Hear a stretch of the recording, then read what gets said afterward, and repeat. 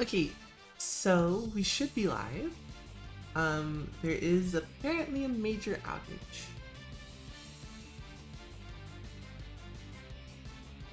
So we'll see what's going on, I guess. Hey, how's it going, Kit? Welcome, welcome. Sorry for the delay. I just woke up late and it's just the way it is. Okay, so it looks like there's not going to be any chat for this stream, because Caster Labs decided that there isn't a chat for this stream.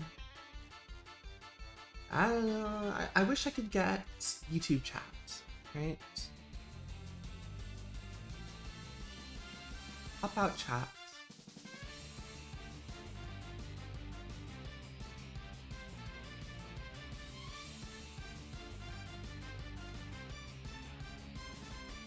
Alright. I'm just gonna mess around a little bit with OBS. I'm doing okay. I feel real bad about I didn't change anything about my thing. Hopefully finishing up all my Avengers this week.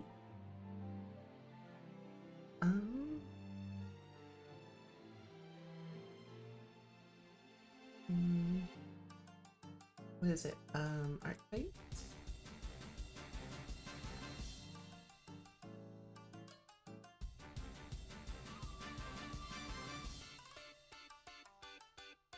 Art fight fossils. Okay, cool.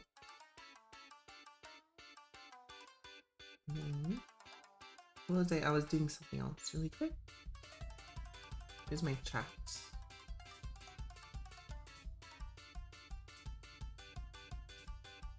Is this gonna work? Sort of. I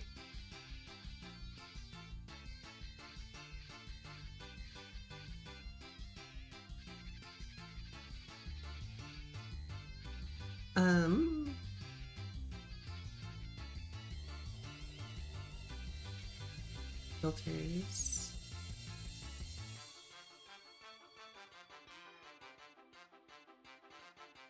Right. Not necessarily what I wanted.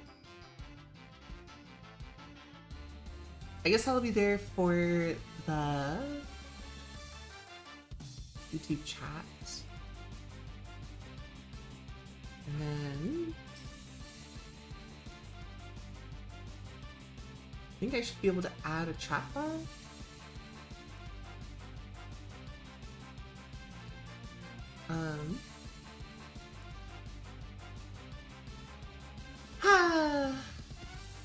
I what? Wait, I what? What I what?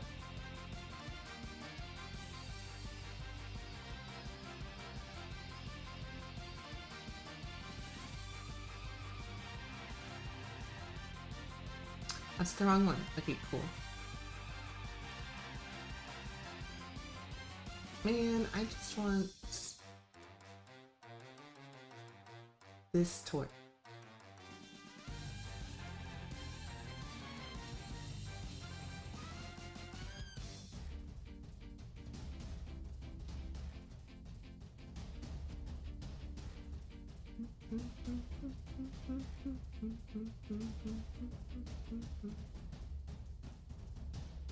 Streamlabs. Is it gonna make me log in? Ugh.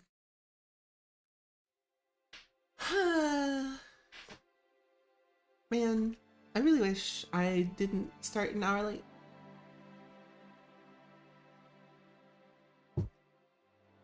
I have alerts from Streamlabs. It's all advertisement.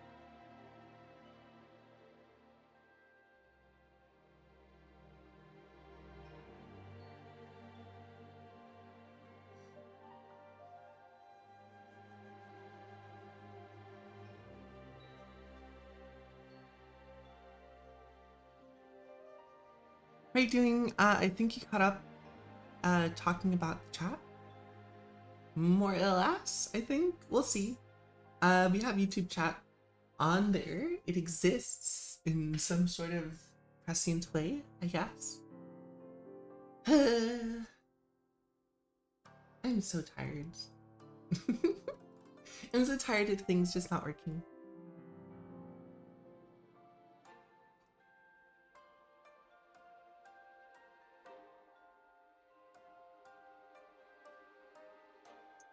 Whew.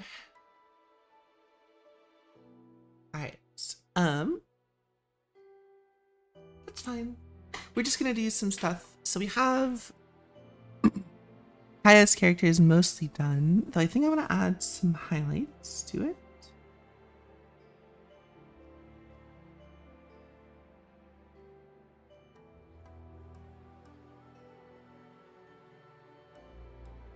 These are flats. Okay, cool. These are the color depths. After I finish this, we'll go on to finishing up the other one that we had, and then, oh, I don't know. We'll do stuff. I want to add some highlights to this though.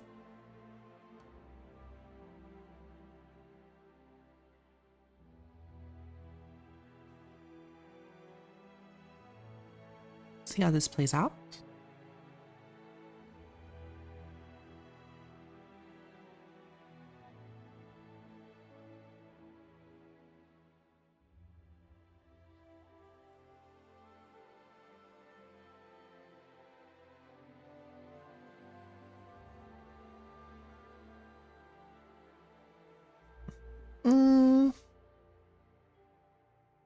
Not necessarily what I was looking for.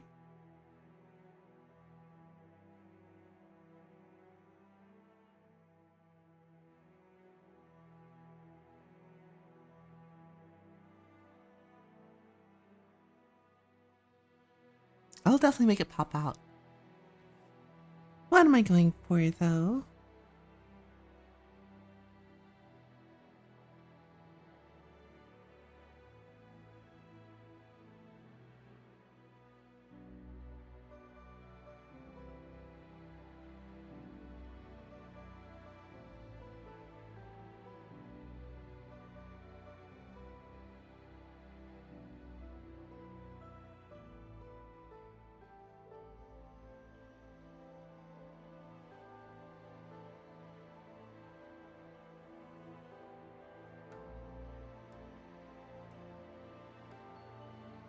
Yeah, that works pretty well. That's not the right button.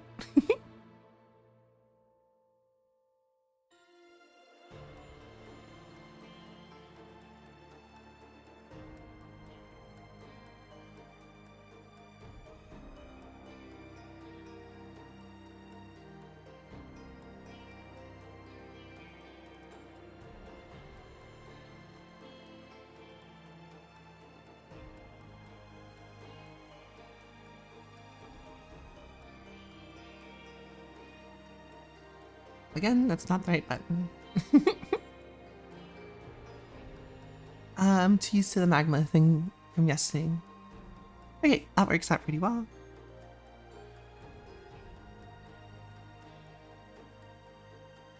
I'm just gonna come in, finish up the colors on this, and then should be pretty good. Hopefully. I do need something for the shirt. I don't know what matches well with green. There was supposedly a really nice orange that went pretty good. So I'm gonna try that maybe.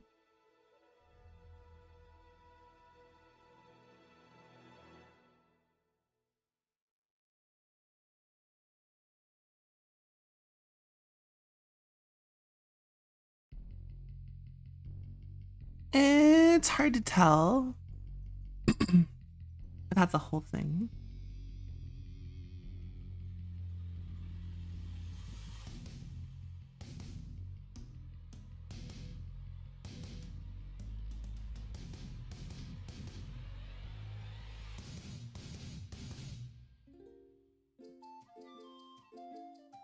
Actually don't mind it too much. I think it works pretty well. And they got the blue suede shoes, so that's good. Let me go with it.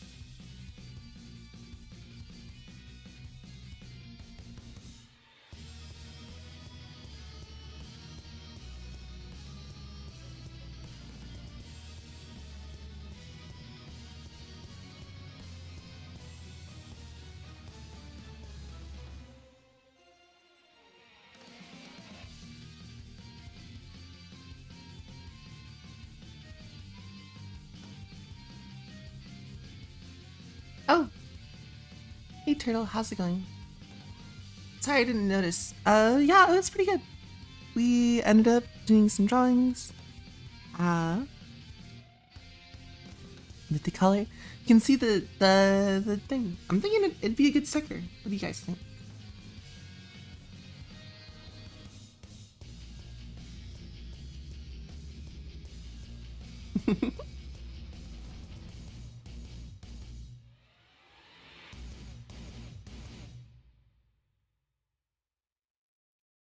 Ignoring stream part 62. I know, because I was getting actual work done.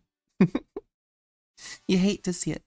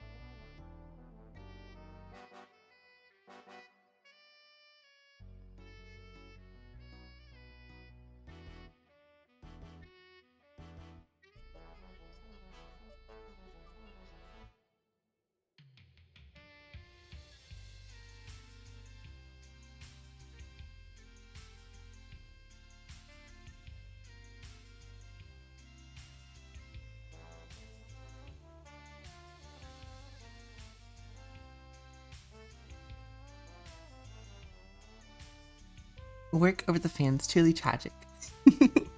Listen, I'm also adding the stickers, so I am thinking of the fans. We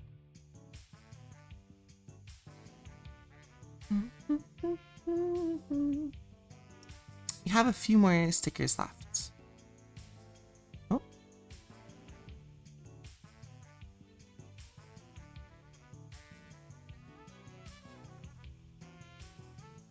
Why is it not letting me select the entire rectangle? Whatever. Okay. Ah! I kind of want to put an outline around it, but no. This is on Discord. Discord gets all the cool stuff.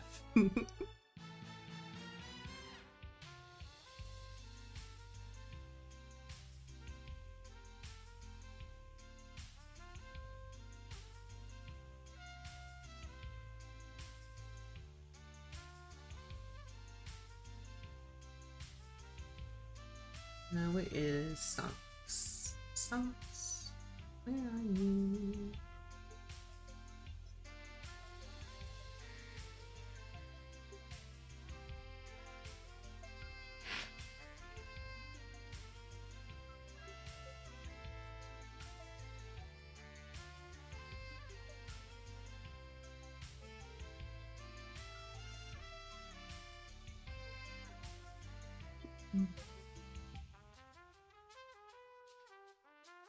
Alright, cool. We have a new sticker called Stonks.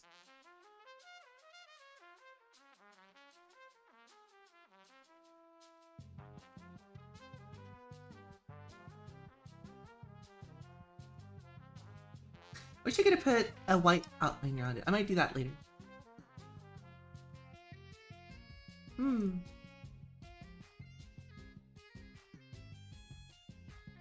Oh, you can kind of see it. It's not worth it. I don't know.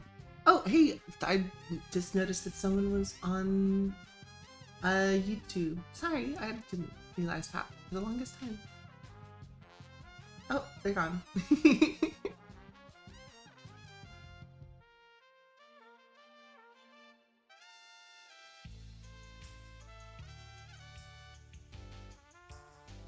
Oopsies. Oh well. Automatically the best sticker, zero bias. I just thought it was a lot of fun. Plus, I think a Stonks sticker is something that people use, right?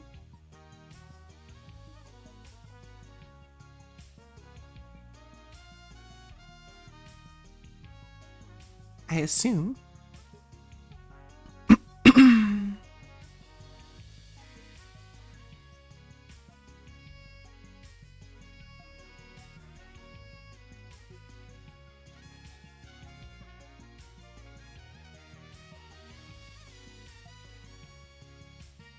Dabbing those colors. Yeah. Well, the coloring is the easy part.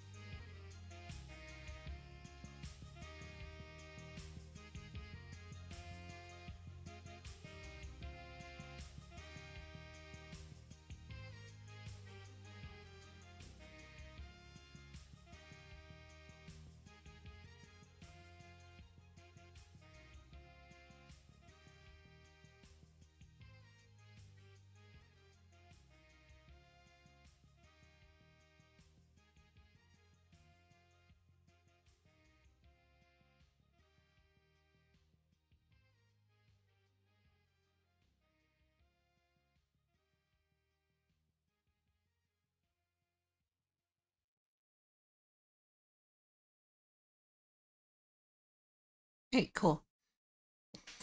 I think it depends. Like, for example, for your characters, Worm, they already had. Excuse me. Man, I am phlegmy this morning.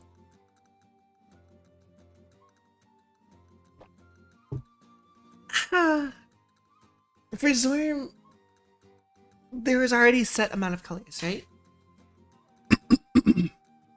So it's just a matter of finding where and when to put them. As far as the background, I just went for orange with the tulips, and because I went for orange with the tulips, I went for purple with the background.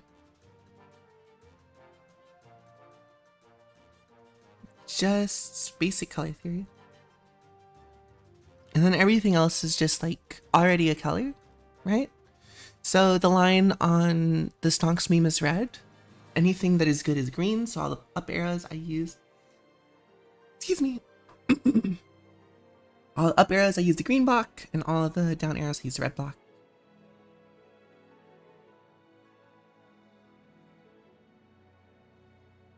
Easy stuff.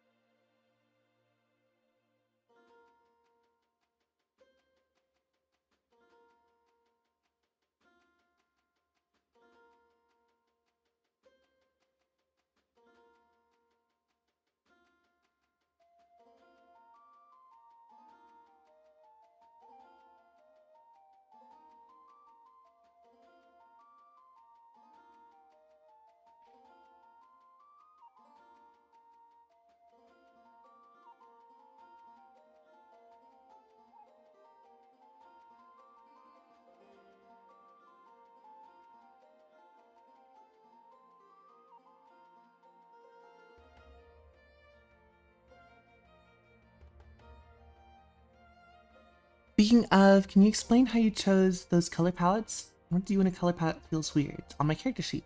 So it starts with my flats, right? As well as concepts of the character, right?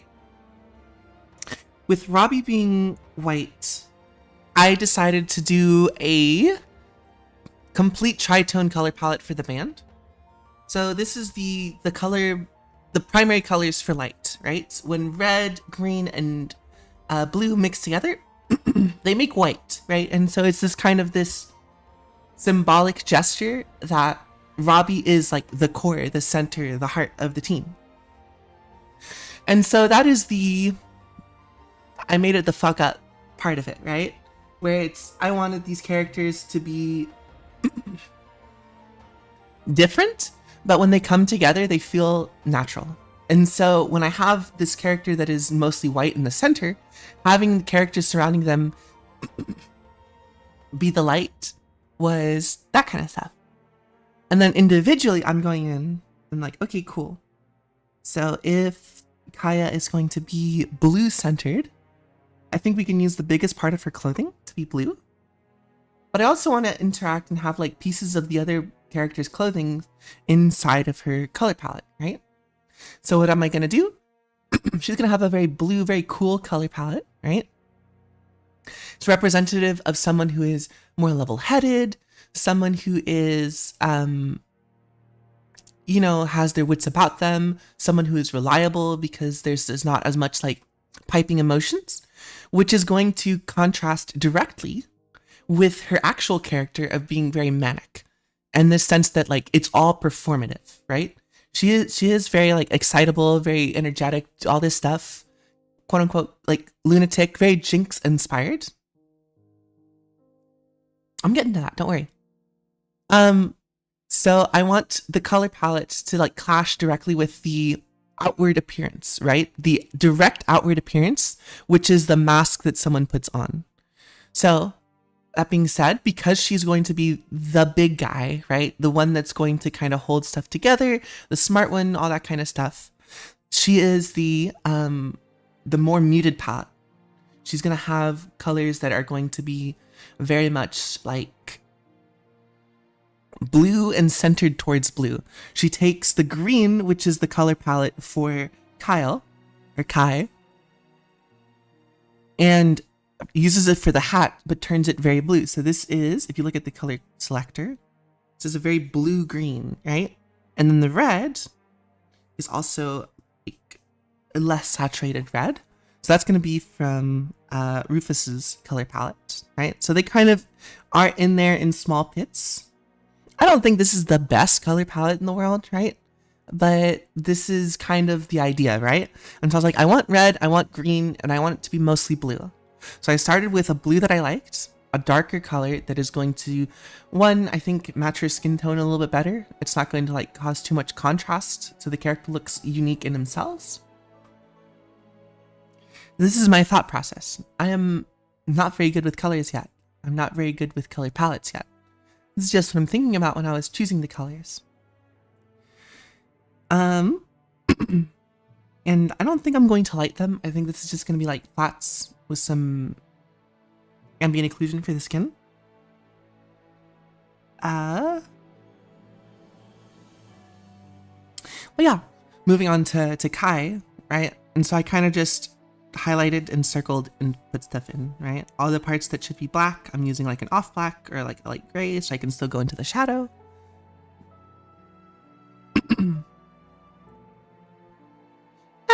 The execution I feel like could be worked on, because right now the color palette is a little bit boring, but this is still early on in the character's development, so I'm not super worried about it. It's kind of like giving me a direction. It's something I can fix later, right? It's more important to like put something down so you have something you can fix later than to try to get it right the first time. Same thing with Kai, right? So Kai's is a little bit more limited, even though she's got like whatever. So I wanted to include the red, right? The red is going to be represented in this brown-ish orange. And that's just so that it looks nice with the green, because all the color palettes in the world, you can have as many like theory or whatever, but if it doesn't look good, if I was to come in and I was to take a red and I was to fill this, where is it? Bucket tool this, and that doesn't look good, there's not much of a point. Additionally, I want the primary color for this character to be green. So I definitely want to bring it a little bit more towards that green. So you get that orange. I actually like this orange a little bit better than the other orange, so I might swap around.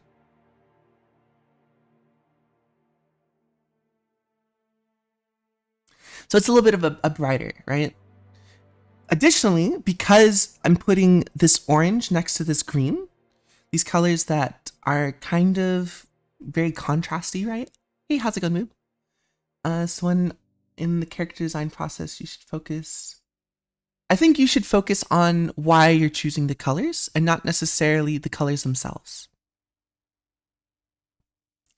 I want Kyle's character to be very like steeped in contradictions, very much like they're unhappy with their heritage, very much like they don't like what's going on.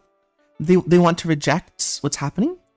So I definitely want to grab colors that are going to be clashy outright. They're not going to blend, that they're going to like directly go against stuff. But I do want to include the other characters because these three characters, right? The robots are all friends, right? So they all influence each other. So I want to represent that by having their colors mix in the color palettes, right? Which makes for a very terrible color palette. But for the most part, all I'm trying to do is get colors down so I can change it later. So I'm not super worried if this is the best character design in the world right now. I have no idea what I'm going to do with the character design yet. But I know as far as intention goes, I want this character to be a little bit more edgy than the other characters. So I want maybe, thanks. I want maybe this character to have like brighter colors, contrasting, something that screams more doesn't like the system, right? And that's not just represented with the graphic here, right? Because I think all three of the characters would be like, yeah, guillotine graphic, let's fucking go. Very color blind, unfriendly Todd. Does the contrast work? Let's see.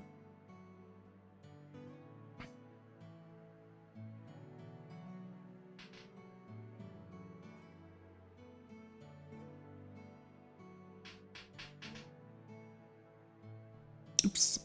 What? That's not the right one. I think set 0 is where I want. This is a good way to check, right? Is to do a hue, saturation, luminosity thing. So because I want, basically I want Kaya to be less known, right? She is the foundation in the sense that she's in charge of like all the technical stuff. She's in charge of getting things to work. She is the rock solid base. I don't want her to be standing out for characters to be like, what's happening with this character, right? I want them to be more of, I want them to be more of a, how do I say this? I want them to be interesting, but I don't want them to be the focus point. So I want the color palette to reflect that. She's got the regular standout things that make, you know, the character work. So we have high contrast in the feet, right? So if the character's ever running or if they're all running together, that sticks out a lot more. And if I ever need her to contrast, I can just put her in an area that has a really high brightness level, right? With Robbie, right, the color in the locations are because I want it to contrast. I want the character's fingers to stand out because if I ever animate them, I want the fact that they're playing the guitar to stand out, right? I want the character's thumbs and fingers to like really pop when they're playing the guitar because that's the stuff that's gonna be moving. Rock of Ages? That sounds familiar, but I don't remember it. Similarly, I want a lot of contrast with Kyle. So I don't necessarily want a super bright orange. I do like the brighter orange. I might try to push it later. It depends. I might try to push the brightness on the shoes because then we have more contrast there. But we have a good like contrast of the character where we have a 1, 2, 3 read, right? So we have our 1 color, which is the head, right? 2, which is the shirt. 3, the darkness of the pants, and then the saturation from here is the same as the 1 color. So we get some colors in different places, sort of a deal. I might change the shoes to be either 1 or 2, although I think maybe a 1 color would be good. Actually, it would help them stand out like before. But we're not there yet. I'm not there yet. Hey, give the baby a treat. All right, let's give the baby a treat. Hey, how's it going, Eva Leaf? We are using Clip Studio Paint to draw. We are using treats to give Maho a treat. Do you ever feel like that might happen to you? And if so, are you afraid of that? Wait, what's the Rock of Ages? What? Afraid of what? Rock of Ages.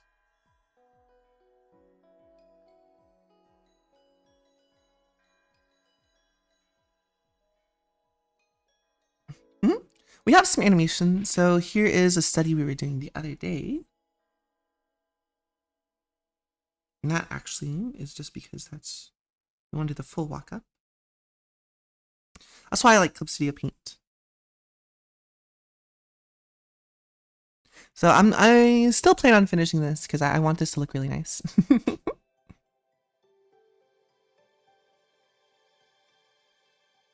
Rock of Ages is a Justice League reference. What? I didn't know. Let me Google that really quick. It is also a game and it's also a movie.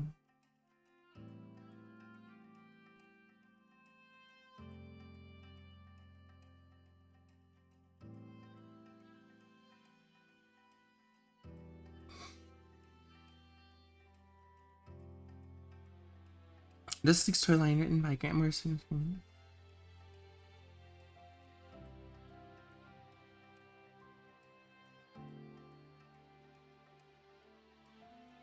You're gonna have to give me context for this.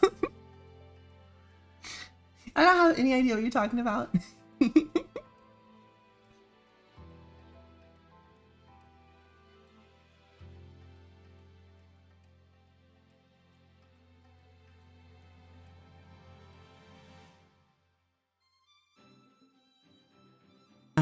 Anyway.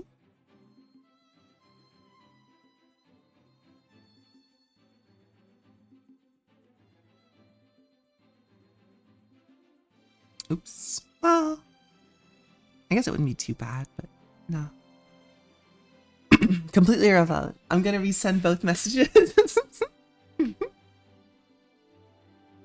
Creative writing for a character tanks their visual appeal, despite that being the creator's intention. It might happen to you if you're so afraid. Creative writing for a character tanks the visual appeal. So the way I make my little person move in the corner is that it's linked to a GIF layer that activates on sound. And it just swaps out the GIFs. So I have one GIF where I'm not talking and I'm blinking, and I have one GIF where I'm blinking and I'm talking.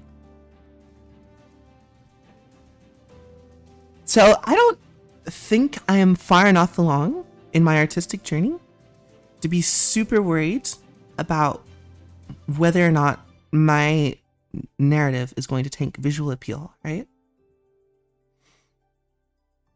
I personally believe in the rule of cool, right?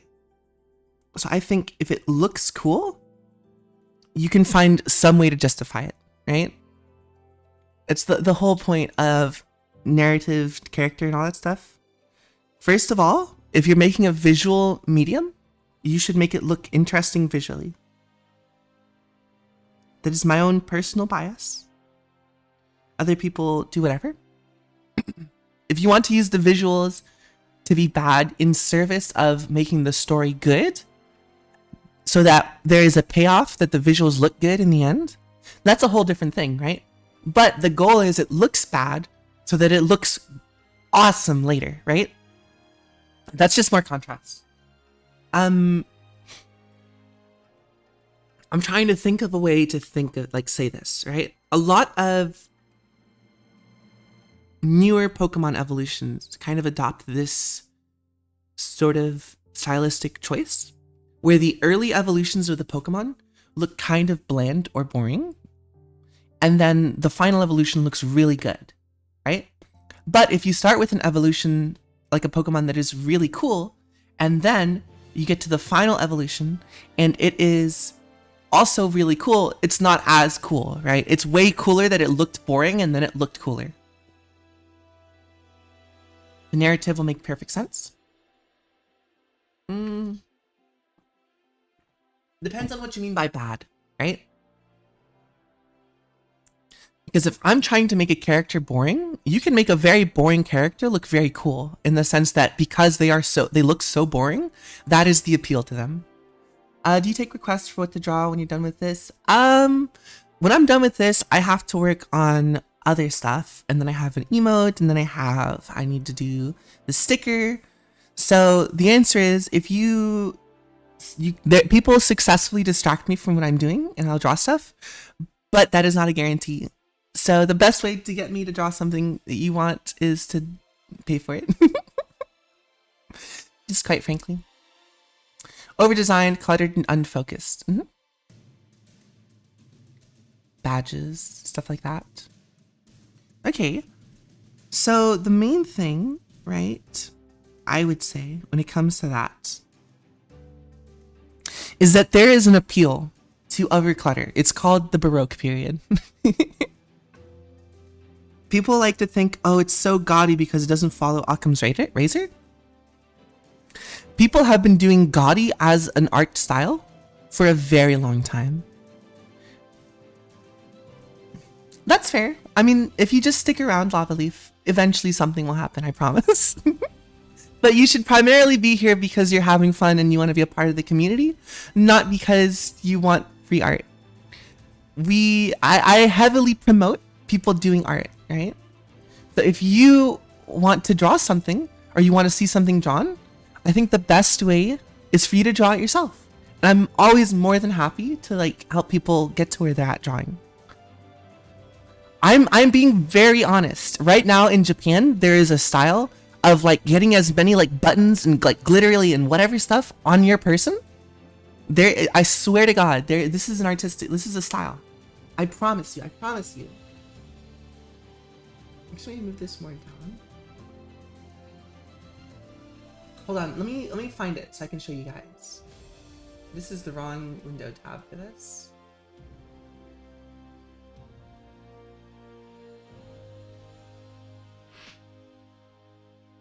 Japanese clutter aesthetic? Oh, this is probably not gonna get me right.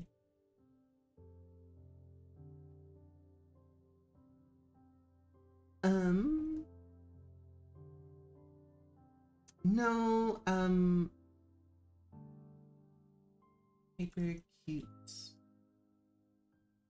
Japanese ass.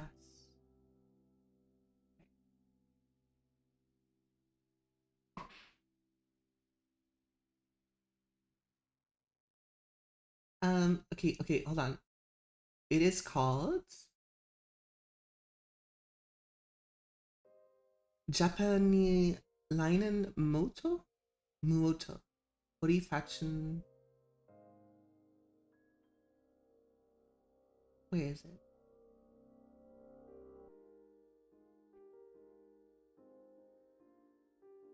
Is it Hori?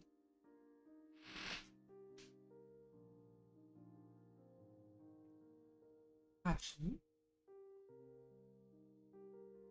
Nope. Let's search for related images.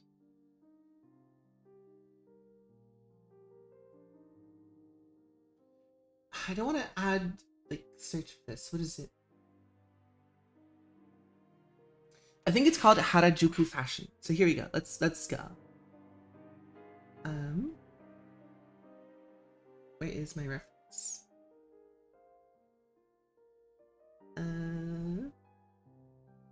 I wouldn't use ChatGPT.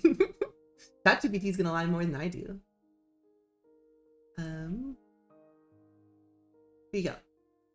So this is I forget what is it called exactly. You guys can probably read that better than I can.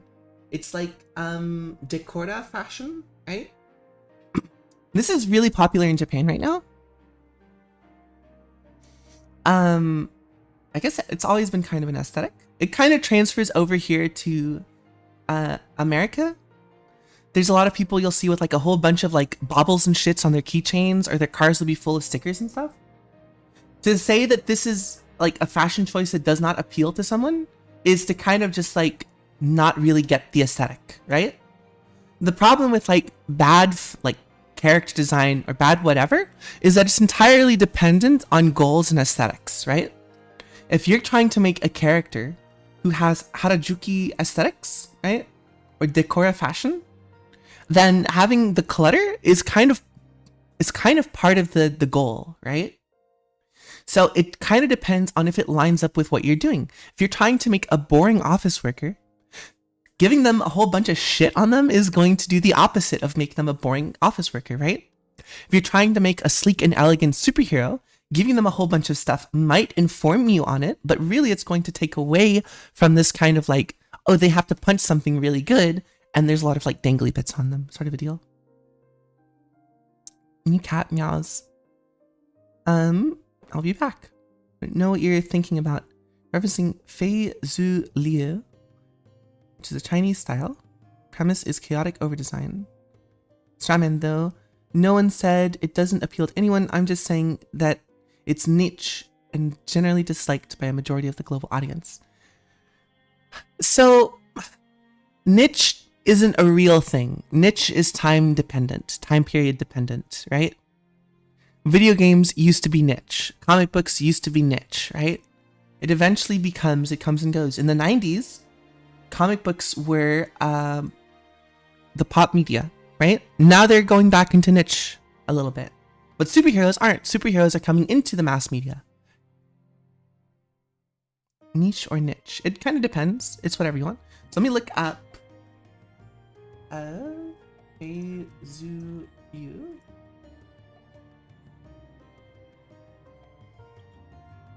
Okay.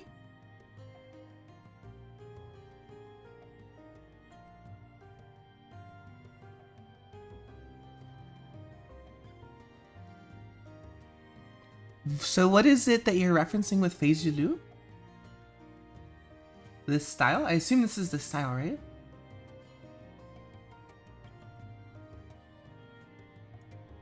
I am being loose with how you use words because as a designer, as a creative, right? The problem is that your job is kind of to be loose with how the world interacts with culture, right? Because when you create culture, you can't just make culture that has already existed, right? You tend to make something that's watered down of that culture, right? If you're not pushing the boundaries, you're not making as exciting a design as before. And you're like, well, how can you always keep pushing the boundaries? And it's because culture goes in a circle, right? Draw to when I'm listening to, yeah. Drawing while watching the stream is the best way to use your time. Don't just listen to me. I am a crazy person.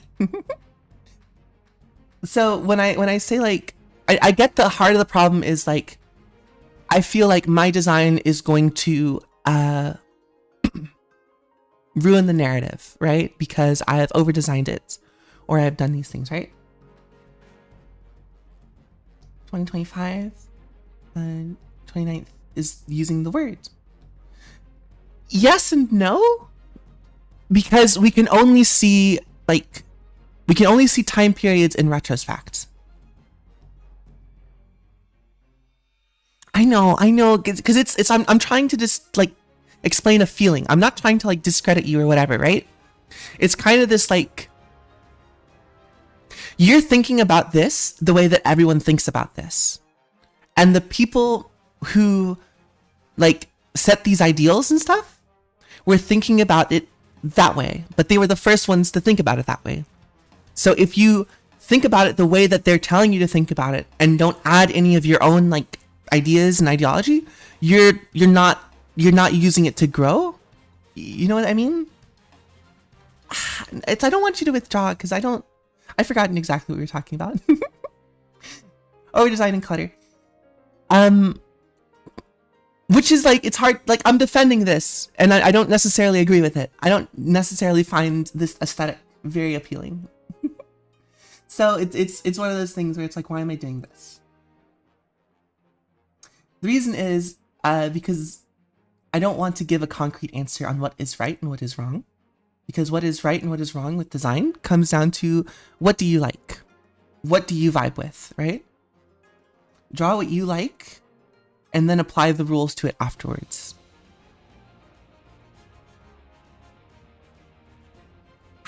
You're right. I'm sorry.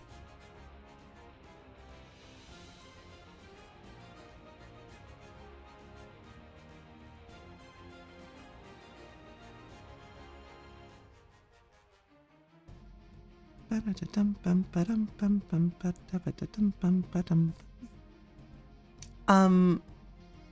get to the point of it happened. Welcome back, Moob. You said we should instead focus on narrative integrity of the color choices. I think that in this stage, we should focus on the narrative integrity of the color choices, right? This is a very early design pass of the character. So that's kind of the important bit of that information, right? Is that I don't know if this is going to be the final color palette. I don't know if I'm going to like it. This is getting something on the page so I can fix it later. She missed an argument you can perpetuate. Probably, yeah.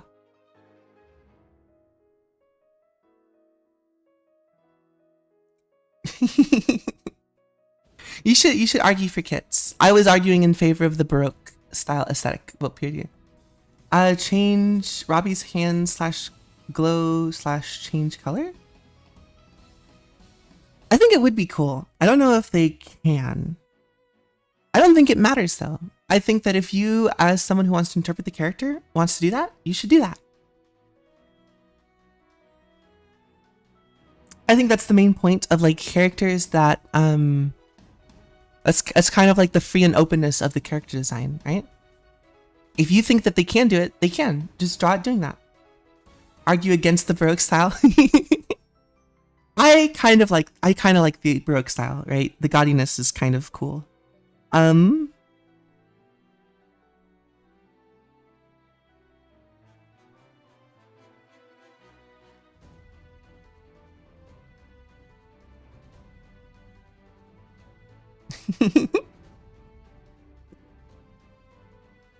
Post-Gothic superiority? Man, I think we missed out when we stopped putting gargoyles on top of things.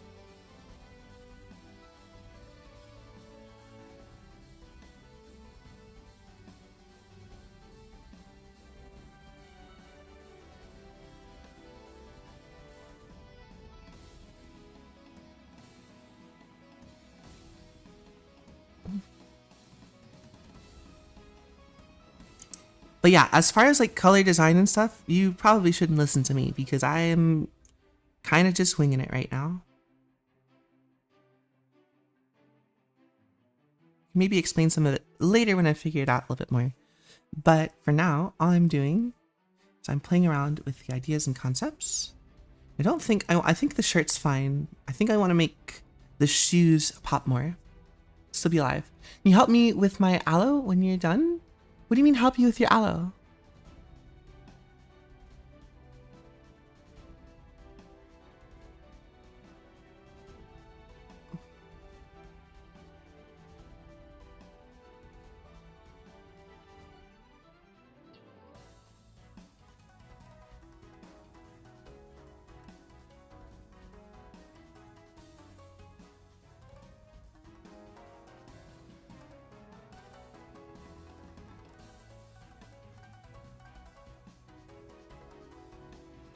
The one you did on Magma?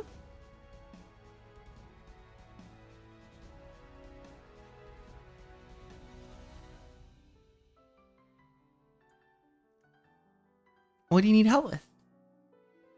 Just put a layer underneath it and block in some colors.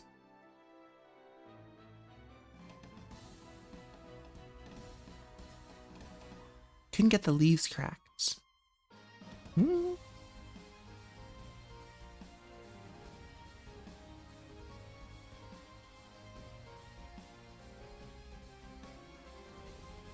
Couldn't get the leaves cracked. Let's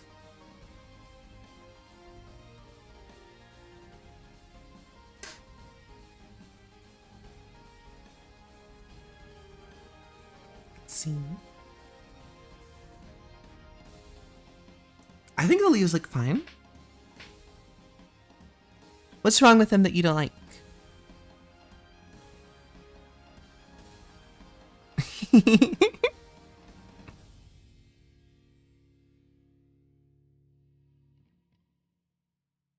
I think this is a very excellent depiction of an aloe vera plant.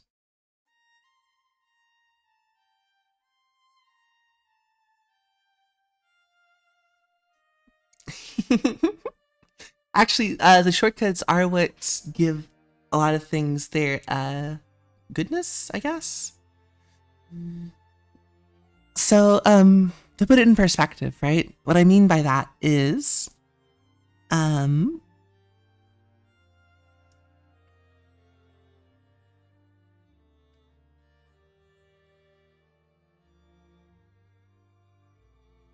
I think this looks really good. I think it'd look better than if I drew the aloe vera, probably. You've got really good line weight.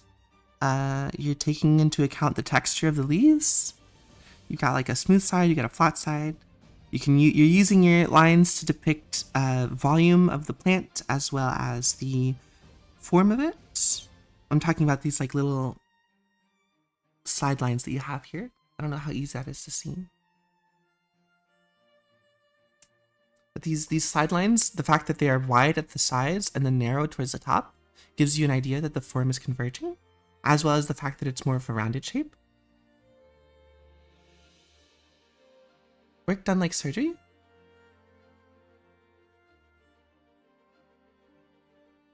Swallow or a sift? Hardest working soldier. Jesus said, the road to hell is paved with good intentions. The journey is a search up. Is there, did you guys see that one? I got a Bane Evader. Alright, well, I guess that didn't show up. What should I draw? Pokemon? Yeah, if you like Pokemon, you should draw Pokemon. Use reference or don't. It's kind of up to you. A stable diffusion is fine. So there's not really any such thing as a shortcut.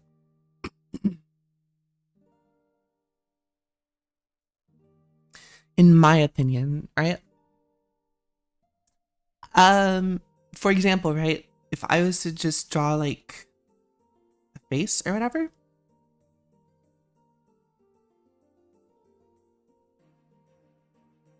you could say this is a shortcut, right? Or if I were to draw a more accurate face.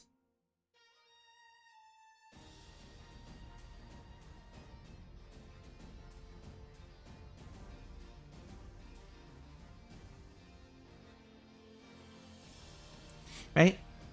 You're like, you look at it from here and you're like, that's such a shortcut. You're just using the silhouettes of the shapes.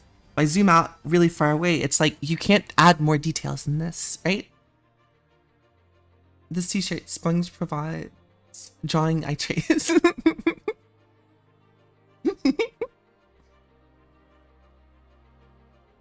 Tracing is fine if your goal is to draw the exact same thing. I don't think tracing is fine if you're trying to trace it and then sell it. I think you're kind of cheating yourself a little bit there, and you're cheating someone else. But if you're like tracing to learn, there's ways to use tracing to help you and learn. Pokemon Herd Turtles on YouTube now. I want a brighter version of this blue suede.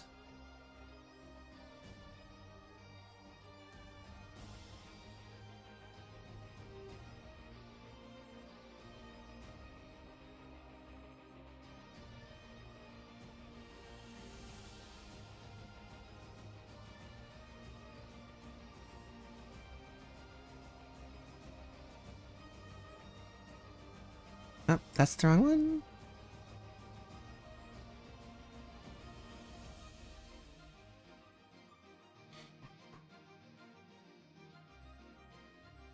It could be a little bit brighter.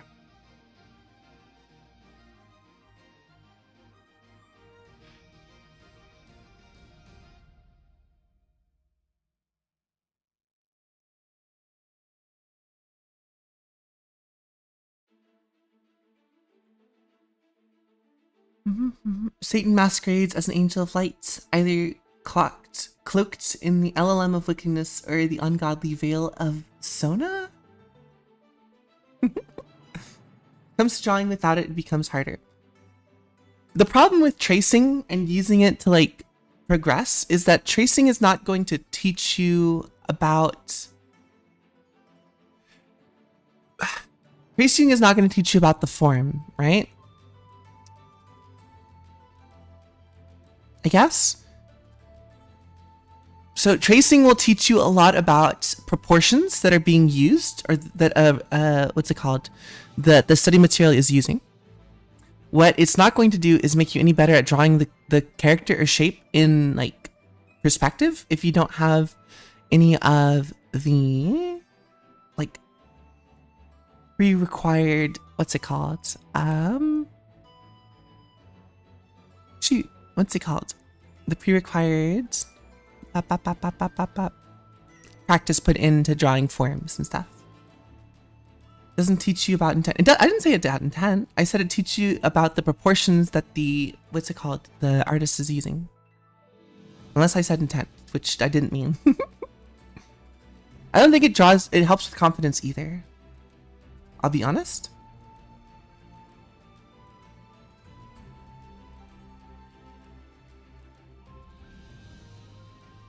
Okay. Tracing only helps when you know about forms. I wouldn't recommend it for someone just starting. It's incredible for someone just a couple of months in. It depends. Again, it depends on how you use it, right? Where is... We can do a quick trace thing. I don't know. Let's do a quick trace thing. Someone name a character that they like.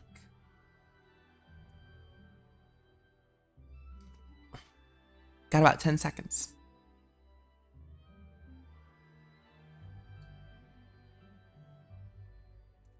9, 8, 7, Tanjiro. Sure, Tanjiro. Oh, ow, okay.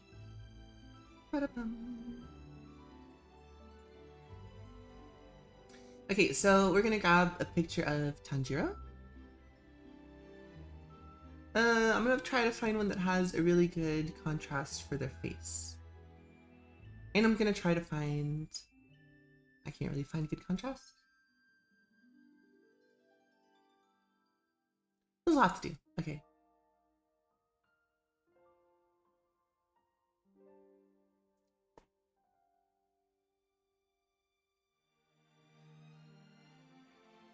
Too late. You're too late. Turtle is faster. We're just gonna draw a little face. We're not gonna worry about all of this, so.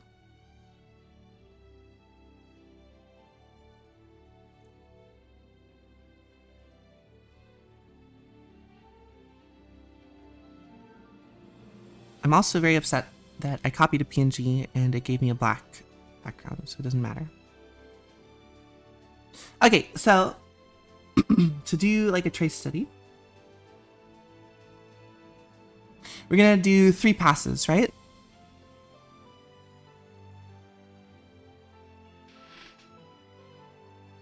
I actually prefer using like a red or something. Okay. So we're going to be looking at this. We're gonna... Oh, YouTube? What? Yeah, they're on YouTube. So we're gonna look at this as a whole. I'm gonna try to break down a little bit of what I think about what's going on with the form, just so that I have some context for proportions and stuff. I think that the head is about... I'm still drawing on the same layer. I think that the head is about this big, more or less, right? Cool. And then I'm going to say that the jawline, the center line, is going to come down here, right? And then I'm going to trace the outside of the cheek. Right? I'm trying to... There. There's pointless. We're going to do a trace study. I'm going to teach you guys what I think is the best way to do a trace study, right? No, Moob is not the boxing coach. That's Roll. Oops. See? Coming down here.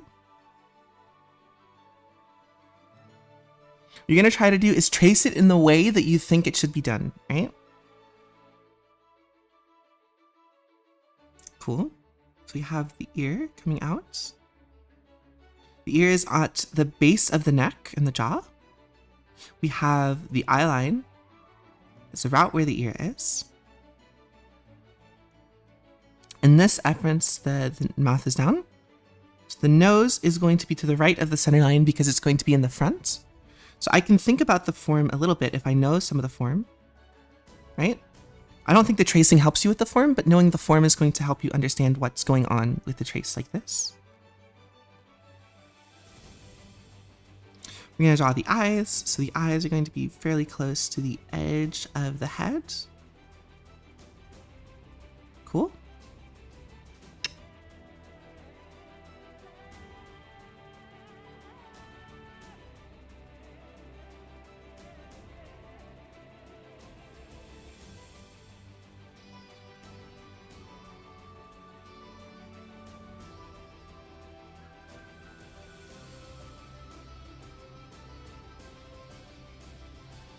This is a bone formation, right? That's coming out of the skull. This is, if you feel right below your eyebrow, there's that bony ridge above your eye. That's what this is representing. On this side, we have it represented by this shadow shape. I'm not going to worry about the shadow shape right now. Ooh.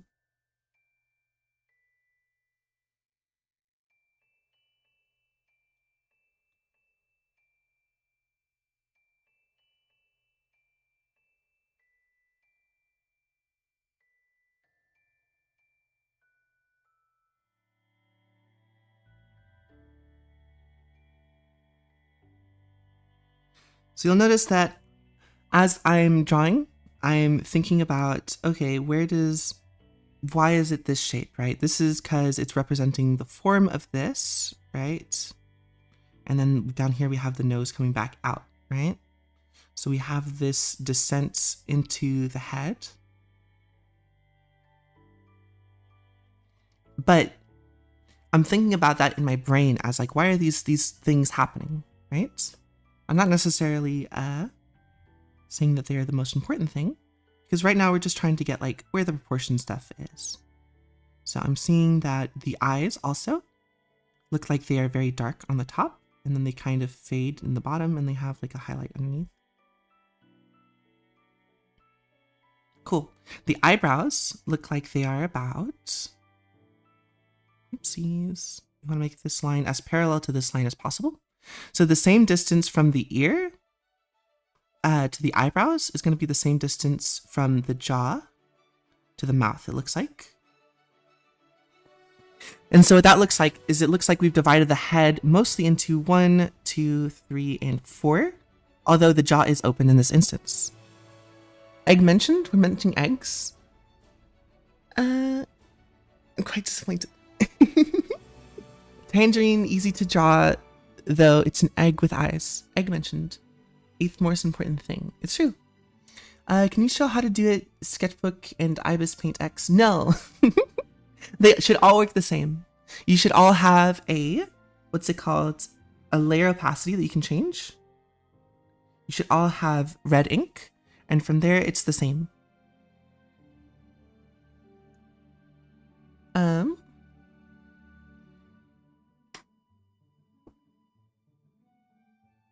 Sketchbook is a different drawing program, and then Ibis Paint is also another drawing program. I think Ibis is for the iPad. I'm not sure. Glazing the Loomis? No, I'm not glazing the Loomis. This is, we're doing the tracing, right? We're breaking this down. It's like, okay, it looks like the character that we are drawing is using these proportions, right? Zoom in a bit. I can do that.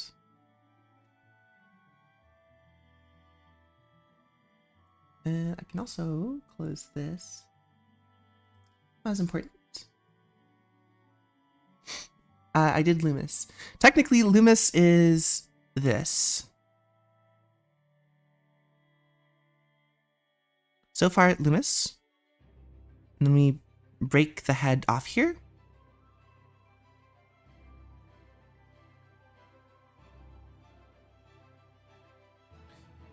Just because it rhymes doesn't mean it's the same thing, right? So the Loomis would technically come down more. But that's not the point. There's only so many ways you can break down the proportions of a head, and they tend to look like it. No place for semantics here. Things need more sprung.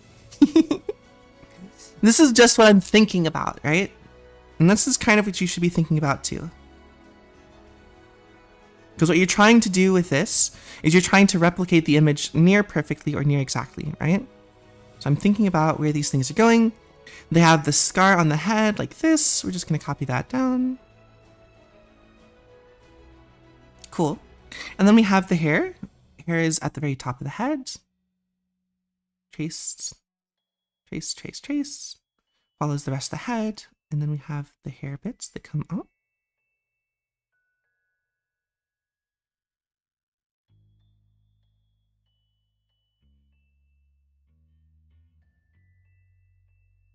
So we have one, two locks, and then we have the one that goes behind, and that's where we start.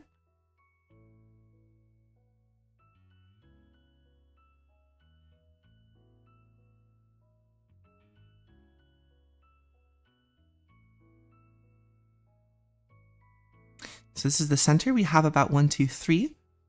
Starting from the one that bends backwards. This is like the in-between. 1, 2, 3, all the way to the middle.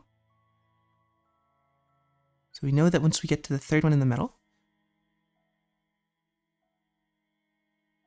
and it looks like every single one of these like jags are going to create a hairlock.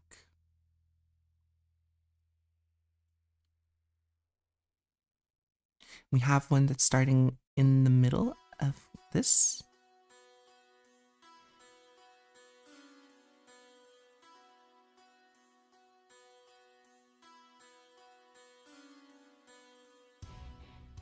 We kind of follow this zigzag pattern all the way until we get down to here.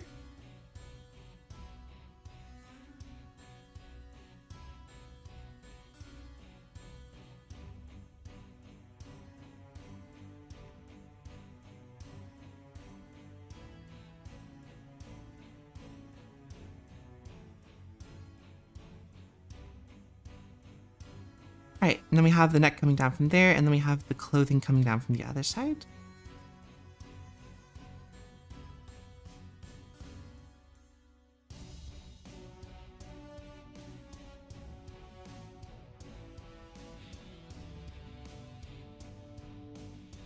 And let's not forget the folds in the eye.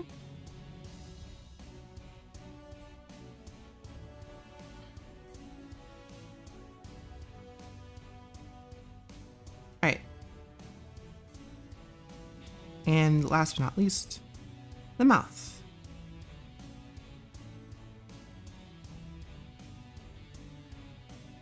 Teeth.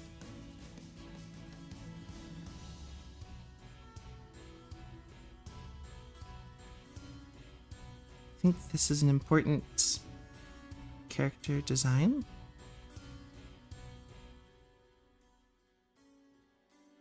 Okay, same thing on the other side.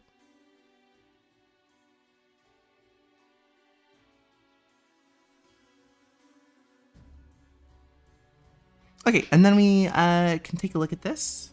Turning that off. How close do we get to it? Pretty close. It's a good trace. So I'm going to take this and I'm going to move it just out of the... That's the wrong button. I'm going to move this out of the way, right?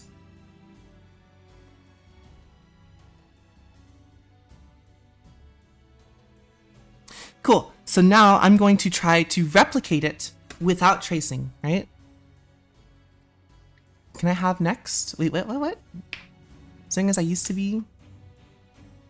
Next what? Turtle believes my unabated lies. Lying is bad. It's not a lie. I am 28. I am very old. I'm an old man. I'm crippling. You should be at least 18 to be watching these streams, by the way, or to be a part of the Discord. Please keep that in mind. The bump is because Sprung cannot try. Oh, the bump on the cheek? That is, kind of, yeah, I didn't trace it right. That is where the fat deposits on the cheek are going to come out, or where the nose is, right? If this wasn't... If they weren't as useful, they might have more of a cut in here. like that, right? Or if they were dehydrated or whatever. And if they were more youthful, they'd have the bump coming out a little bit more, because that's the chubby cheek area. But the bump is more or less, yeah, I can't draw.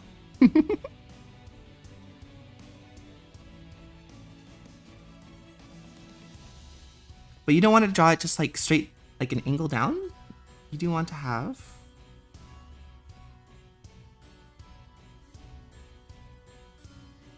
that, because we have to go around the bone, right? So that's what that bump is for.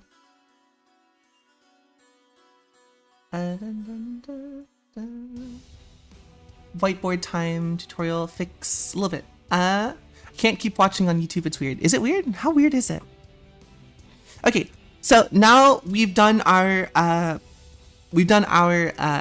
trace. Cool. Now you're gonna want to do like maybe a stretch, have a little bit of your arm, like whatever. And now you're gonna try to recreate it in the exact same way that you broke it down. And for this one, you can use it as a reference. But no ads? Uncle.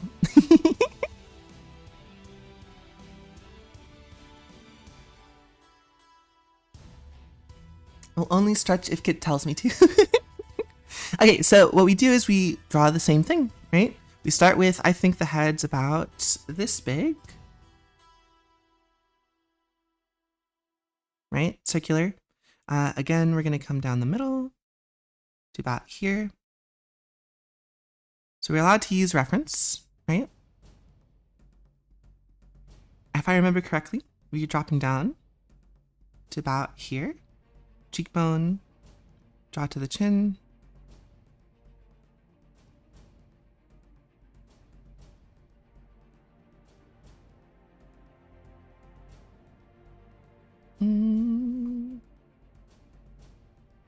Yeah, here we go.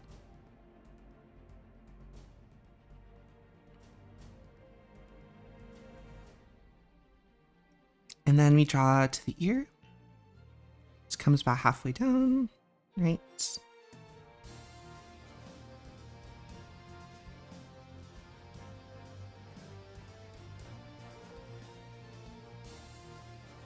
And then we know that the ear is starting from the bottom here.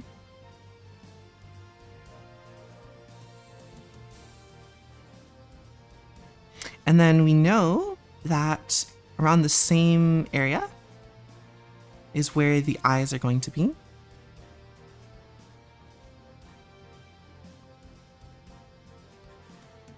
I think this should have been a little bit closer, actually.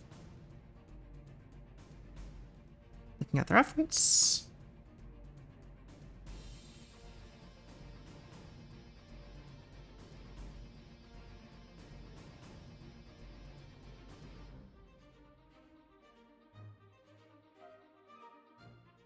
Cool. And then we have about this much space between that. Draw the lines parallel. The same thing down here, the same distance from there to there. All right. We have our eyes are going to be starting in the middle of this space.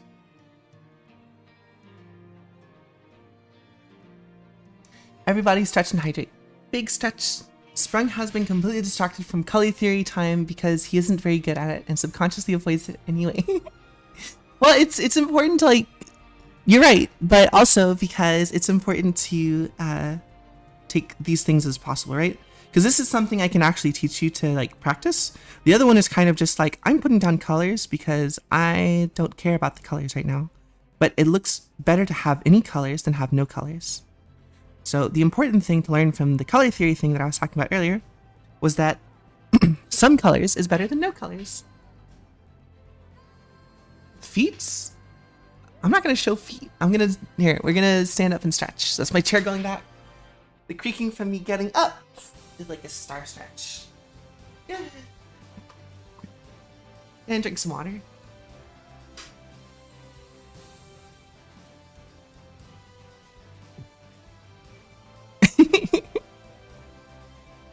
I do have a song in the background. Do you guys not have the music in the background? Is that not transferring to YouTube?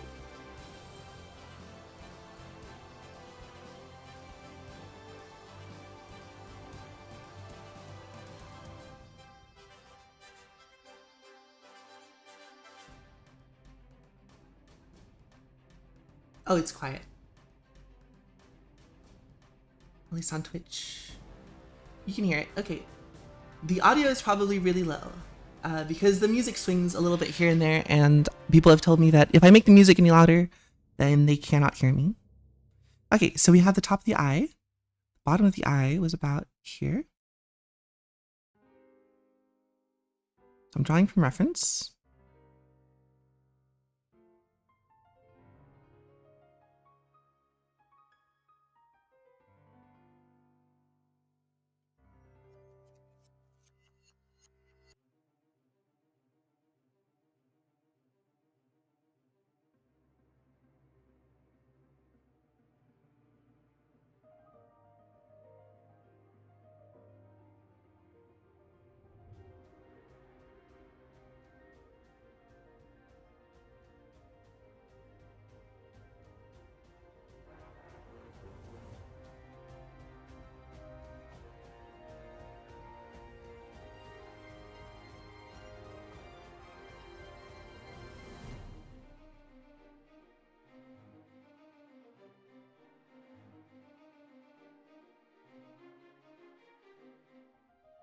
And then we have the bone for the eye, right?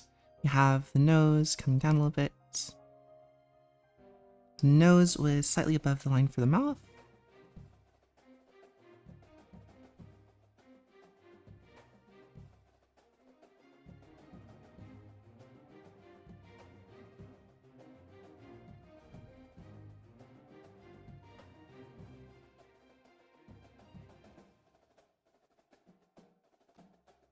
Reference is weakness. Reference is not weakness. This is the second part. You gotta trace it, and then you gotta, it's probably very quiet for you. I can try bumping it up a little bit more.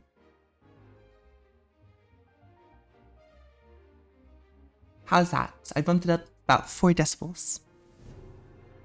I think this eye is not as wide as the other one. So I'm going to make it wider.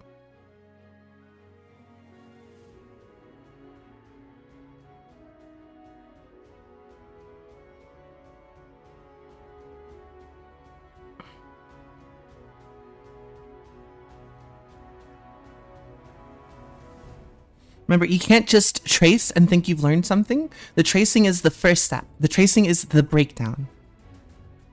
Have our mouth more or less on this line. We're going to line it up with the eyes. But first, we're going to finish the eye.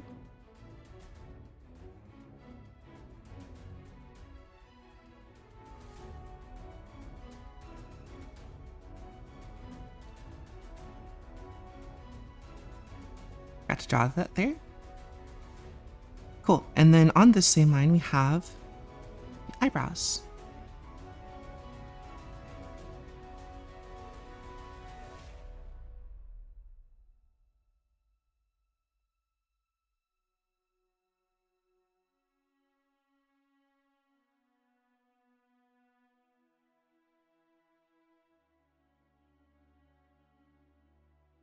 Pupil position is very important because it determines where the eye is actually looking at.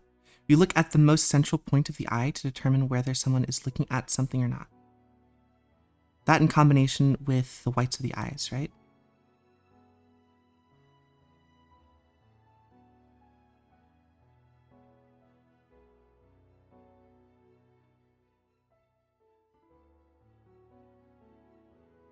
Okay, I'll do the mouth. So the mouth I'm looking at kind of lines up with the edges of the eyes, pupil more or less. So we're just going to draw more or less a straight line, slightly curved upwards. And then it comes to about here.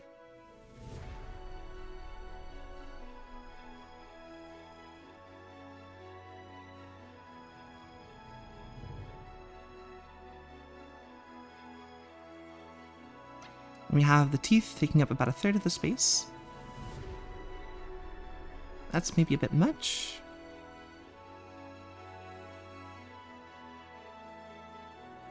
We have the mouth. We have the bottom teeth. Cool.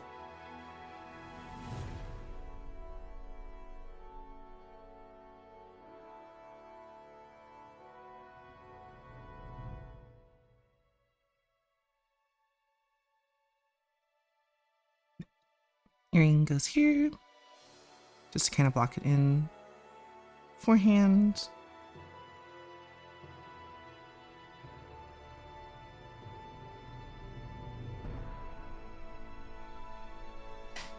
I will not stop till I get them. Trace this, trace that. How about you trace that glass of water to your lips? I did! I already drank. What are you talking about?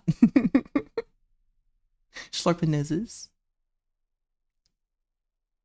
You might want to update the YouTube name if you can. Oh, is it still on the other one? My bad. That's on me. I meant to do it and I got distracted. Control C, Discord, edit.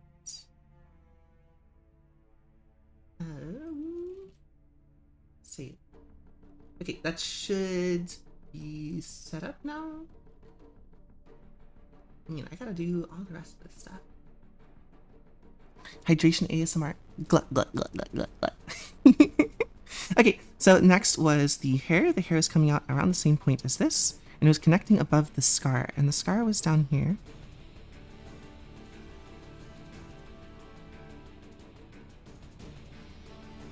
So we have line here, line there. We're gonna just follow the shape of the head. Like that. The second one started up about the top of the eye.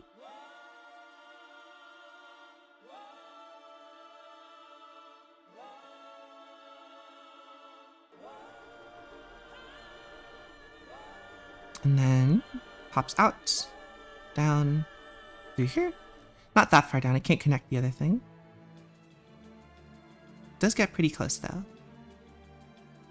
And then we have the one that's going to be the start of the next set. Comes in. And then the next one is here. So 1, 2, 3 is going to be in the center. This is 2.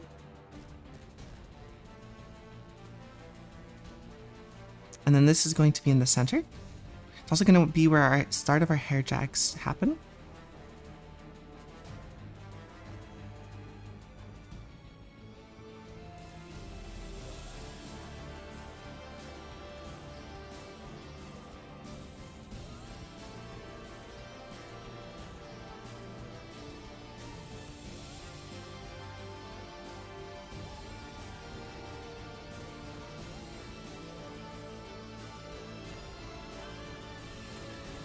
And then the center one here loops all the way back.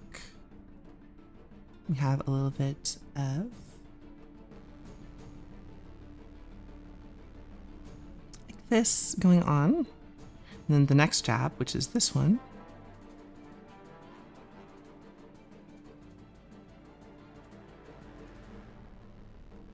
And then this one has one that it starts halfway.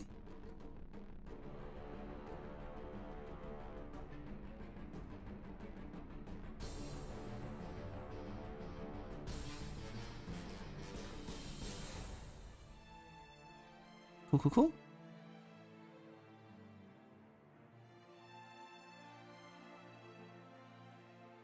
Make the ear a little bit bigger to match.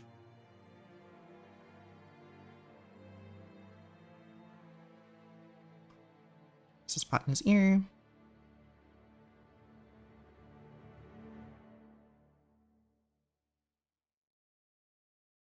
And then we have to make room for the rest of the ear bits.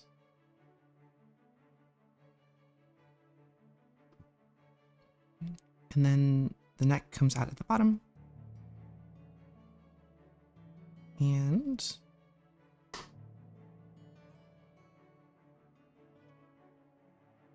looks like that jaw should have been a little bit wider. I don't like where I put this earring. You can get rid of it.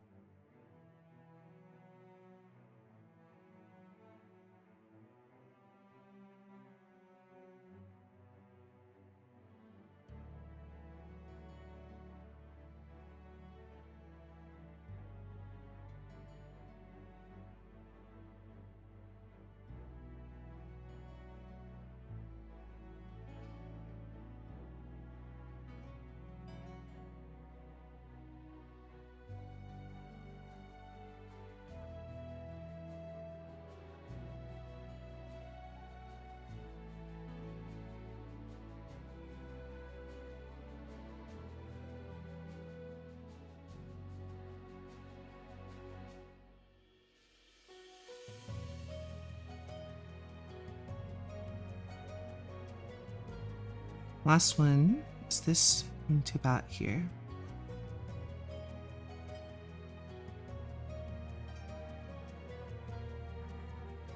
Nice. All right. I'm afraid so. Sprung really letting the fans down today. Could ask the same question. Wait. What happened first? Sprung drink or finish the... I already drank. Fine.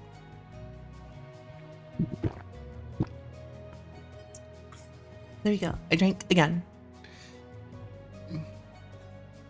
Okay, so we have our next step.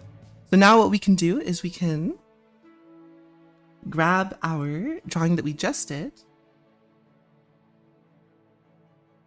And we're going to grab it and put it over the original. See what we needed to change. Okay, so it looks like I made the hair a bit too wide. I put the ear a bit too low.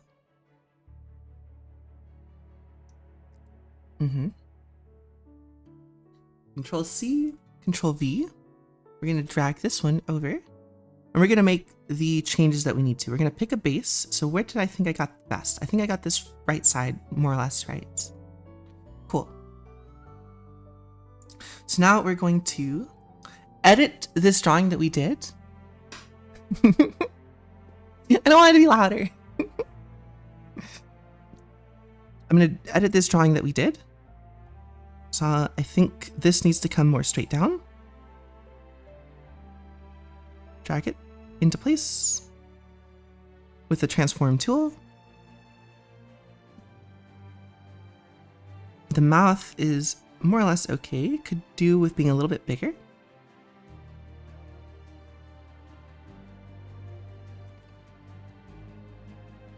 Same thing with this eye. Could be a little bit more to the left. As well as being a little bit bigger.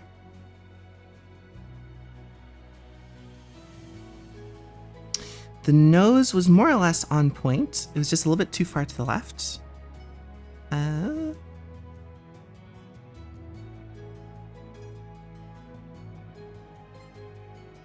This eye was a little bit tall.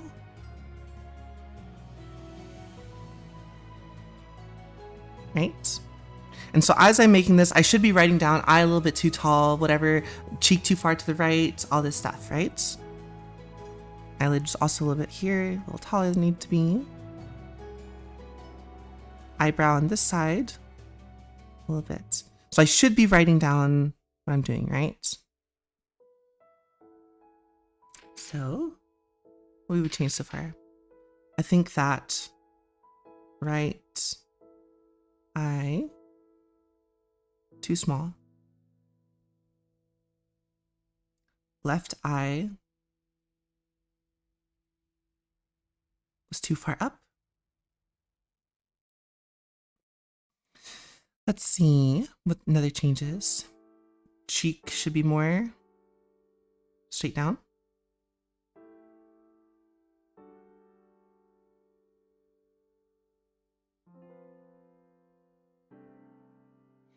And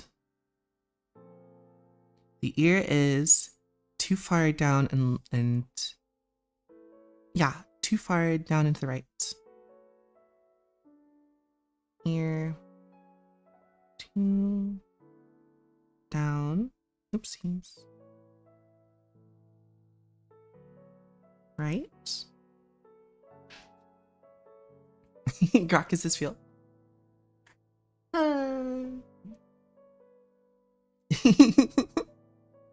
I don't think it matters if I have a girlfriend. Yeah, so we're gonna go back and do our change here. Ear needs to be a little bit more up and to the right. Let's move it up into up into the left. It's too far down into the right. And it kind of fits. I got the size mostly right, so the angle needs to be a little bit changed, but that's fine, I think. All right, cool. And because of that, the neck was too far to the left, or to the right. Neck too far right. So we move it a little bit to the left.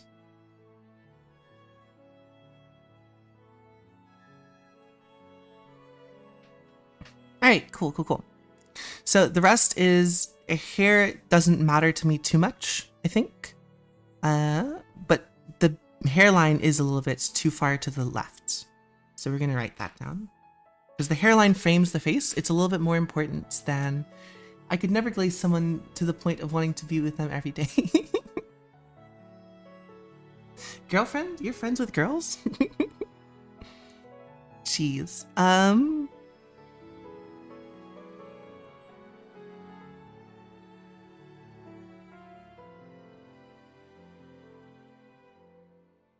So this hairline right here is a little bit pivoted. Because the final endpoint was good, but the... Is this the right? Yeah, it says, okay. It doesn't come down straight enough and it goes too far to the right. So I need to pay more attention to where the hairline ends, right? So I want to make sure that I'm paying attention to the fact that it's going to end about where the eyebrow is, which I think I did, but the head was too wide to begin with. Cool.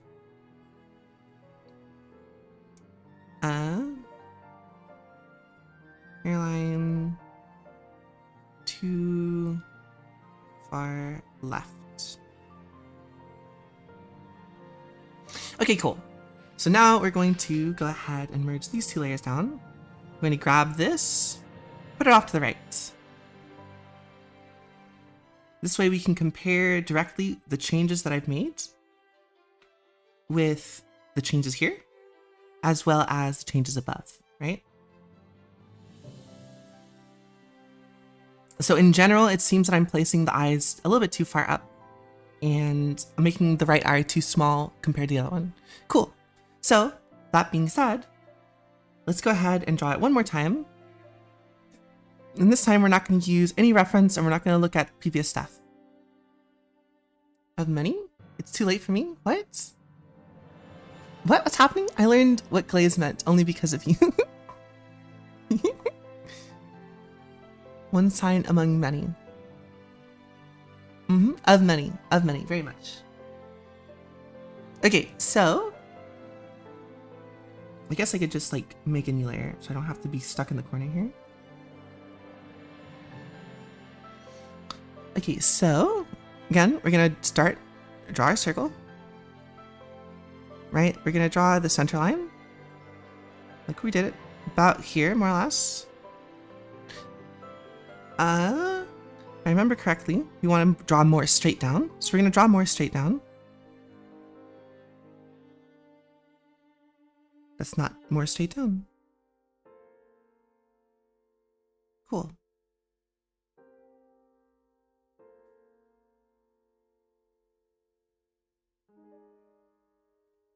And then on the other end, we wanted to put the jaw more to the left. Just put the jaw more to the left. What the hell? I zoomed way far out. Oh.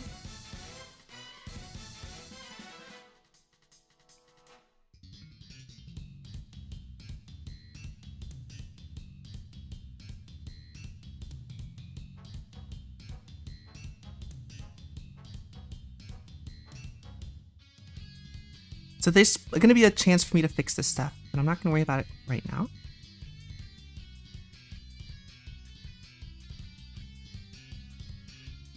I'm going to try to just get along.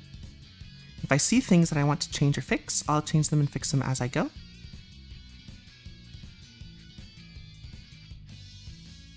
But I'm going to try to keep moving forward. I'm not going to get too stuck far down. So the ear needed to be more vertical. I'm going to draw the ear more vertical. And then we know that the ear is going to be on the same level as the eyes.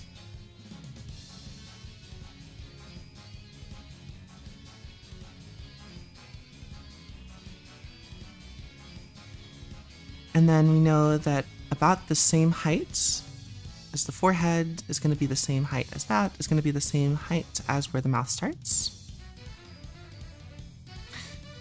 So we know that about halfway, and we were starting it too high, so we're going to put the eyelids a little bit lower this time. I think that's actually higher, but we're going to just bring it down.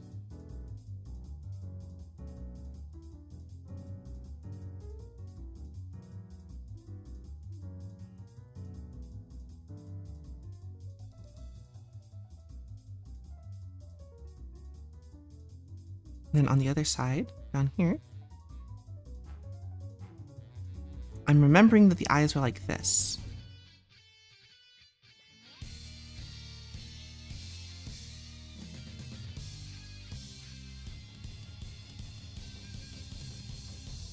So I'm playing on my memory here, and that's going to help reinforce changes that I need to make.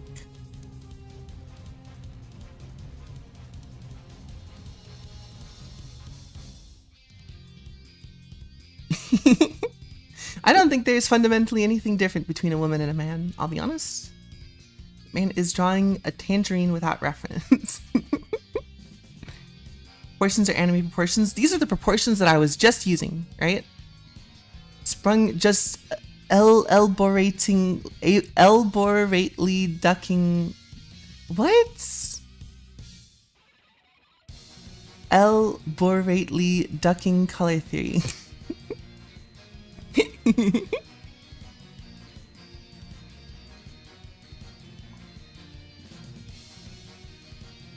I assume that means elaborately ducking color theory.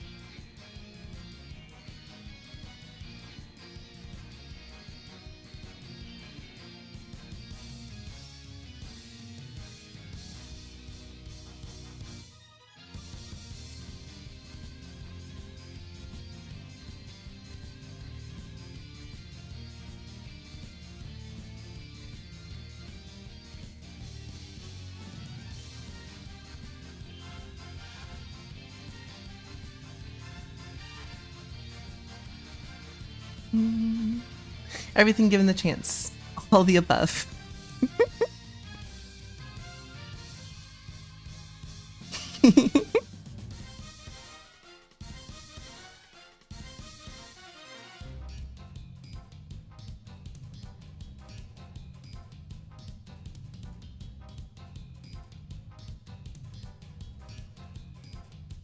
Ah. So the eye is pretty fucked up. I don't like it. I don't know what I'm doing with it. We're gonna try again. I think what happened was I didn't give it enough of a curve. We're gonna try that. We're not gonna cheat. We're gonna work with it, right? This is not going to look good. We're not using reference. We're working off of memory and we're trying to get something that's accurate. Sent me the thing? Sent me what thing? Oh, yeah. I don't know. I guess I do it. Depends on the person.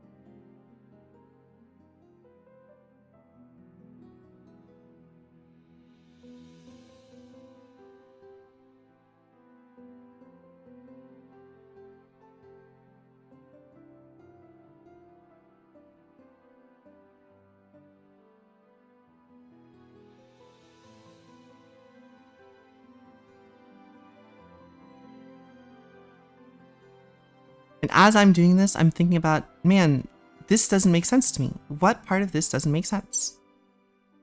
And it's like, okay, so this part that I thought was okay, that I wasn't thinking about, actually ended up being pretty big detriment to what I was trying to do.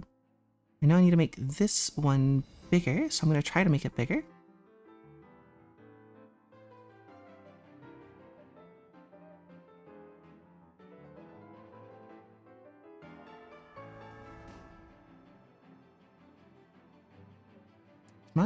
Oh, I did.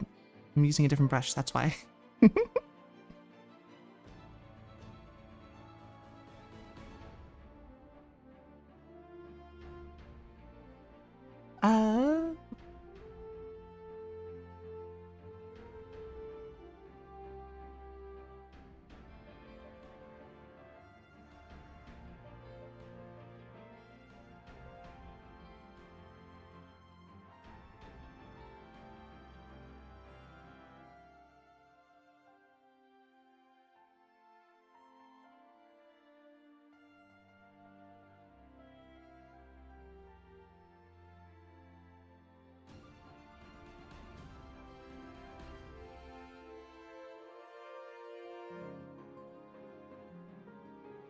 using this based on my memory and what I think looks good.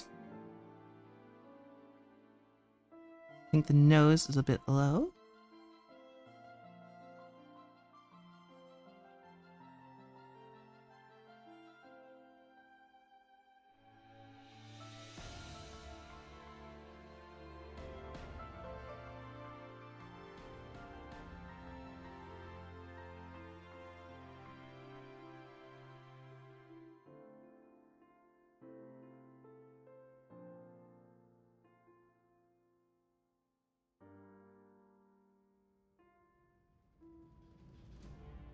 Or the mouth is a bit high, actually.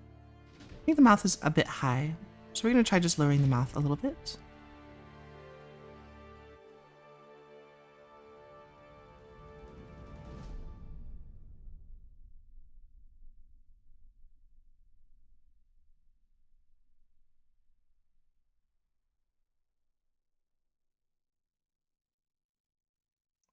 Third of the mouth is teeth. And then we have a little bit of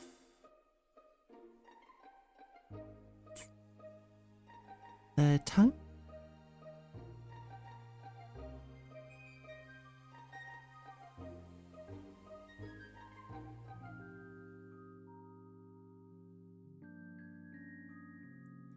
Other eyebrow.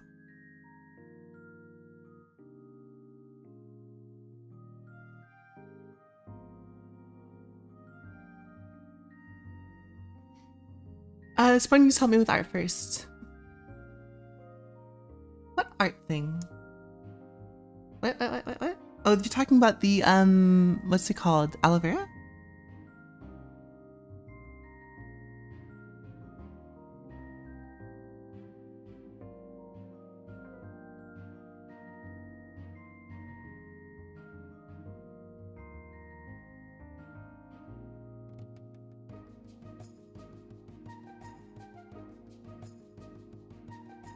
Stays long either. Hope all fits.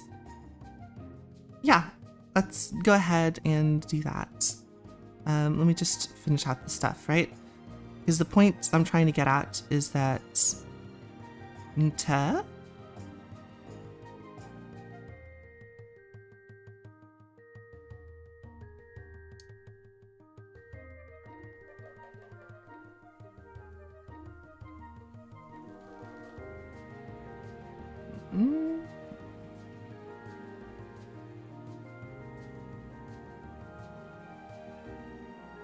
Because this is not a end all be all, you're gonna get immediately better sort of a thing, right?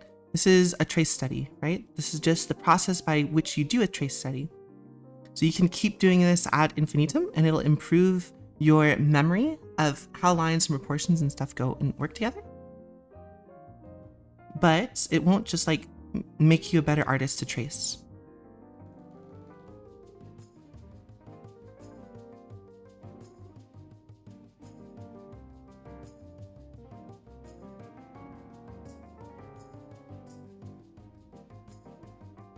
Remember correctly, there's 1, there's 2, here's 3, and then this line kind of just comes all the way up. This is his scar. I don't remember the exact shape of it. That's fine. I know that there's a line that comes down here. And I know that this one's going to come over. And then there's going to be a second one that comes up.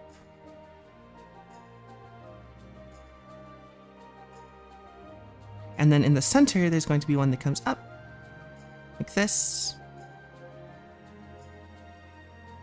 These probably need a little bit more lifts. Something like that.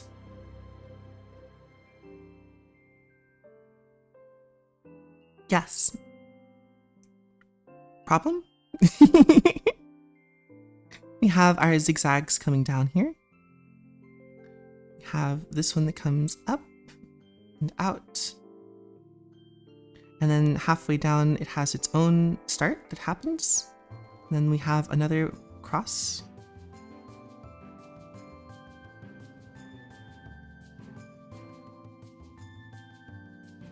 And then we have this that comes down into this one.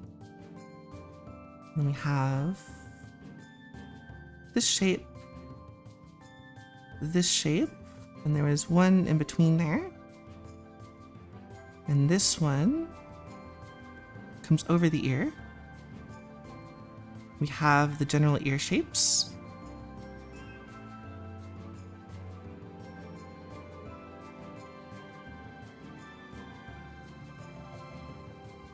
Now, is it perfect? No, I don't like where the jaw is and all that stuff. It doesn't work out super well for me. But the character is recognizable. And the next step after this is to do the exact same thing as the other ones. We're going to take it. If I made it too big, we're just going to resize it.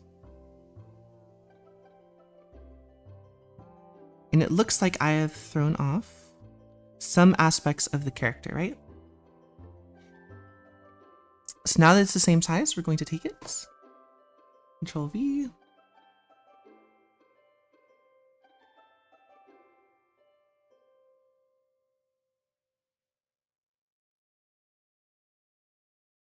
Oh, and I forgot to add the whatever thing.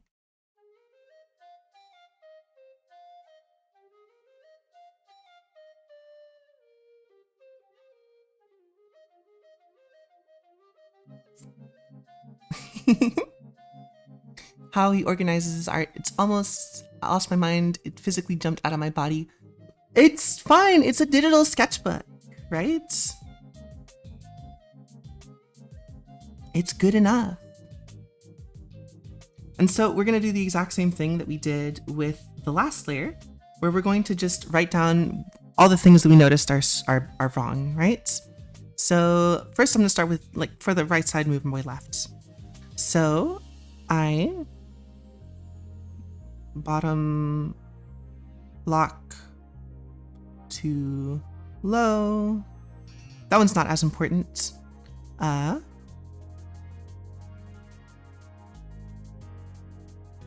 Right eye too small. Left eye too small, not enough arch. I got the curve of the head wrong, and so that contributed a lot to my problems, so it doesn't look very in perspective. So, face. Face. Wrong perspective. Cybercrime or something. It's not the Joker's PC. Yeah, if you want, you can share it in the Discord.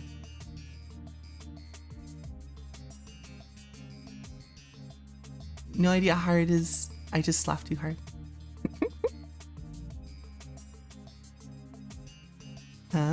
So if I'm going to come in here and do the changes now, I can grab all of this. And it looks like I can pretty much just like pick a rotation point.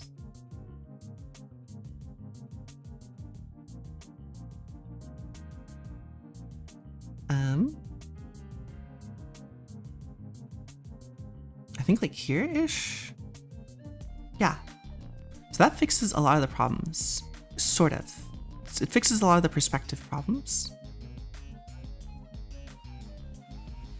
This eye is still too small. So the next time I do it, I'll probably try and make the eye even bigger than I was thinking, right? Eyebrows not in perspective.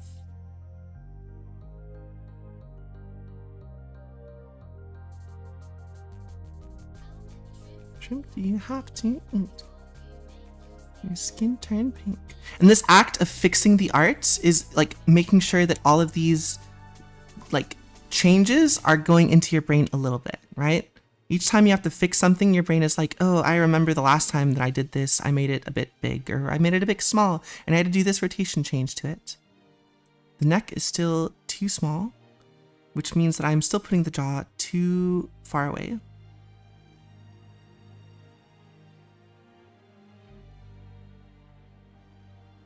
So I can write that down. Jaw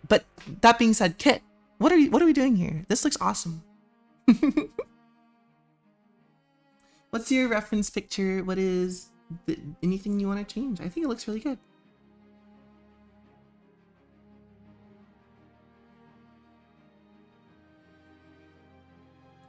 I really want to actually learn about the thing I'm struggling with, so I'm going to leave the aloe for today. I'm sorry. You should have, I was ready and down to do it immediately earlier. You should have taken advantage of that. I'm being honest.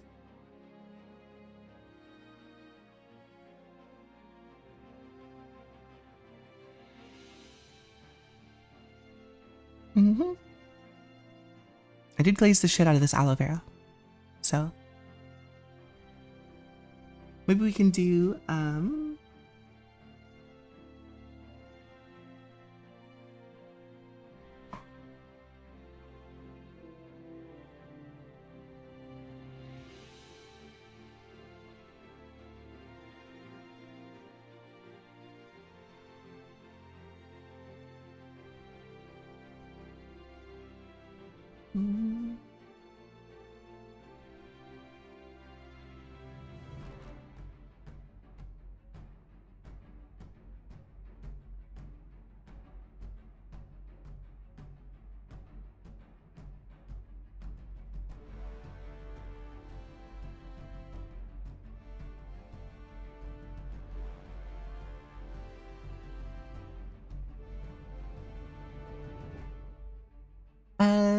do not study.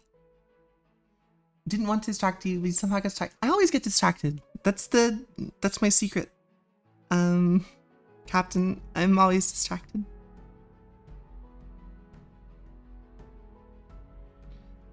It's just because I think trace studies are really helpful, but it starts with a trace and then devolves into not a lot of tracing. So people tend to just stay in the tracing part and then they don't do any of the writing or any of the other stuff, because the writing is what's going to help you absorb that information, right? Having to slow down to write it out is going to let your brain, it's like, oh, I thought this, oh, I said this out loud, oh, I wrote this down 3 points of times that I have put this down. My brain is going to remember it slightly better than if I just thought it, right? So that's basically just that for the trace study, right? And I learned that technique from a YouTube video, and it worked pretty well for me a couple times when I was trying to do it. I don't think a trace study is my preferred method of learning, but I think I can definitely see how it helps, and it has definitely helped me.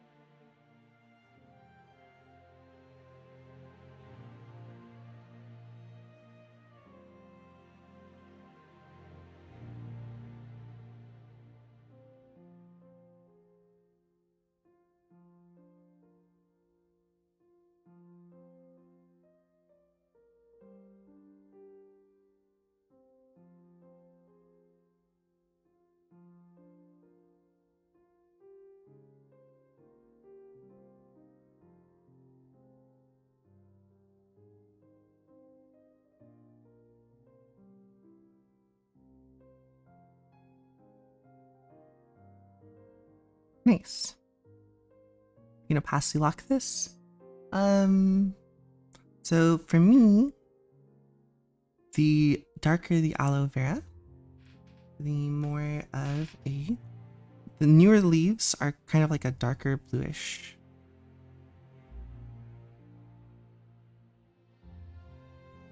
On mine?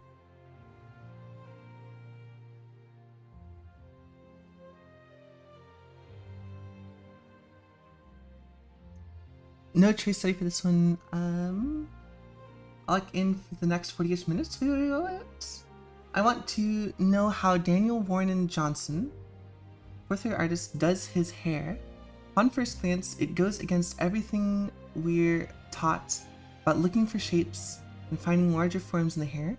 I have no idea how to even think about it. He does hair. It's so curly, silky, smooth, gestural, expressive. Please break it down and show me how I can at least learn on my own. Tips on how to do it. Since he references via the DM. Okay, cool. I see him. This is really good. Awesome stuff. But there is a lot of looking for shapes here. So I can do that for you. The easiest one to do would be the Laura Croft one. I think that's Laura Croft at least.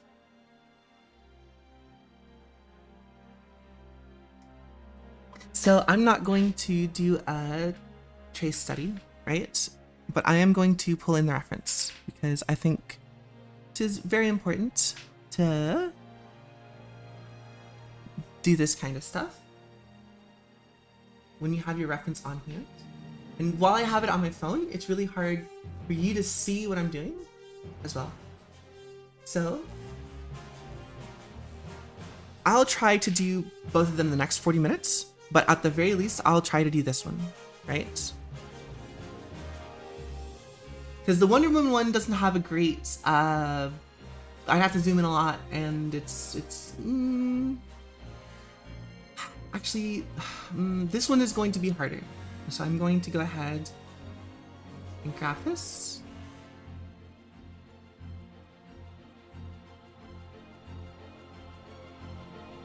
So when we have digital tools, so we should go ahead and make use of them, right? What I mean by that is when people use reference and they use digital tools, I have seen that oftentimes they don't like to draw over them, right? Wild brushy strokes, I think the curls are throwing me off. Actively fighting the void. Gotcha. So, an important thing is to actually use your tools. So, I'm trying to think of the head shape, and it's gonna look a little bit like I'm tracing, but I promise you I'm not. Okay, so we have this head shape here, right? That means that anything above the head shape is going to be the hair. Cool. So immediately we can see this shape. Immediately we can see this shape, right? We can see this shape and this shape. So we have an egg shape for the head. Get the angle right. And it's cut off into this like section here, right?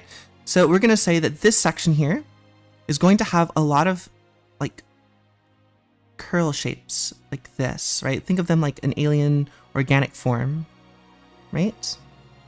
Just like the organic forms we draw with Peter Han. It's going to go above because we want some volume to the hair.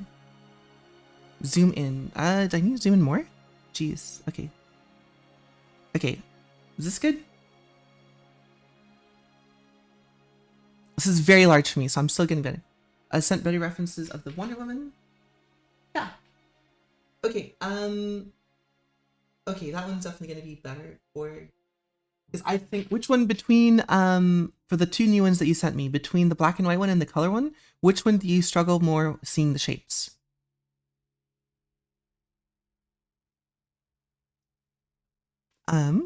So this Lara Croft, we're seeing that the hair is bending around the head, right? It's having this shape. And if we could see through the head, it would have this shape underneath, right? This happens on the side as well.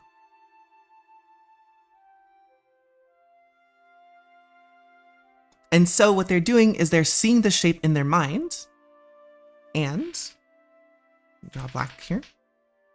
They're seeing the shape in their minds, and they're kind of just going for the outlines and then adding some texture. So all the negative space that they don't end up filling in becomes the highlight for the hair. The more highlight space you leave open, the glossier the hair is going to be. They look like they have like a medium glossiness, right? And it looks like they're kind of centering the highlights around the edges.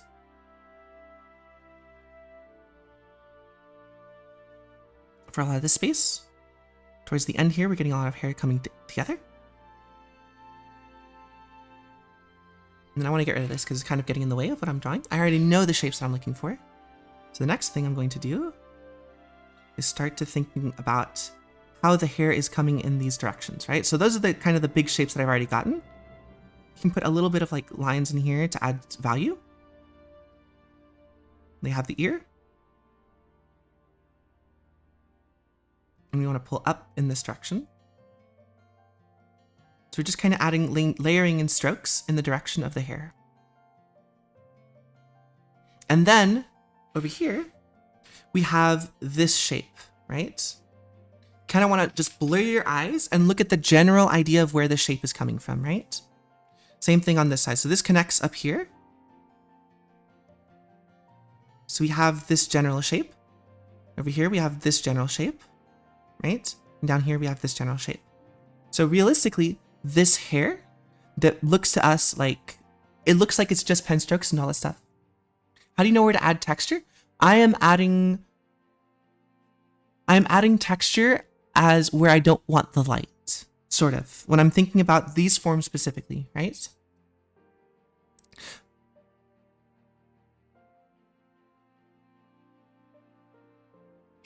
Where are we creating highlights?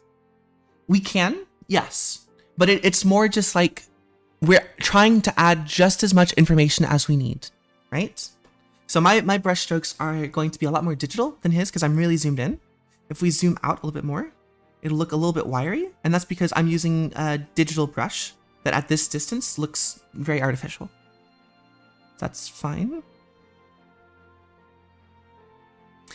And so we have these shapes coming through, right? We have the attachment point here. And it's no longer attached and it's flowing down, flowing down. We have this wispiness of hair coming down here. And I'm thinking of these forms here, right? And you're gonna say, well, if I do those forms, it's not gonna look like the hair. And you would be very right. It's not going to look like the hair if you add these forms in, right? But inside of this volume, pinky promise, strokes follow the forms. Yes, you want to try to do that as much as possible, because it's going to give context to the volume and the direction, right? It's like a way of cheating. You don't have to add those, like, all these like little bits of texture lines we see on the character here and here. All of this is like little texture that cheats and lets us avoid having to draw these conical shapes to give volume, right? Because the mind doesn't need to see this entire tube shape to know that this is a cylinder, right? It just kind of needs to know that it's doing this, right? Even more importantly, if we have this and then we have volumes coming down here, like that, we know that there is volume going here. So they add this tiny little line. And just because this tiny little line is curving along the shape of the cylinder, we can tell that, hey, this is cylindrical. There is volume to this. Yes, we imagine the volumes even though they're not there, because what's going to happen is when we draw the wisps of the hair, we want it to be fully inside of this chunk, right? Imagine you're looking through glass and we poured resin around this hair. Even though the hair is not in all of it, it's still going to be encased in the same volume. So we come back here to our one that I'm trying to make a copy of. We're going to see, okay, so we have a single hair that's coming down. Oop, I'd probably grab black for this. We have a single hair that's coming down from our space, and it's framing the head. So this one hair is framing the head, or the face, I guess. We have a couple more coming down. And we'll notice that we're kind of like doing the same thing with the highlights, right? Where we're just putting where we want as little information as possible to come in, right? And the rest of this texture here is just kind of giving direction and all the other stuff that we like.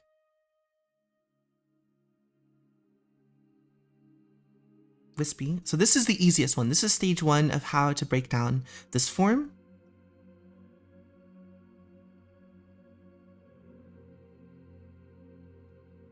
It's a bit big.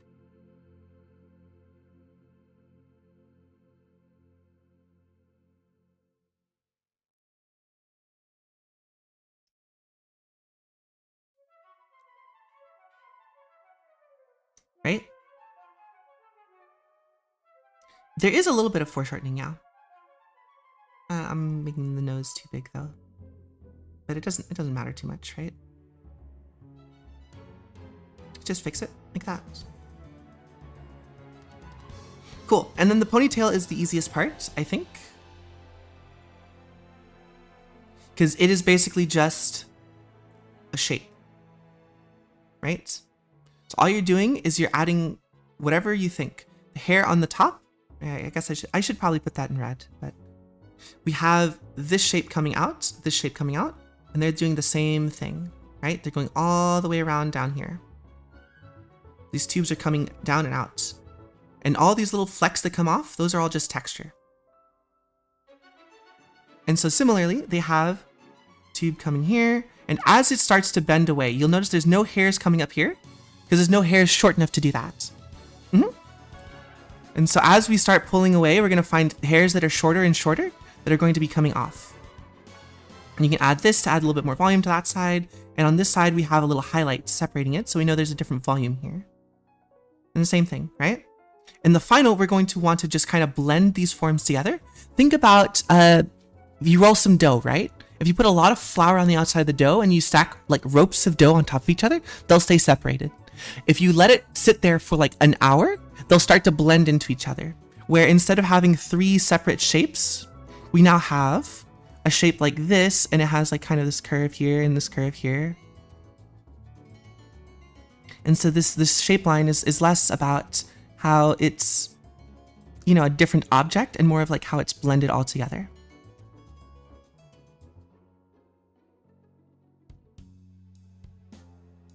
That makes sense? And then for the recreation, or whatever you want to call it, that I'm doing over here, we do the same thing. We try to find that form, right? So we have full black. It's not coming down. There's nothing popping up out of it. More black, more black, more black. We're filling in the space. This is all the space that we can do to just like put in volumes and stuff. This is just kind of filling in, blocking out, right? We want all of this to be dark and black because that's where the hair is, right? Occasionally, stray hairs are going to catch lights. And then we're going to have hairs coming off. So this is our texture bit here. At the very edges of our forms, we're going to add texture so that we delineate the form and we have a separation of mass.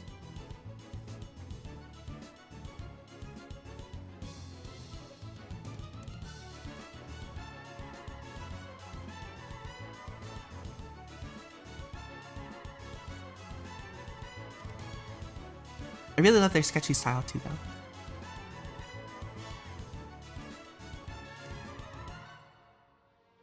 Occasionally, I'm looking at around where I think there needs to be more value, right? So here it probably needs to be more value.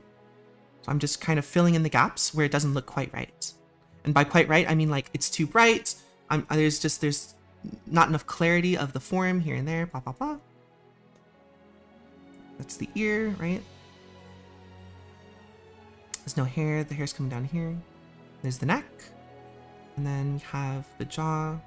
It's a bit small for the jaw. That's too big for the jaw.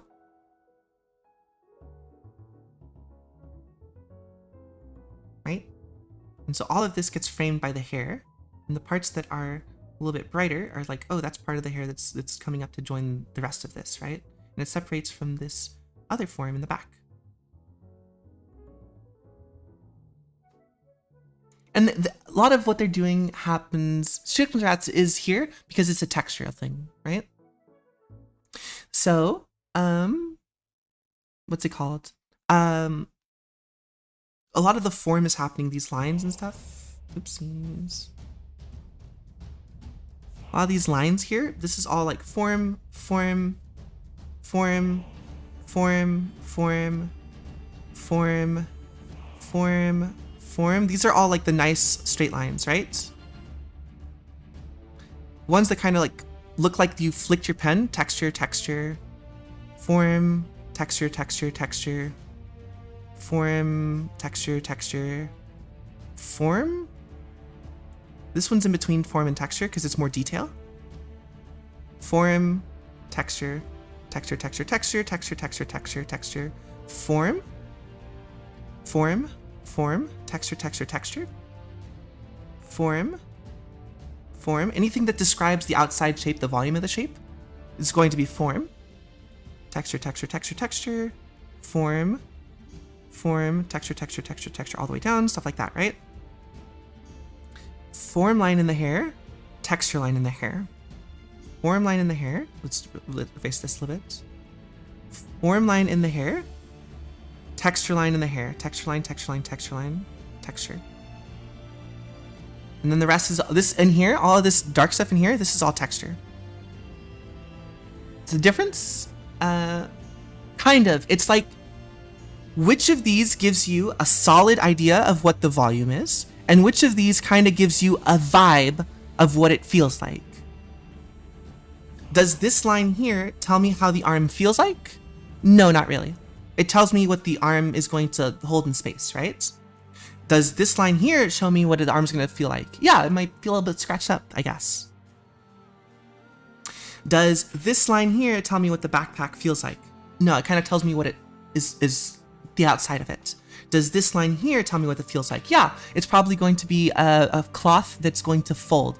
So this is more of like a folding cloth, right? And then down here, we'll see maybe this is more like a fabric because the cloth lines are a little bit, this is a form line here, and then these textures down here show me that the folds are close together, which means the fabric is probably a little bit more delicate, not as starchy, I guess. Trying to think of the word. There's not as much surface tension, right? This is maybe either between like a heavy denim or a canvas for the backpack, or it's going to be like a leather, right? Down here, for the tire, right? Bam, form, form, form, scratch, scratch, scratch, scratch, scratch, texture, texture, texture, texture. The form here is informing the texture a little bit because we know that this is a tire. So when we see these parallel scratches, what we're thinking of, oh, this is like a value line. So this is morely, okay, so the punctures, punctures, punctures, it's kind of going to tell me that this is going to feel like a tire, right? And it's more just like the form is telling me what it's going to feel like because I have context for what a tire is. And it's not that these texture lines are going to tell me, right? If I just saw this section here and I just saw hair like coming out like this, I'd be like, okay, this is something fuzzy. Because hair and fuzz through the context of human beings tends to have this sort of like aspect of not really having a ton of forms. Like this here feels fuzzy, right? You look at this and like, this is going to feel fuzzy. If I zoom in a little bit closer, maybe. This feels fuzzy.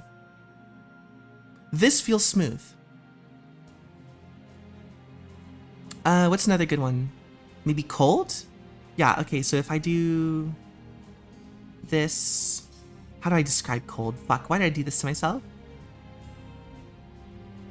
Form is going to inform, haha, whether or not this feels cold, because now I can say that these are icicles or something. And maybe there's context clues for on top, right? There's like snow or something.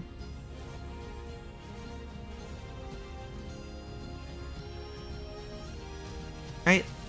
So this is going to, the texture is going to inform, the form is going to inform. Something that is cold is going to have like breath coming out of it or something. Or it's going to look like lots of straight lines, frigid, right?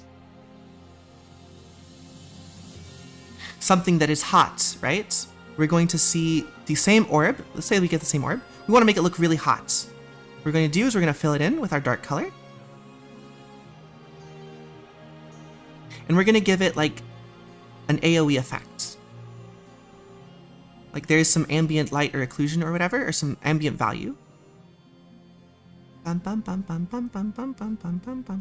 I'm using red, it already looks hot, but that's not what I'm trying to get at. We're getting some value here. So now we're going to make sure that the value farther away from it is going to be darker than the value closer to it. Cool. So now we have a value where we have, hey, this part in the middle, closer to the ring, is going to be a little bit brighter. than what's going on, right?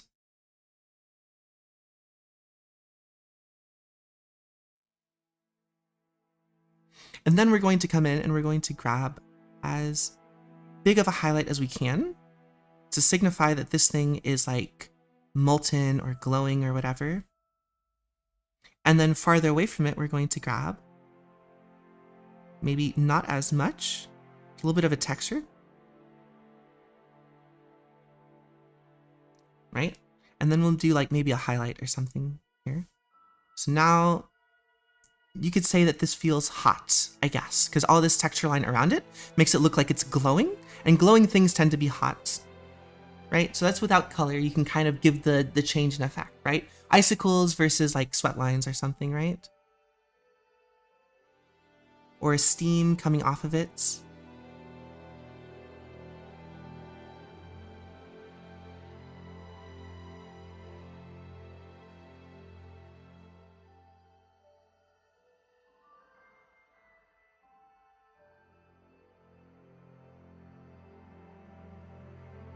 So this is how we differentiate texture from form. Okay, Kit, are you still with me?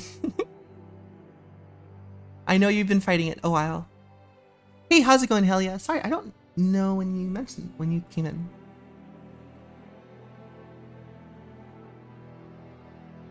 I think, okay. Mini tangent, look at how he describes the inner machinery of the bike.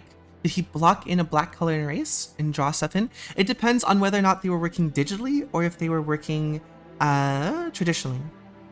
If they were working traditionally, here's what I'm going to say is they did. And I'm going to use a black color. I'm assuming that they had the outline of this as the form, because this is the part on the outside. And they knew that maybe there was going to be a tire here, right? Let me get the whole tire. And then what they did, so I'm going to bring this to the side here. It's a little bit more visible.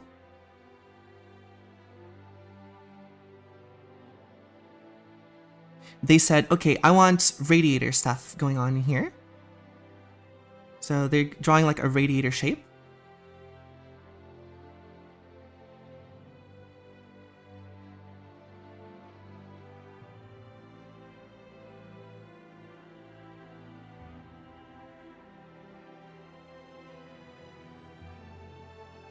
It looks to me like this was drawn with like a brush pen or like a Sharpie or an ink or something like that. Cool. And so they're like, okay, let's fill in this block here because I know there's nothing here. Maybe this has a suspension rod or something. Highlight that. And then they kind of filled in until they got like a nice texture that they wanted. Same thing up here, right? They got the texture that they want and then they filled it in.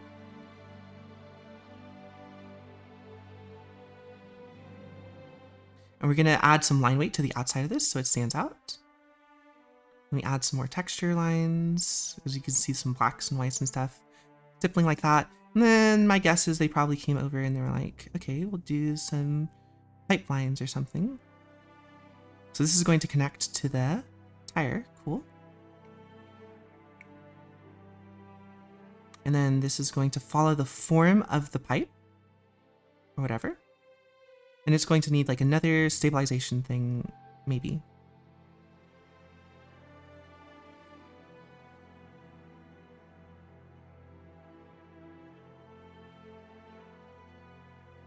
Cool. Same thing down here. This one looks more like they were drawing it out and more like they were filling this in. And they were like, okay, yeah, we can do this sort of a shape. And then up here, they were like, lines connecting to here, bolden this line.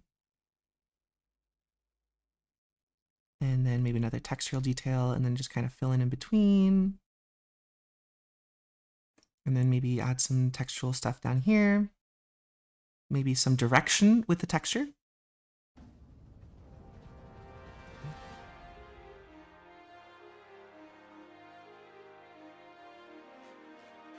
And fill it in. Everything is manual, even for his comics. It's all, I've never seen him work digitally. Then this is probably how he did it. is that he's taking into account, as he's drawing, he's kind of filling in the parts that he wants to like highlight. And then like, if he's using a marker, which this looks like it was drawn with marker, or like a Copic marker sort of a deal, right? Could be anything between like a Copic marker and like a really bigger kind of Sharpie-esque thing. There's a lot of different variation in that. I could probably switch over to a marker to make it look better, but it's whatever.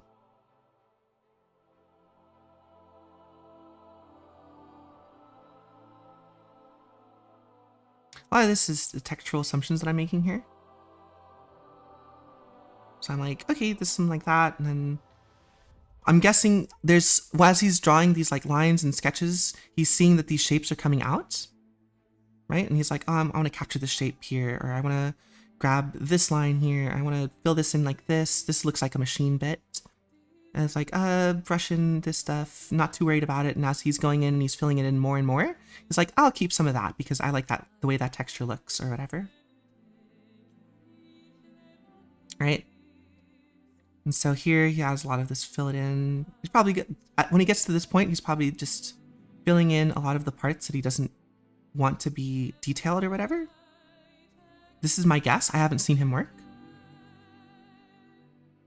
And he's like, okay, this shape that I was doing here, I like that as like a machine bit, so I'll leave it in. And then here he's like stippling or doing some textural stuff. And textural stuff can be anything from like cross hatchings, dots, dots, dots, dots, dots, chicken scratches, right? Right? Any of these things will get you a texture. And the more you fill in with the pattern, the more it's going to like block out other stuff and get darker. And so a lot of these lines, a lot of the like lines that we make are going to do a lot of this background stuff. That I could recreate the hair digitally. I was afraid feathered pen or something like that. No, absolutely not. You can do that anything. Like, if you want like more of like a feathered texture, get like really good at this brush size thing right here. Again, you can't see it because I don't have it. But if you press on the little arrow down here on the left, you can see my mouse over above chat. There's like a button where I can hit brush size and stuff. There's a pen pressure setting based on how much you push to change the size of it. Get really good with that as far as like a tool goes. Because even then, this is a very much, a lot of what's appealing here is that this brush that he's using has some fall off to the sides. So what you'd want to use is like maybe a rough pencil or something like a soft brush that in the center is going to be really dark. And you can change how much fall off that is by the shape of the brush. So for example, instead of like a soft round brush, you might want to use something like a hard round brush. Right? And then bring the size for this down. I could bring the size for this down, that'd be nice. And then the center is like really like this, and maybe the fine tip points, right? So that's how you get the same kind of texture of like fall off. You feel a second wind? Okay, cool. But yeah, for this, oopsies, goodness gracious. This texture that I'm seeing down here, it looks like he's just kind of filling in gaps. And then as he's filling it in, he's finding spots that he kind of likes, and he's not, if he doesn't like it, he'll fill it all the way in to keep the darkness. And if he does like it, he'll like leave it in to do like texturally. He's like, I kind of like that. So I'll put that and I'll make this darker. So it looks like there's machine bits down there, and then he'll fill this in. And he's like, okay, this probably needs to be filled in more. I want to keep these wires that I've made here, but I'm going to fill in the rest because I want it to look like there's nothing coming through.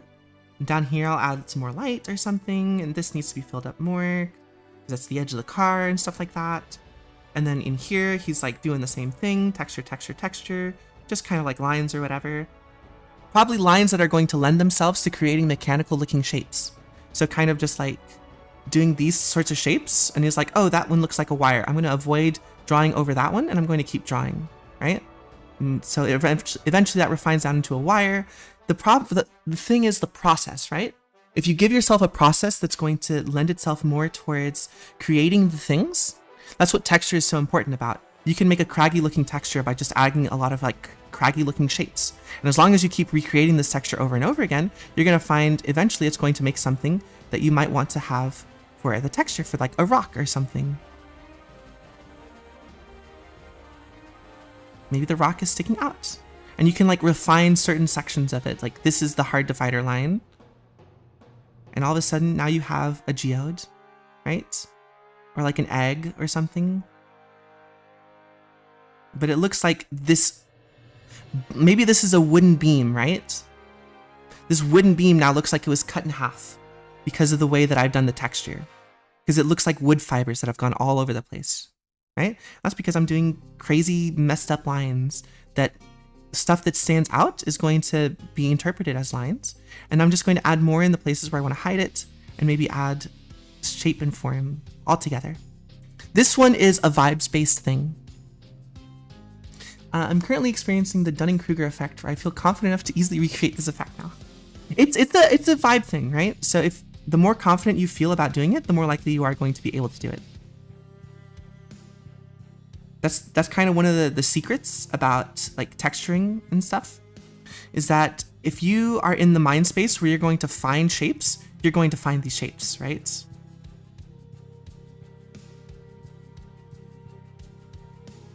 You're trying to gaslight yourself a little bit. I'm going to be honest with you.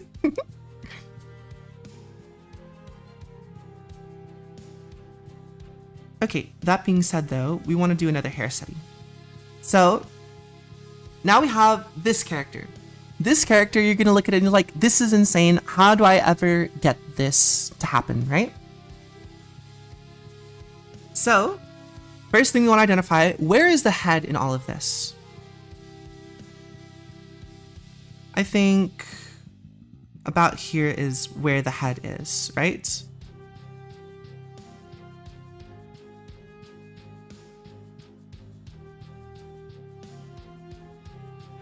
And the reason why I'm guessing this is because of where the center part line, right? So if we look at the hair, there's this center parting line here. And we can tell that the center parting line is here because we have this line that goes this way, this line that goes this way, this line that goes this way, these hairs that go up this way, and on the other side of it, we have this curve, this highlight, this line, right? All these things, they're giving it the effect that the hair is going this direction and that direction. So this is our parting line, which means that the skull shape has to be really close to there. And lo and behold, it lines up pretty well with the rest of the head. So they have this parting line on the side of their head here. So if this is more or less the shape of the head that I'm going for, the next time I draw a head, I can draw the same head or a different head. I kind of know that on this section of the hair, of the head, right, is going to be where all the hair is coming from. Right? And so that's going to give us that initial shape. I think that once you get the initial shape, it's pretty easy. Exactly. Once you know where the origin point is, next, the rest of it is kind of just like laissez-faire, right? What you're trying to do is they have so many texture lines. None of these give any information about the form. Texture lines. This is more closer to when I was showing you these lines that create the shape than the form lines that we were doing about earlier, right? So we have all these lines that are creating texture. Wow, texture. There is almost no form lines in this hair shape, which is what's confusing you, right? The form lines are going to be here, here, here, here,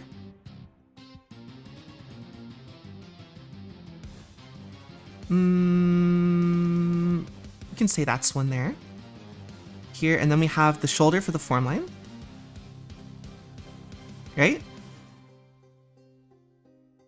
This is texture, this is form. You can kind of say this is form, but it can also be one way or the other, right? Exactly, and that's kind of the point. You don't want anyone to see. This is form, this is texture. This is form, and it comes to the side of the face.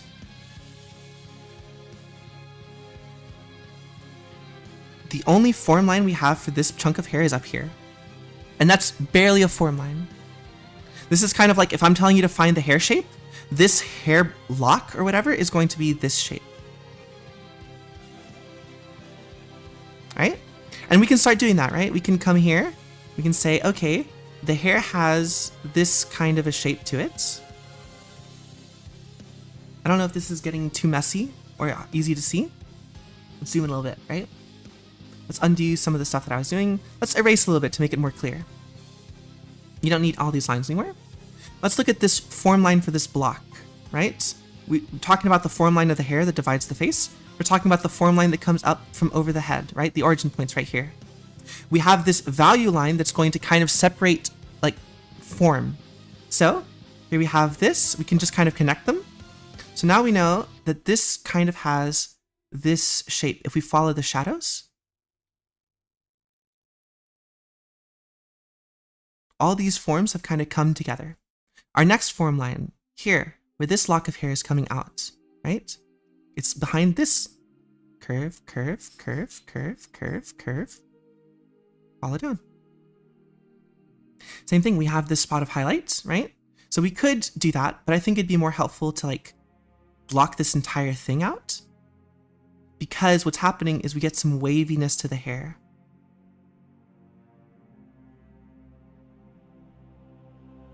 Right? And we have this coming here, this coming here, this coming here,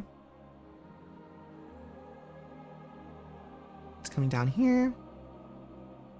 There is no excellent artist that you cannot take someone's like art and draw contours over it.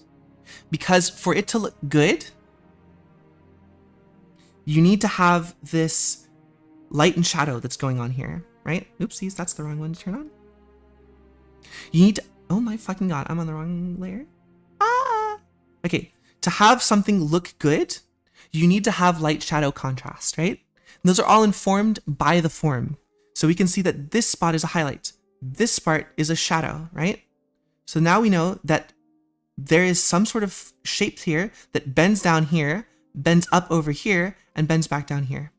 Bends up here because it's trying to get away from the shadow. The form itself is turning down, right? And it's going up to this highlight point, right? And if we try to turn this into a, that's more like a topological map, right? You can do, actually, let's do that. That's really good. So let's turn this into a topological map centered around the highest of lights. Then we have the other ones, right? We draw circles around where all the values and the shadows are. And so now if we just go to the center point of this, we have some form going on, right? All these bends coming down. And you can find these anywhere. On everything, right? Right here. Let's draw this section, right? There's this section here that's in shadow. There's this band of highlights, right? There's a direction to these highlights, right? Which means that that's one too far back. I love it when pro artists use these fundamental ideas to teach complex ideas. Yeah. It's, if we follow this line for the bend and the highlights, we now know that this is bending this way because it's dark. It's going away from the light. So it needs to look like it's bending away from the light. Same here. This is brighter than this. So this has to bend away from the light.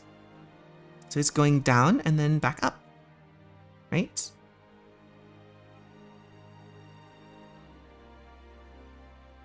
And there's a million different ways to see these forms, and the forms are kind of up to you to see, right? So if I was to try to break this down, we're going to try to break this down into very simply what you see all the time, which is the front plane. That's not a nice looking line. The front plane of the hair, the side plane of the hair, other side plane of the hair, and then the back plane of the hair. So this is kind of like whatever's in the back. Because the wind is blowing in this direction,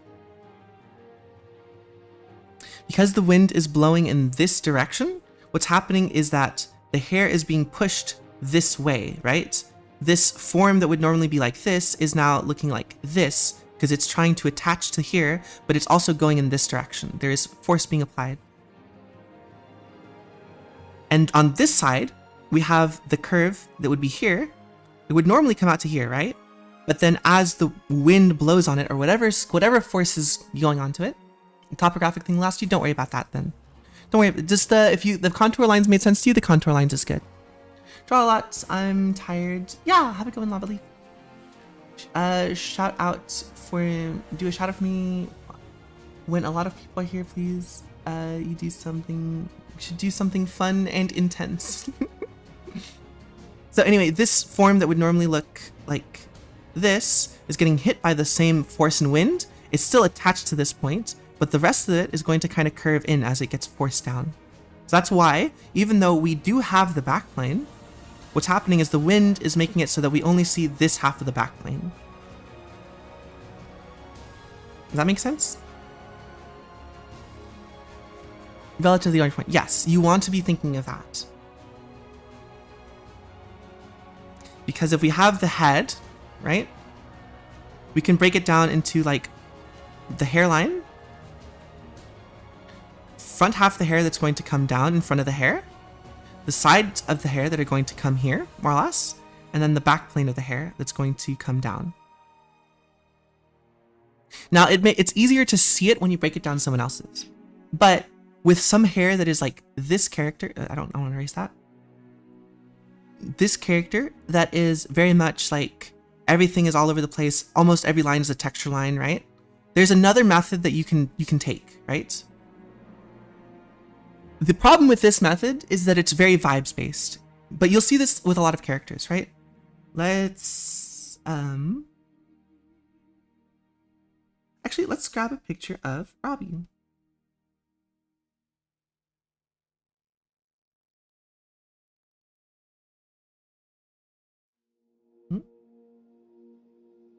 What is going on? Oh, I'm not turning this off. Cool. Let's grab a picture of Robbie, so that Robbie can help us explain this a little bit better.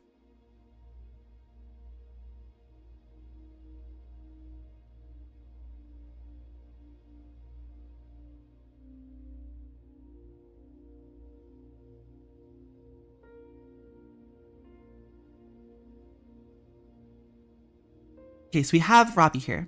Robbie is a good example of a head shape, hopefully. What we can do is we can grab our lasso fill and we're going to just draw some shapes around Robbie, right?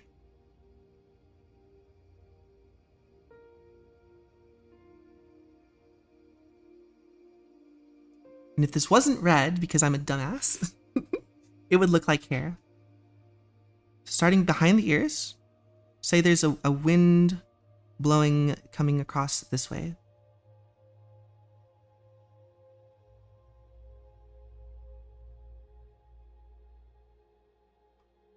And so now we have the outline of the outside of the hair, adoptive, right? And then we can have the hair blowing across the side here.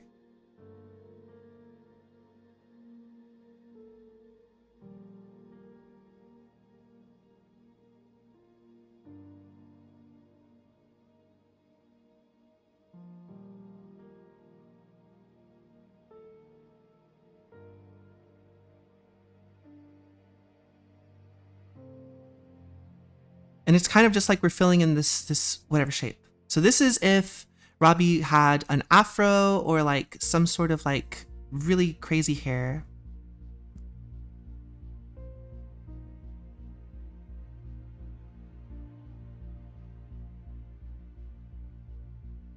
It's almost the same thing as the texture hair we were talking about earlier when we were talking about textures and stuff. We're just kind of going on what feels like it belongs and what doesn't.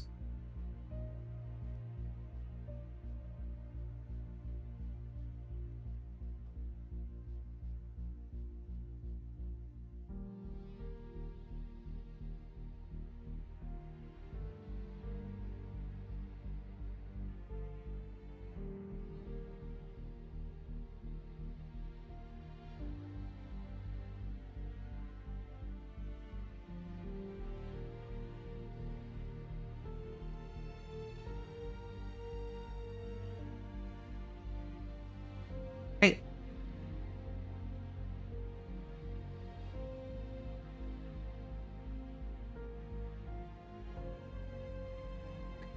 Luffy, Afro Luffy wasn't dumb. Right, there's a lot of volume we can do for that. But this is the wrong lasso, isn't it? Yep, it's wrong lasso. Let's say we have a character with different hair, right? Let's say we have a character like this character right here, with the guitar and everything.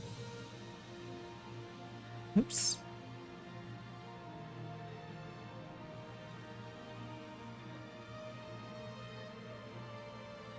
So we want to think about this origin point. So we have, I'm gonna actually switch to a different pen, just my regular drawing pen, right? I'm gonna block out, I think this is where the hair is going to be for the front. They're going to have a lot of texture of hair coming down. And so I wanna hide the shape of the form shape that I have. Make it look like it all kind of blends in together.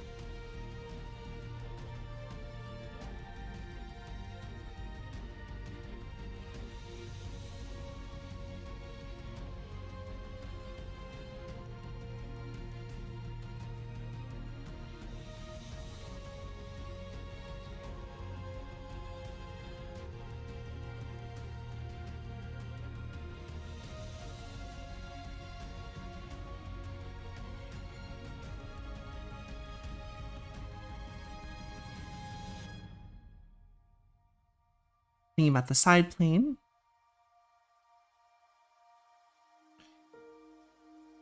All of this is textural stuff, right? Fill in the main. And then we can come back and think about where's it going to be catching the light? Probably around here, maybe around here, right? Using this as reference.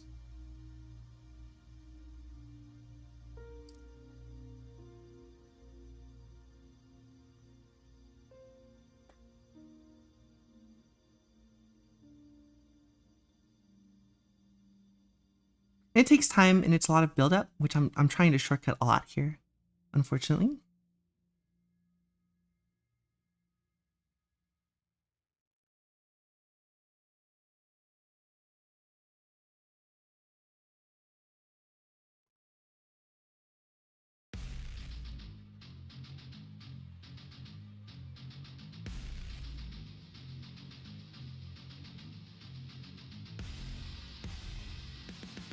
Excuse me then, are we still going to the study? This is kind of the study, right? This is this one right here.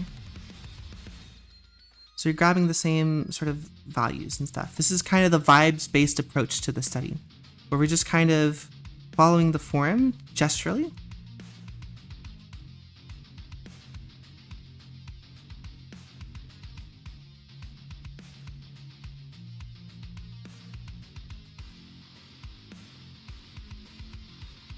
Right, we're thinking about all the places where in the original it's capturing light.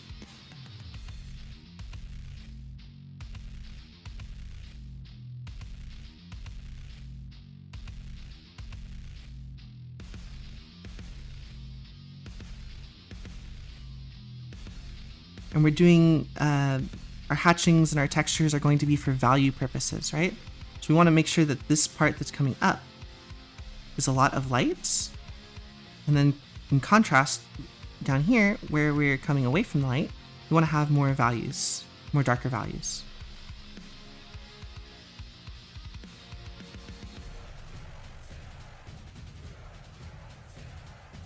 And then you can do textures, like if you want, to make it look fluffier, to delineate the form.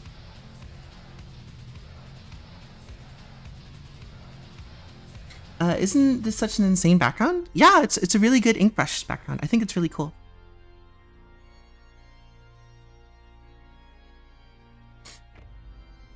But the artist here, because I have already forgotten names, is very much in tune with trying to keep this flowing effect, right? And looking at where would be darker and where would be lighter.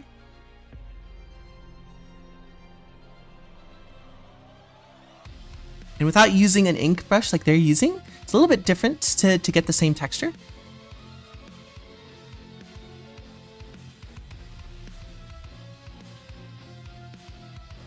But we can get like an approximation.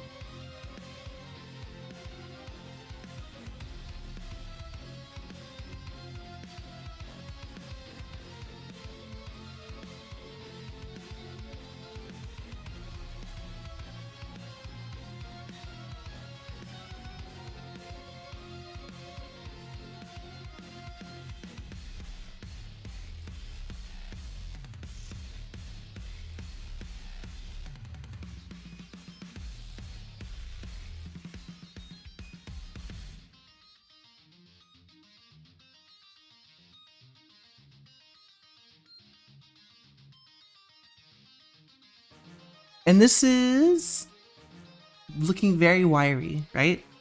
A lot of it has to do with the tools I'm using. I'm not using as big of a brush. I'll probably use a bigger brush.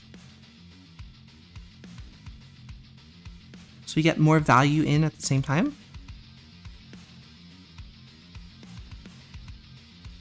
And I'm not using ink like they are, so I can add highlights back in afterwards if I feel like it.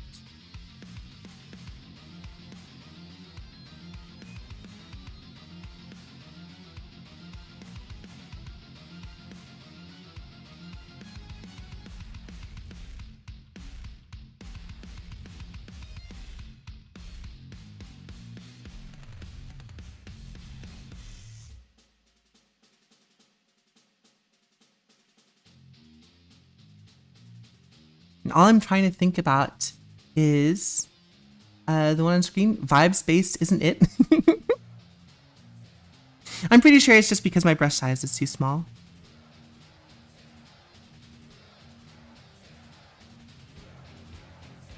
If I were to restart this and do vibes based with the lasso fill,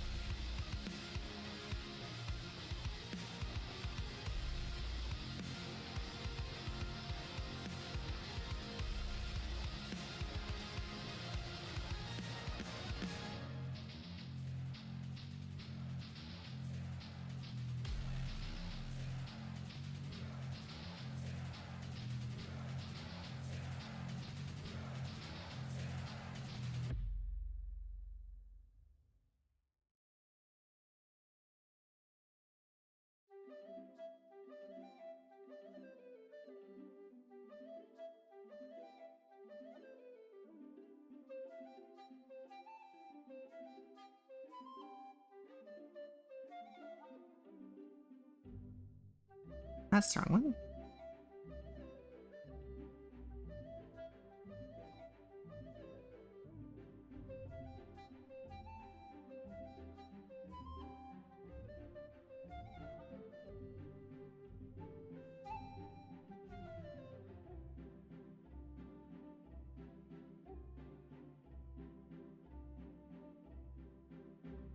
Also a different head shape. Now I'm worried. Vibes based? Wait, what? It is definitely a approach that helps depending on what brush you are using and you are comfortable with, right? I'm not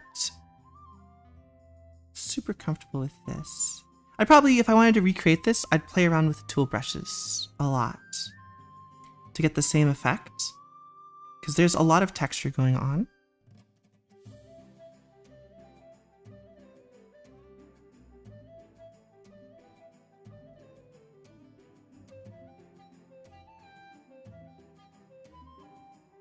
So this is my base here that I'm using.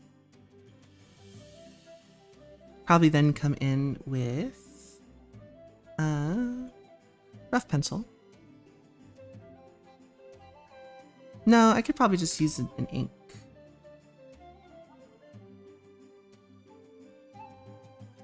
Calligraphy pen. First one had me thinking I could do it.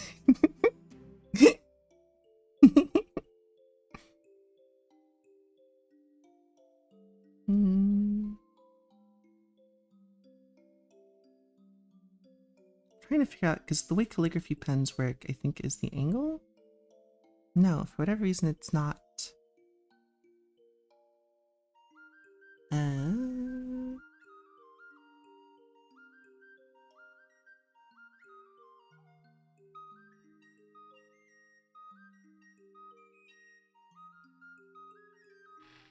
Brush size. I also want to be with pen pressure. Cool.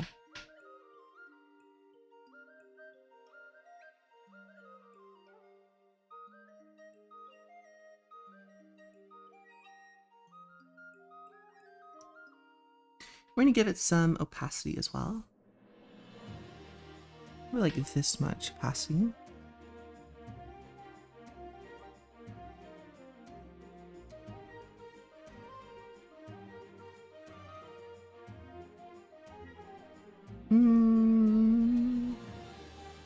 How much opacity do I want to give it? That much opacity, I think.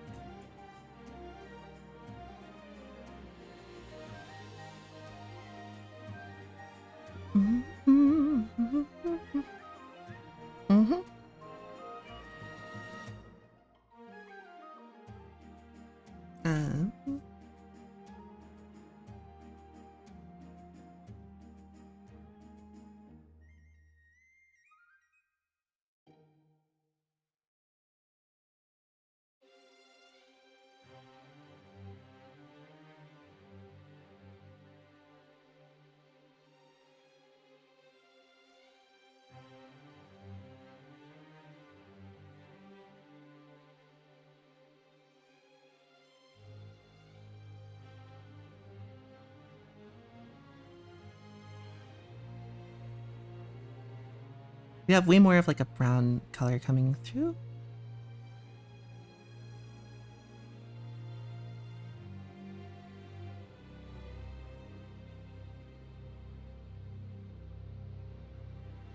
Practice this again tomorrow. What's happening now? Midtones, sort of, right? So a lot of this texture that they're getting here comes from where the ink or whatever was laid down lighter, looser, stuff like that. So here you can see a great overlap, what's happening. We zoom in on that so you guys can actually see. Right here, this looks like it is overlapping with this. So there's this darker line in between this shape here that exists. So what I'm trying to do is I'm trying to modify my pen so that I can get a lot of the same kind of like texture shapes that they're getting.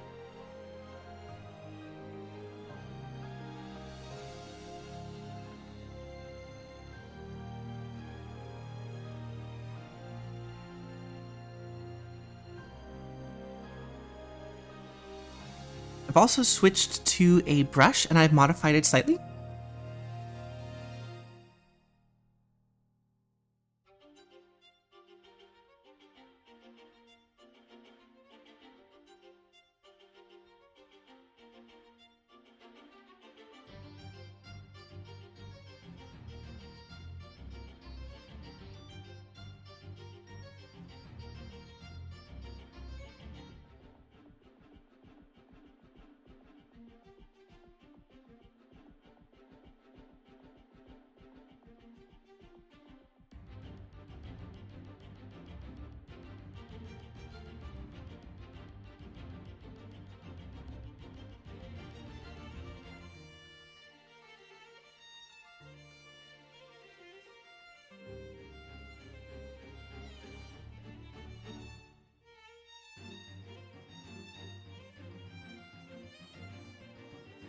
Yeah, maybe. Let's try this again. But this time I'm not going to use Robbie's head. As much as I like Robbie's head, I think it's distracting me because I'm not getting the same form and shape and everything. I'm not a genius. It didn't look very good. And I'm going to just try to do it as comfortable as I can be with it. So, for example, the first thing I want to do is change my brush size because I'm trying to make it what is comfortable for me. And I'm also going to do the form shapes studies that I was showing you before, right? So we have this coming down as this shape. We have this lock here. we have this curve.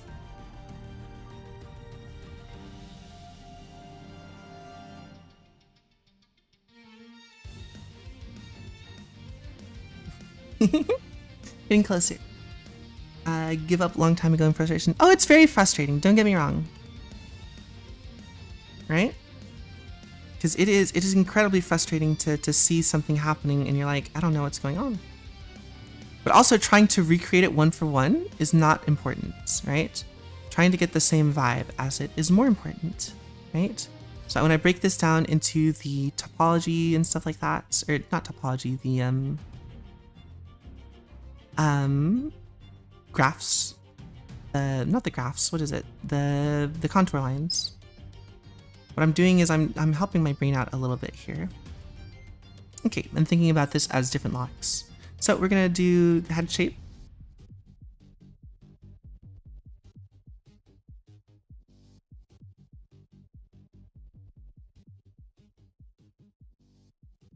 Cool. So we know that the head starting point is here. So we know we have a shape coming out like this. And we have one coming out like this.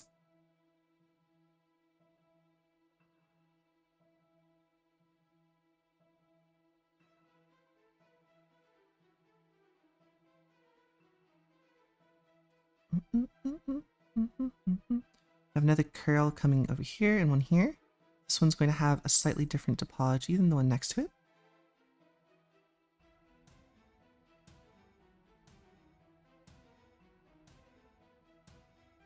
Ah!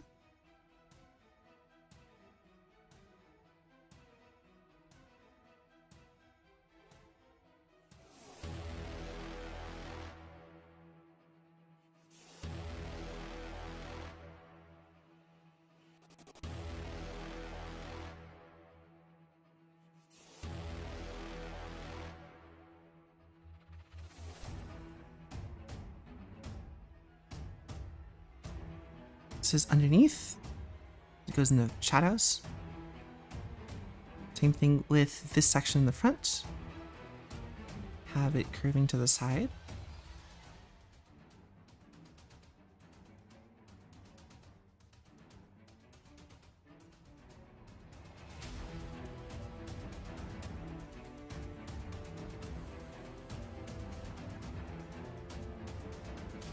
And then down here we have a lot of texture lines. So we just kind of go around the outside of it to get the textures and the values. We have a bunch of spikes for the shoulder. We're just gonna do that as a texture because that's not the focus. Same thing over here. We have a jacket. That's about all the context we really want for this, because that kind of gives us more or less where things are in relation.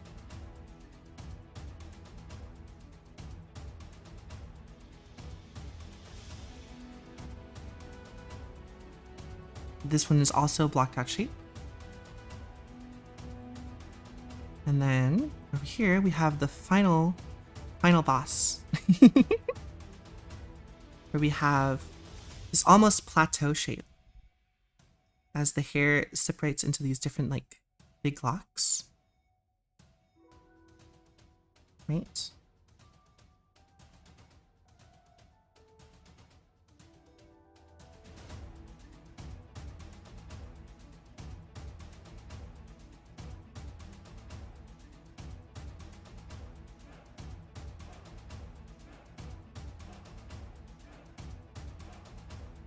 Sorry for being quiet. I'm just trying to break this down a little bit. When you're done with this or while you're doing it, can you explain art fight? I don't get it. I think Kit can do it too. Right, so I admire the tenacity to always find a way when things get tough. More importantly, the heart and patience to do so in the first place. Of course. That's how we grow, right? We'd say, all right, that didn't work. I wanted it to work. It didn't work. We're trying something else. There's no point in getting stuck doing something that's not working. It's okay to admit we're wrong. It's okay to admit when things fail. It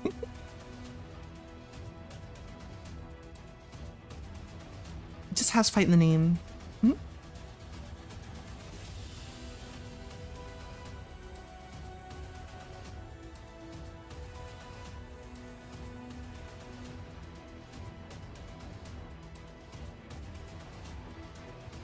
Just because we fail doesn't mean that we are failures, right? It just means that we have another thing to try. Down here, it looks like it's just a texture war going on between all these different styles.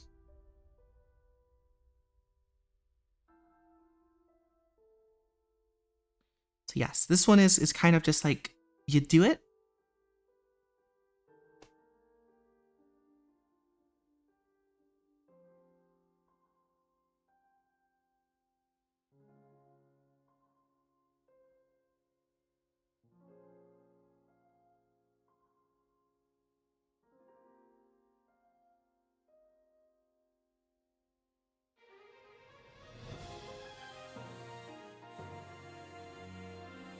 What was I saying?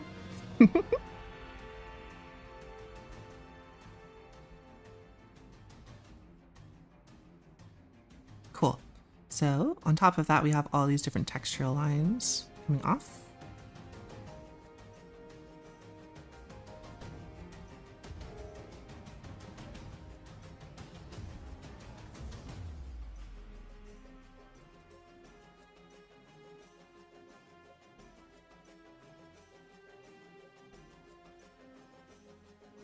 Hair shapes that aren't necessarily part of the hair.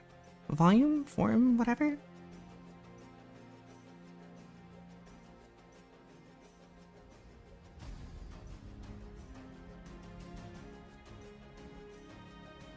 Blocks that are kind of just floating in place for textural reasons.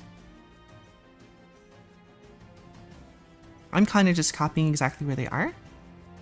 You don't have to. Once you figure out more or less the density in which these hair textures are coming from, you can just kind of repeat that. There's none here because the guitar is in the background and it wants to like keep us from getting distracted from the guitar. There's some down here, which I've already got, and then some texture, stuff like that.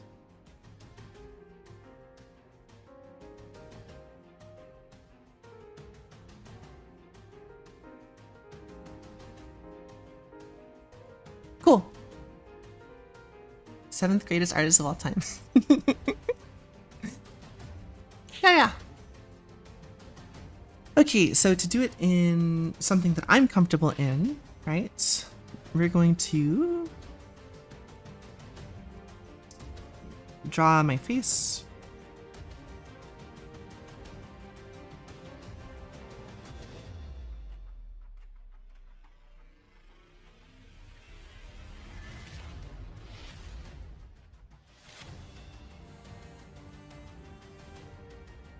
And then, like we had before, I'm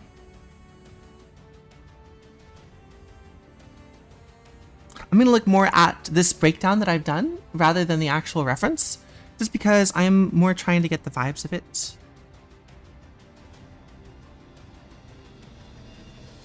Although maybe I do want to add the face just so it looks a little bit easier to place things.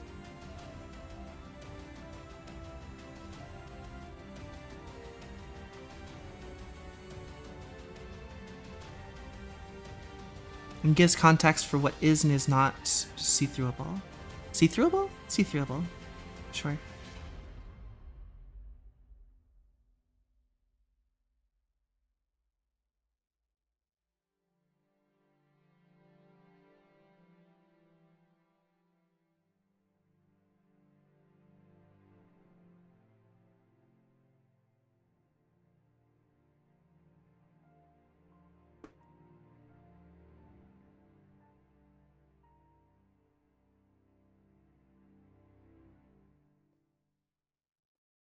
Yeah, we're just doing the face so it's a little bit easier to see where things partition off. Right? Framing the face, done.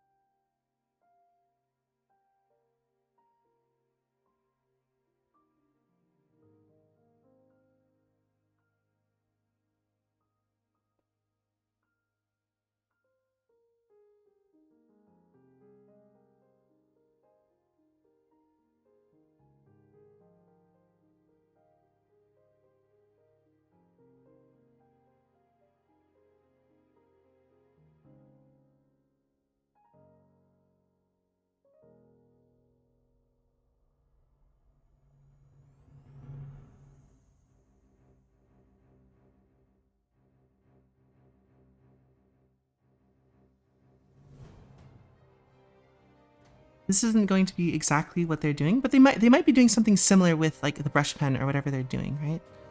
Whatever they're using. I don't know necessarily their process. You might be able to glean more from copying them doing their process specifically, but it depends heavily on what they're doing.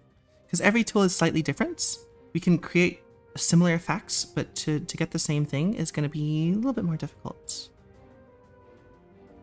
What I'm doing is I'm adding more lines towards where there's not going to be light and less lines to where there are going to be light.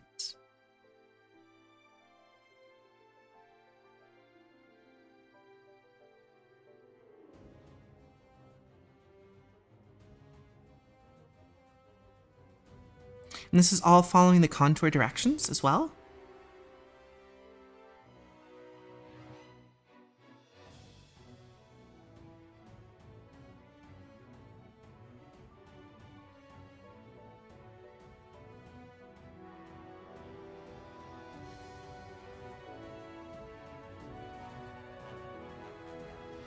That doesn't matter what I'm doing over there.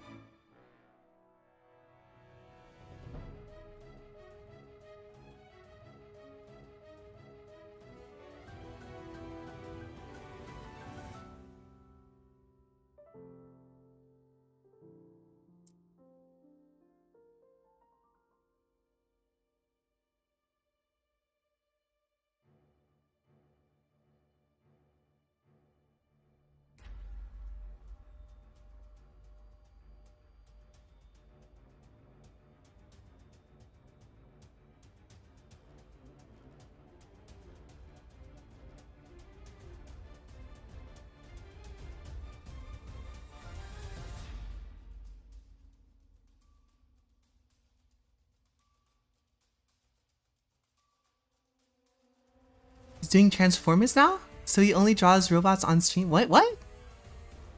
Oh, okay. That makes sense. You can still learn about how they use their brushstrokes to shade and stuff, and you can apply it in the same way that I'm applying it here, right? So just because he's drawing Transformers does not mean he's not going to shade anything, right? So the way he's using his brush pen or his Sharpie or his marker or whatever, right? You can use that to kind of like to get an idea of how he's getting these like strokes and these patterns that he's got going on, because it's going to inform you on whether or not he's doing what I'm doing, which is adding highlights by coming into it gradually, and everything else kind of gets shadowy.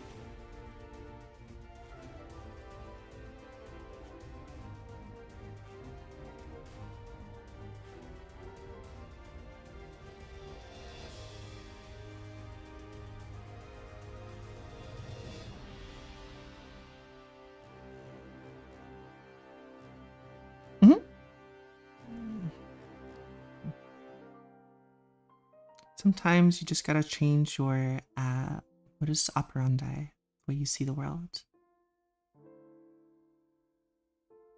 And they have a lot of white, which I assume is going to be a whole bunch of like white gouache or pen or whatever they have on top of that to give like light highlights and stuff.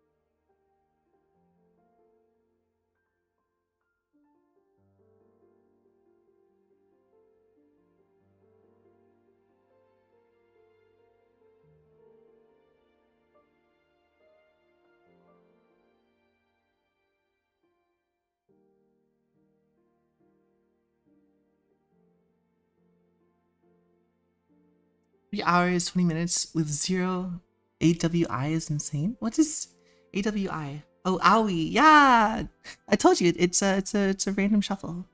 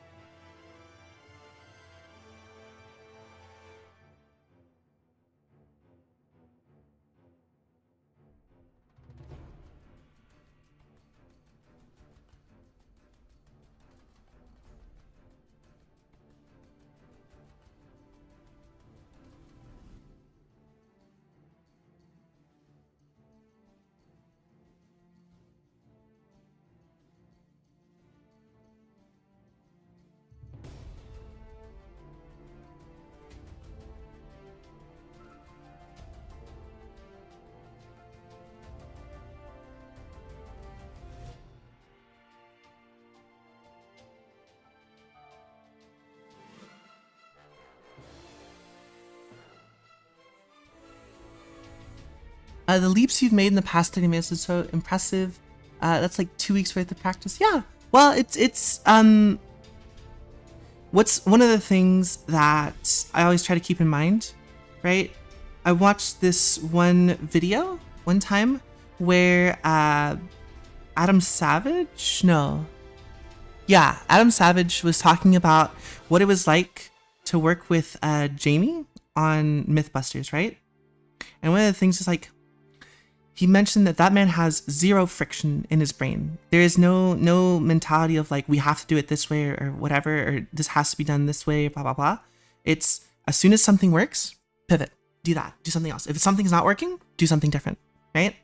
And so I tried to keep that kind of mentality going, where it's like, is this working? Cool, keep trying it. If it's not working, give it another shot maybe. But if it's not working, fuck it and dip it, right? The shape here kind of works for an afro, same way like a cloud does, right? But if it wasn't working for this hair, pivot. It didn't work. Try again. Who cares? I got it wrong. People on the internet saw me do it wrong. It's fine. I don't care if people see that I'm wrong. I'm just learning also.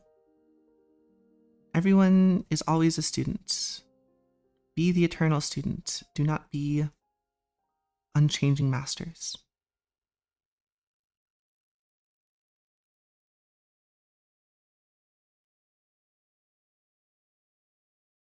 I kind of knew I'd be able to do it like this the whole time, but I wanted to see if I could make the other method work. But even then, this is still very much, this is like if I was to use one pen the whole time.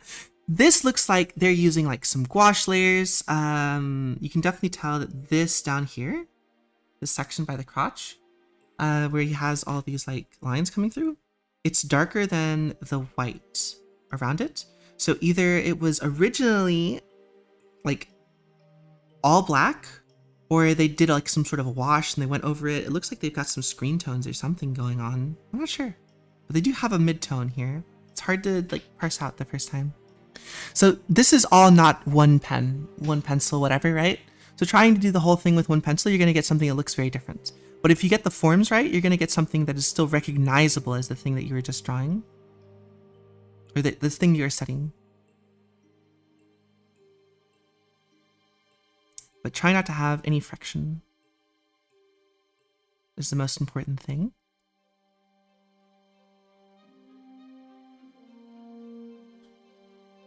I think they cover up more of the eye. No, they don't. I want to cover up more of the eye. Okay.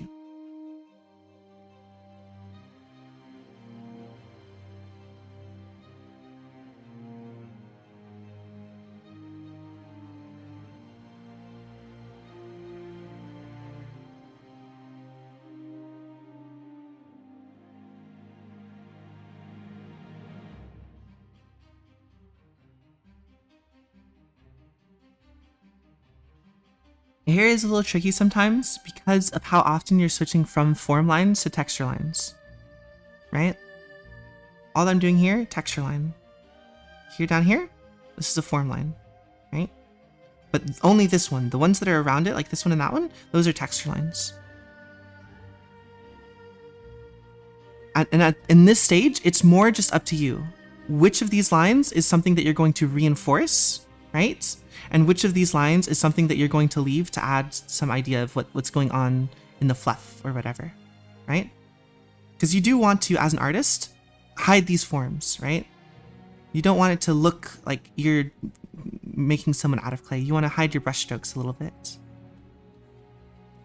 So you have to decide, where are the lines going to be hidden? Where are the lines going to be textures? All that stuff. You're the one that has to make these decisions. And that can be why it's so tricky with this kind of drawing of hair, right? Supposed to go to that early. Open to change and trying new stuff. Yeah. And pivot, right? If something's not working, change, right? If it turns out that was probably the best way to do it, change back to it. Don't get any pride that it's like, oh, I already changed it. I tried that, didn't work. If someone shows you a different way to do it, try it that way. Tiny fragile shells drifting on the foam. Little soldier boy comes marching home. Brave soldier boy comes marching home.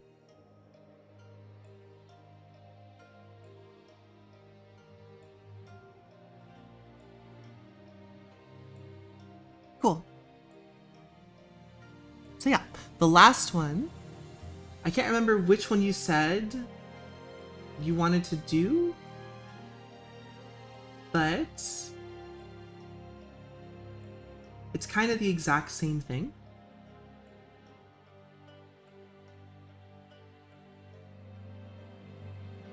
So which one did you want to do for the last one? The Wonder Woman left or Wonder Woman right? The colored or the black and white?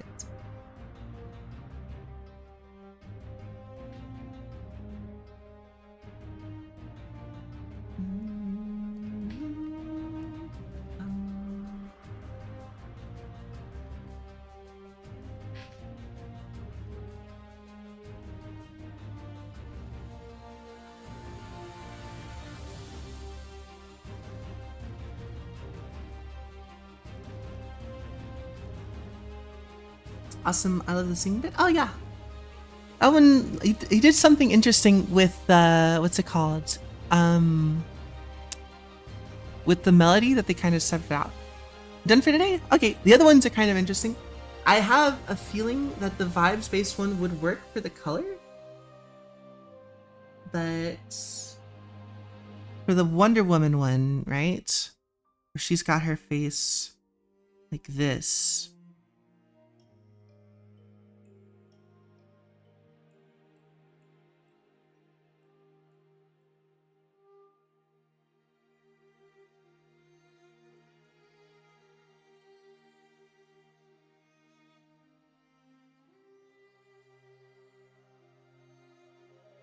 You could also kind of vibes this out as far as like edges and corners and stuff.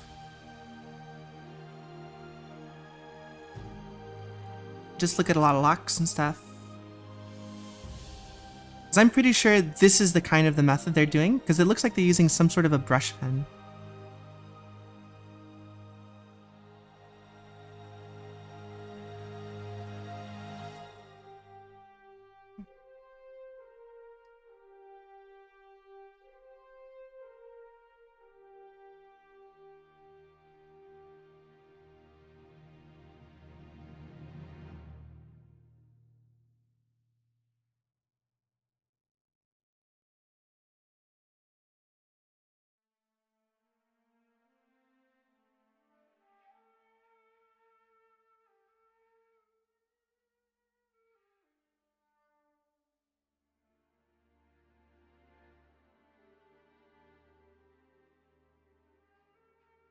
I'm slipping over to the right too much.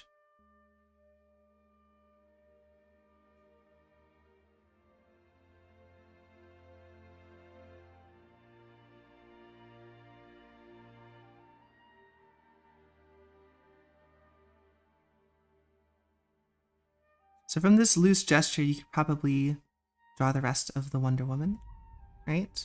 The rest of this on the inside is just textural filling in. That makes sense? So what I'm doing is I'm going around the outline kind of like when I'm looking at a cloud. So I'm just grabbing the forms and the shapes and the gestures, because don't try to draw the exact same thing that the artist did.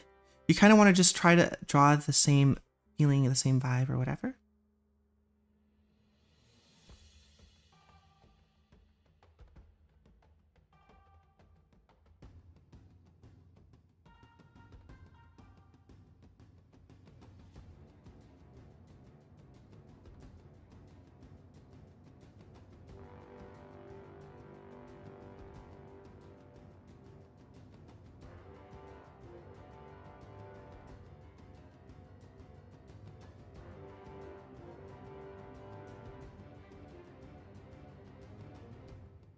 This is a fun study.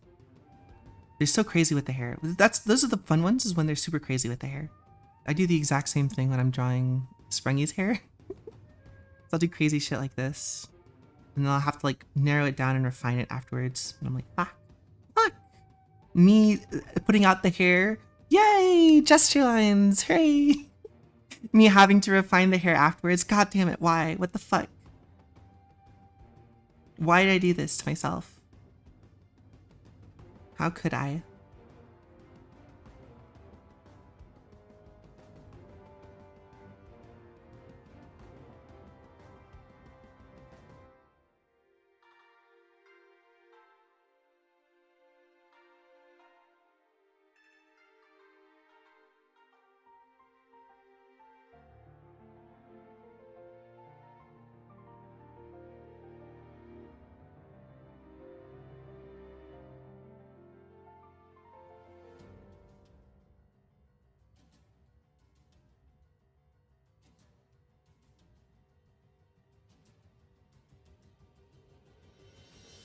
Yeah, have a good night, turtle. Ah, jeez. Alright. I should definitely focus up on what I should be doing instead of this. Although I enjoyed doing these studies, and I'm glad it helped at least Kit. I hope it helped other people too. I'm not just doing these for one person. Best hair in comics on a new level. It's very gestural, right? It's very raw. So the problem with a lot of superheroes is that as they're doing actions, they look perfect, right? And so there's not a lot of like space for this. Like what I'm jealous of is that you can just take this and block in shapes for shadows. And mine's are not going to be that same level of precision.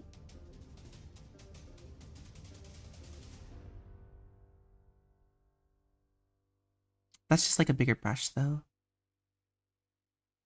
The inking is really good here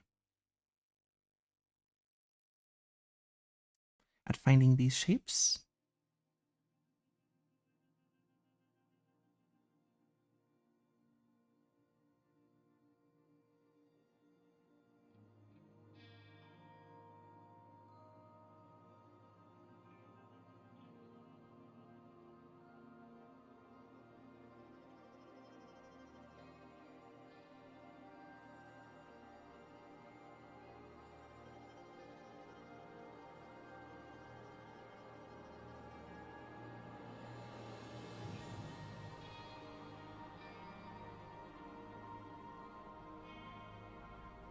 And so what happens is you tend to have a lot of very static poses, especially with Wonder Woman and longer hair, because the hair has to stay perfect while these characters are doing these actions, so they're recognizable or whatever the fuck. And so what happens is you don't get a very realistic hair, and that it doesn't look as good as drawing more believable hair, I should say. Not like realistic, but more believable hair. Because real hair gets like this, right? I'm outside walking my dog or running around all day with my ponytail in. My ponytail slides all the way down, and my fucking what's it called? The hair gets caught on the chain in my that I wear, and it just like gets tangled up, and I'm like, fuck.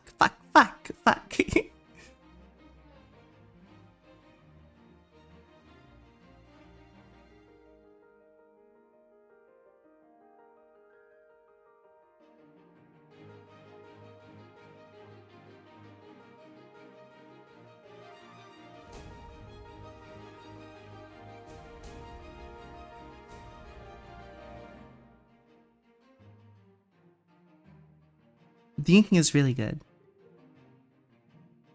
My guess is that they do something similar to this, where they do a gesture, and then they come in with an ink brush, and then they'll find the highlights that they want to keep, and they'll keep those.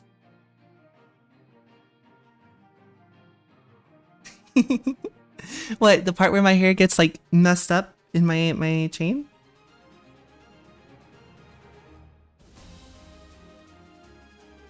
It sucks, but it happens. It's whatever. It's what I get for having long hair.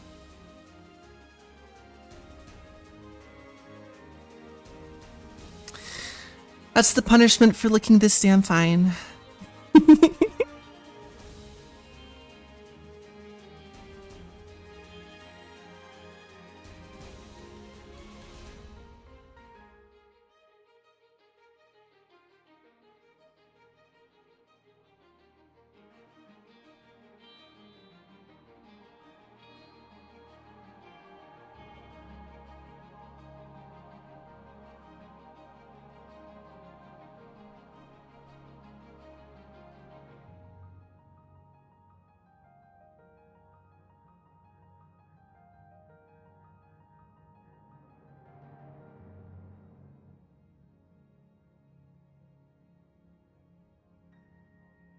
I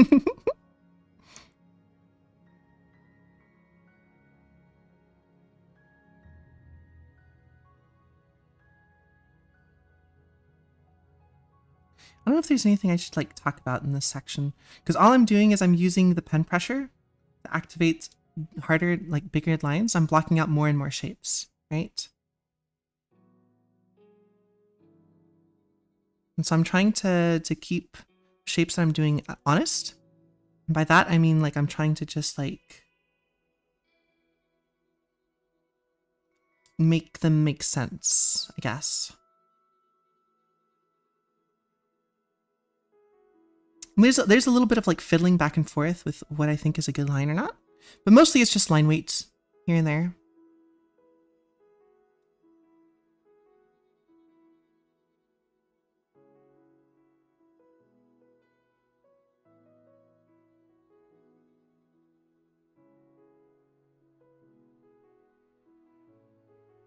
Things look smooth, things look hard, all that kind of stuff, right? I don't like that one as much. I want to keep that, and I want to get that or that one. Yeah, okay, cool. Next splotch of hair that I want to keep. Something like this is where I want the highlight to be.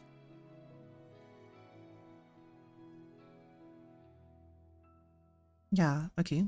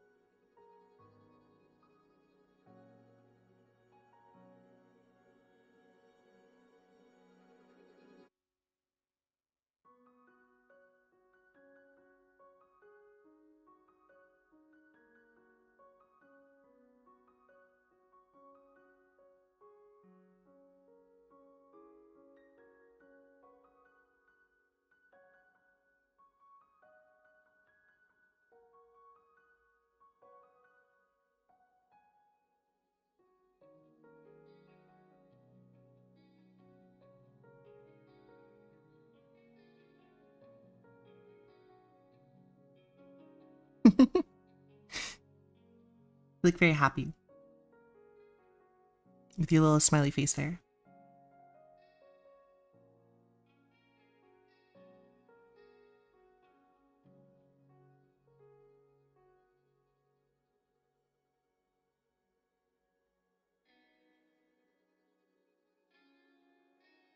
I don't think I've done a great job of respecting how they've depicted Wonder Woman as far as like not pretty, right? I think it's an important, like, I think she's still beautiful, but I think the depiction is not pretty on purpose.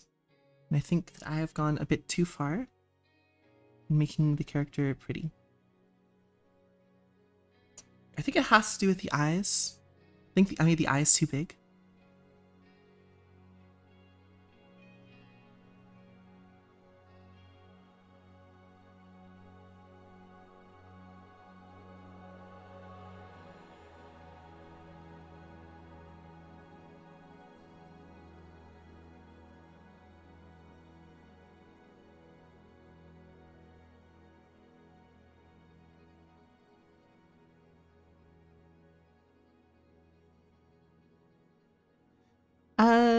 Doing much better than 4 hours ago. That's good. I'm glad you feel better.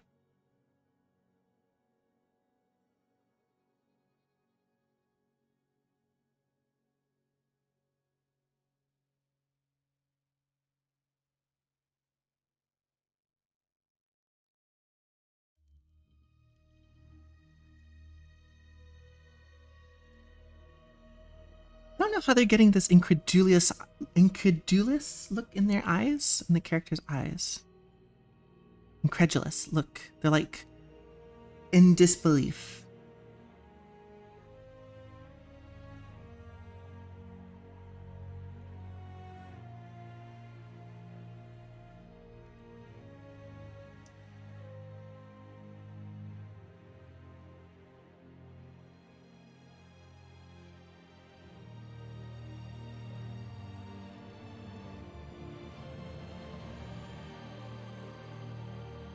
This is where a trace study would probably come in handy, is to use it to see how they're getting this like specific look in the character's eye. And so for that, I'd narrow it down to just like the eyes or whatever. But I think what's going on is I'm making the eyes too pretty.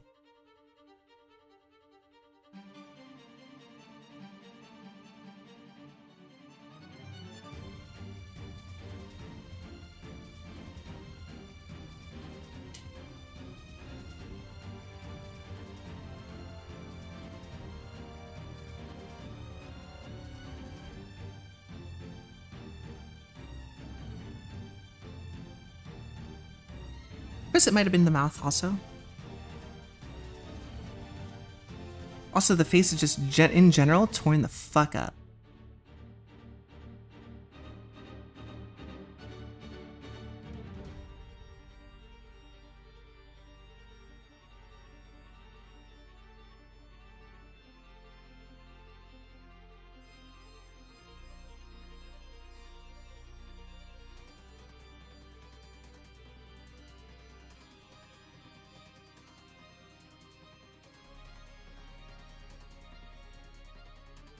You do colors yet?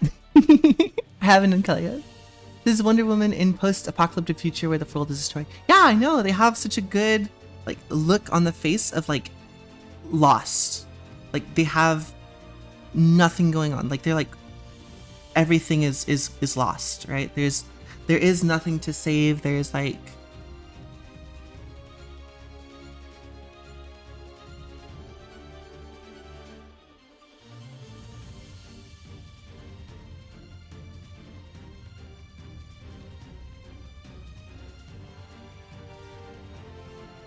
it does make sense how that they look like that. I'm just wondering how they got them to look like that.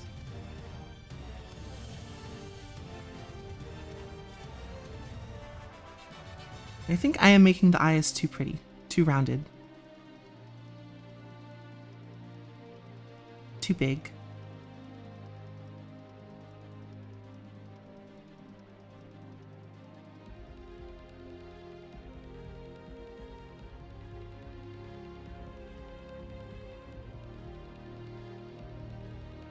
Not scratched up enough. I think that's what I really like about this drawing, is that there's a lot of like scratches.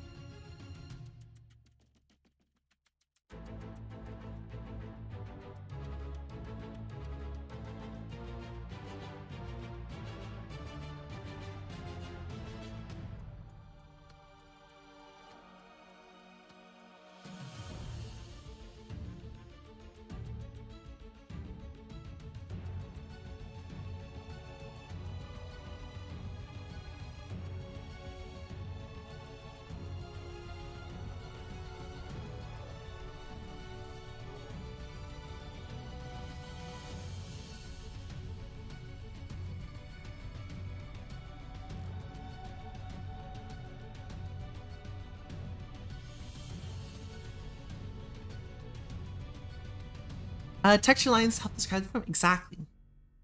Exactly. Very good. Glad you're listening.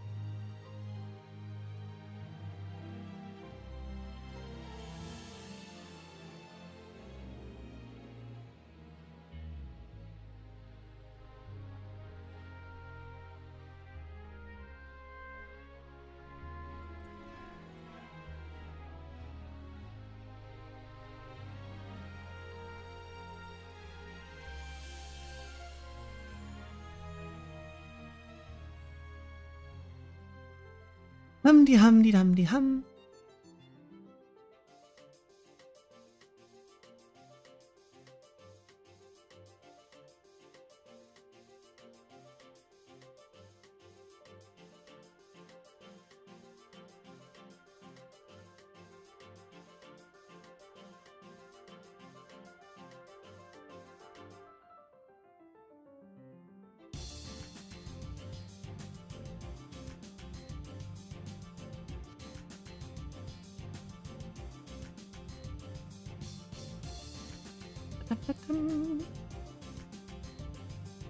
Alright, we're getting pretty close to where I'm pretty much done with this study.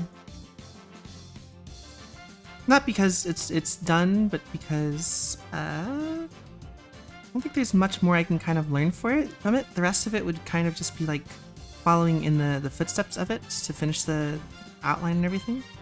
Same thing on the other side. We're just going to just pull this down. Right.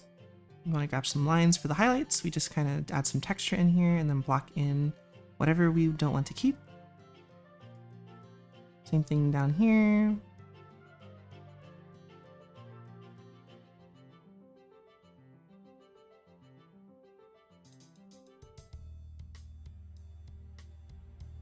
We want to grab some lines to go this way. We'll grab some lines to go this way.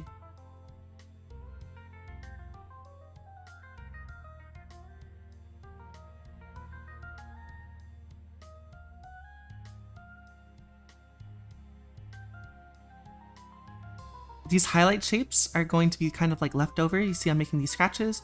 I'm like, okay, I want to block out the rest of that. It's all in the sense, when I'm drawing these lines, I'm getting the form of where the hair is going. And then I'm coming in, I'm blocking out most of it, so that the remaining lines, like highlights, are going to give a lot of the form.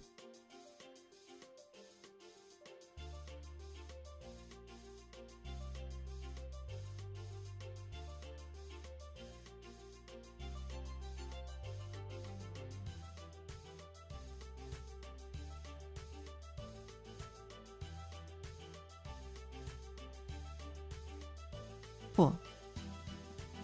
I'm happy with the way that I have grabbed the form and stuff from this.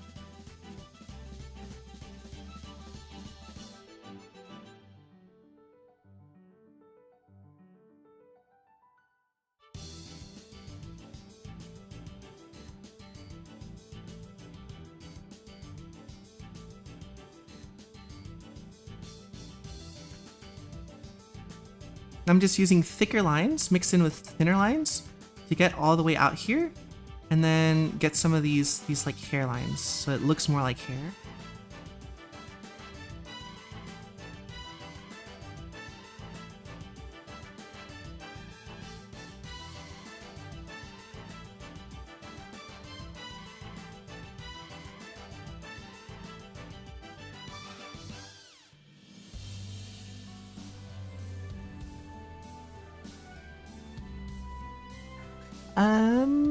Texture lines also help to describe the form. Exactly. Yes. Wait. That's what I was before. That's nothing new.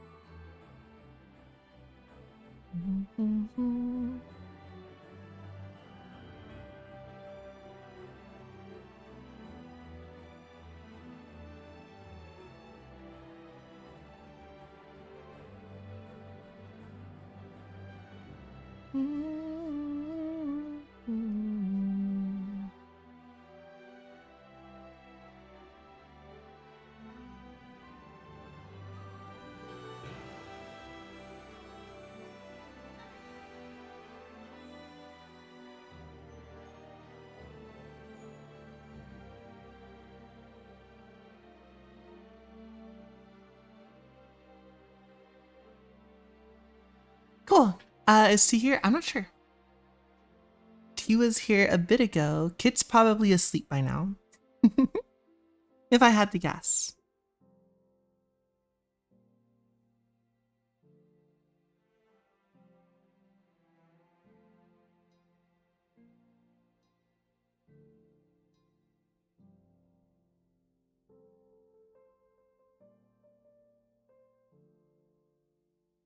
But yeah.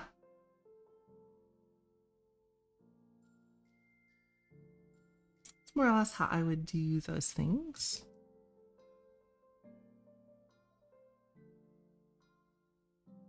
I don't know the name of this artist. What's the name of this artist?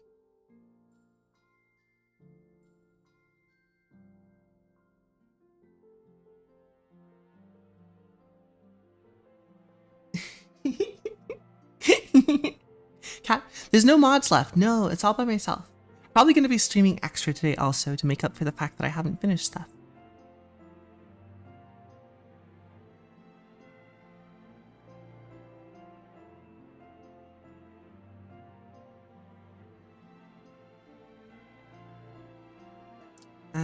No. No, eso es todo.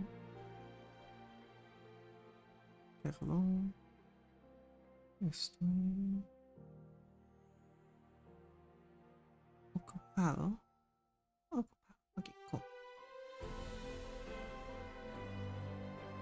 Yeah, no problem.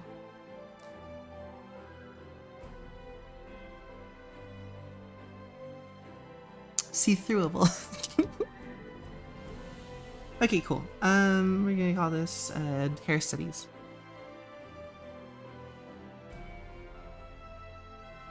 I can't remember what artist it was, so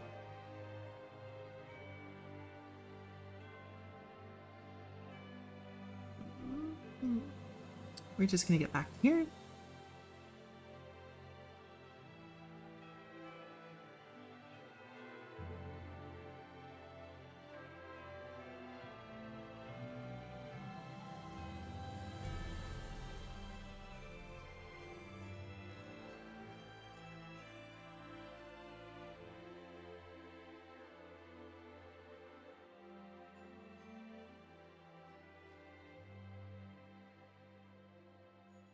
All right. And I was on the suede shoes, and I think I like this.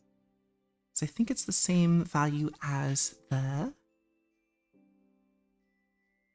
noise correction layer.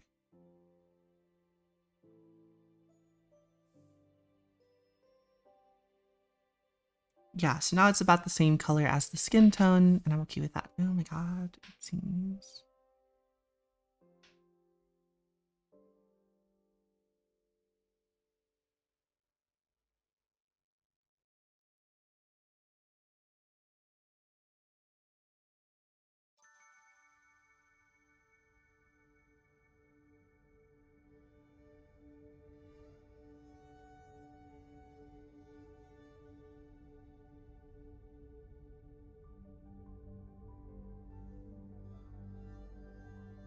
Probably use like an off black or something. I guess this is off black.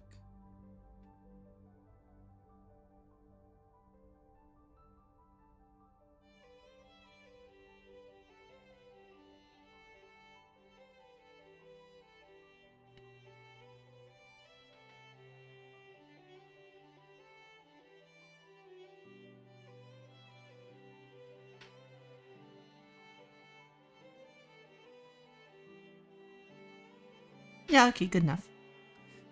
That's Kai done.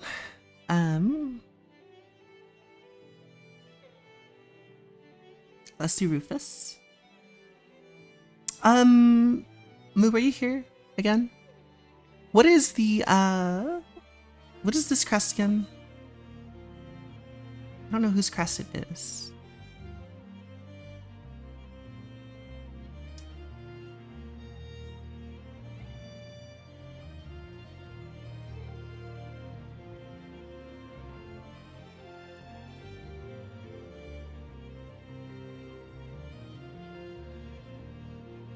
Which logo is this? Hey! Welcome back. Do you happen to know what football club insignia this is? I put it there, but I forgot which one it was.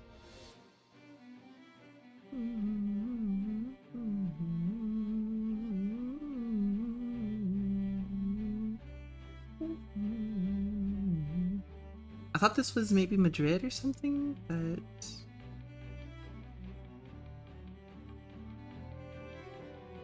Madrid, but... Club?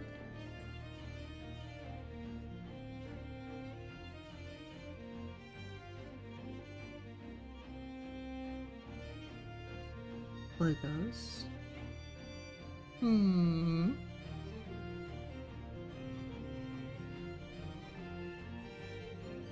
Maybe Portugal?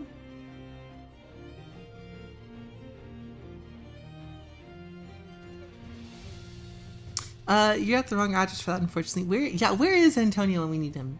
Never around. Football club. Logo? That's not, nope, that's not this at all. I wonder if I can do like a reverse image search. Let's try that.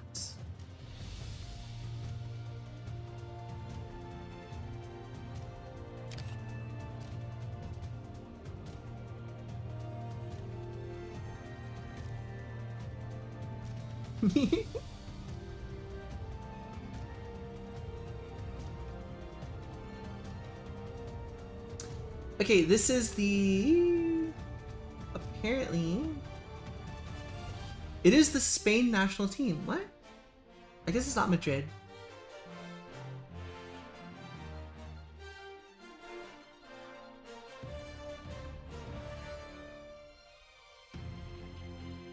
Spanish national football team. Okay, guess that works. Spanish national football team.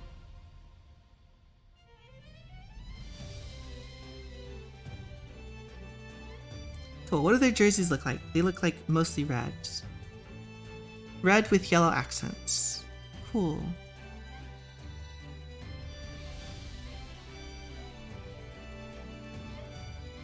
I'm getting the right color of red.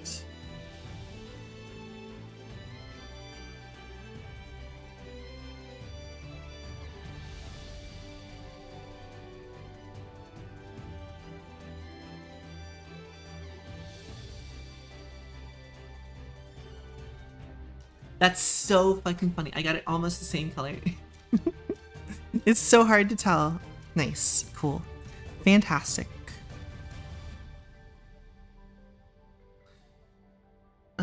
And then the logo ends up being yellow-ish.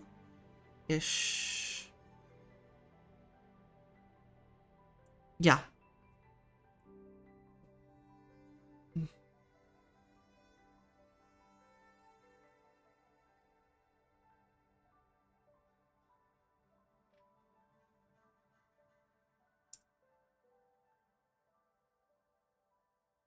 Okay.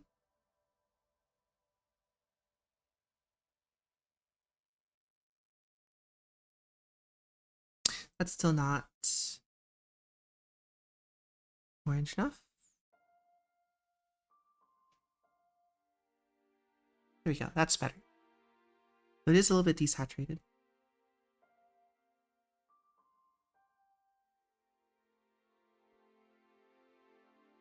Hmm.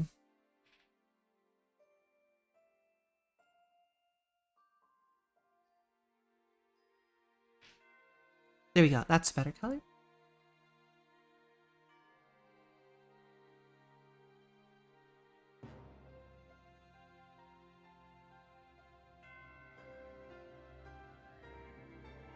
I ate too many fried mushrooms and it did unspeakable things to my mind and body. What?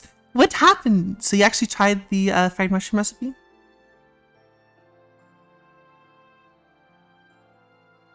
How did you enjoy it? Is it good?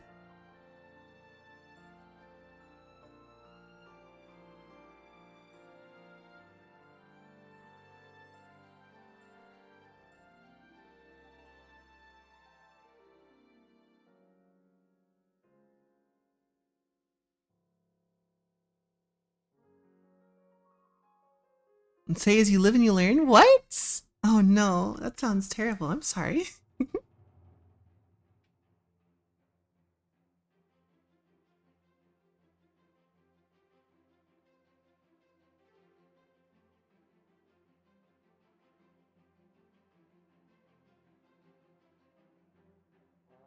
Da, da, da, da, da, da, da, da, da.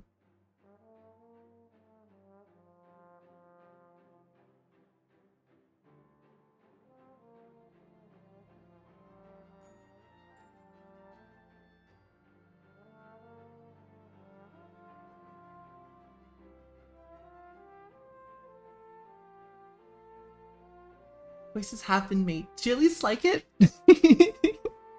I'd hate for it to be like, it was awful. Terrible.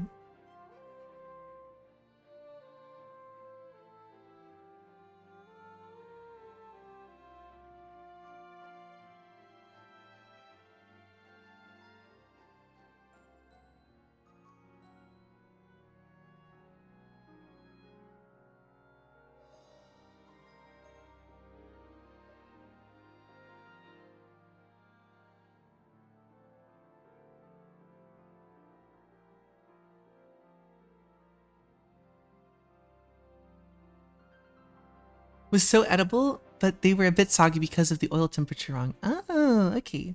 So is it like oil temperature too hot, oil temperature too cold?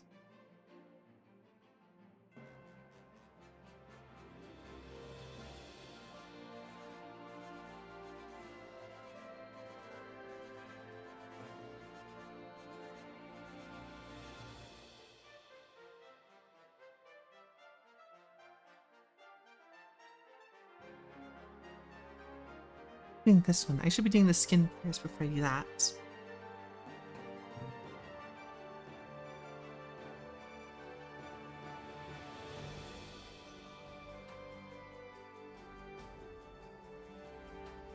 That's too gray. That's too black.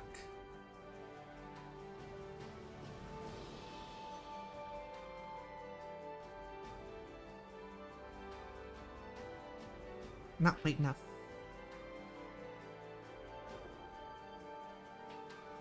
Not pink enough.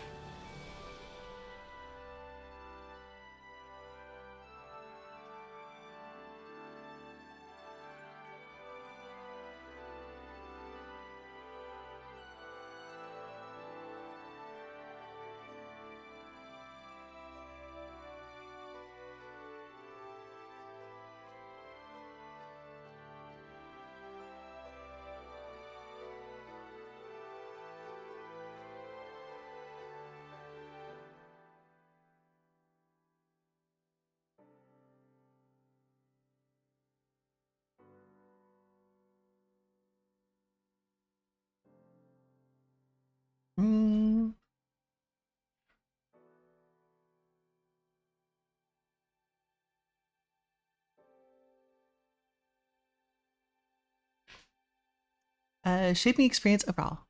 Getting attacked by hot. Well, oh, it sounds like it's too hot. Yeah, exactly. Hi, baby boy. How are you? Shaping experience overall. Nice. Well, there you go. That's good. At the very least, that's 2. Trying to find a pink that's going to be more saturated at a brighter color.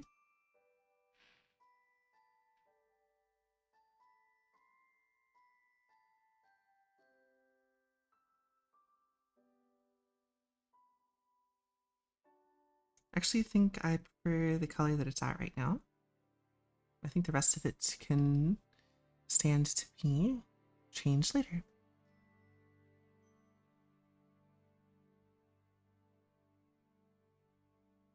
I think it just doesn't look right because there's no brighter context for it.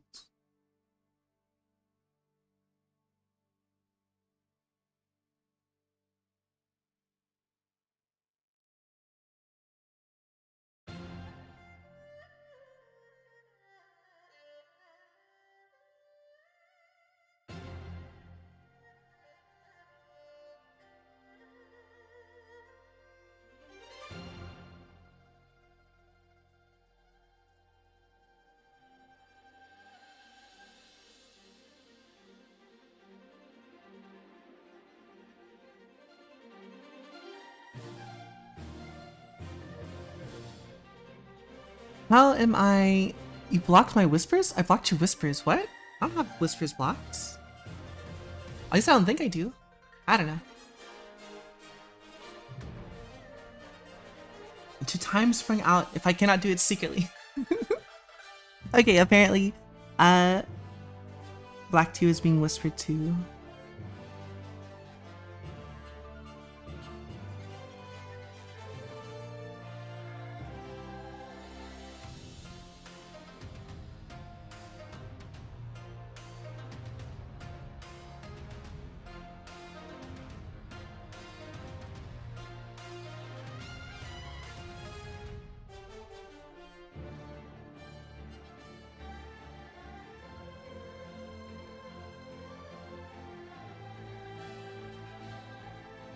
That's not the right color. What the hell?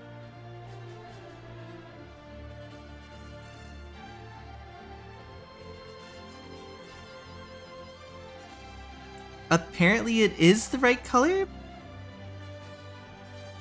What the hell? Why does it look blue? That's insane.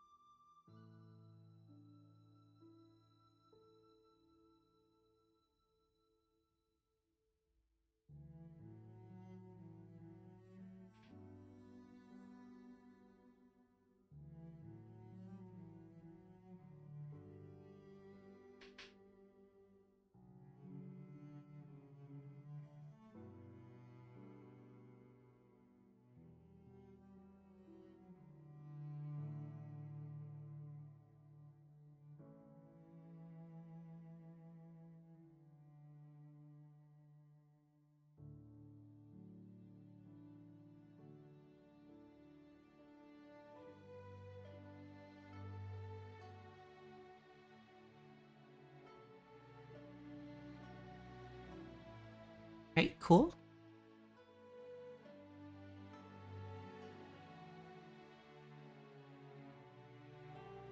Hey, how's it going? Salve. It's probably save. Good time to save.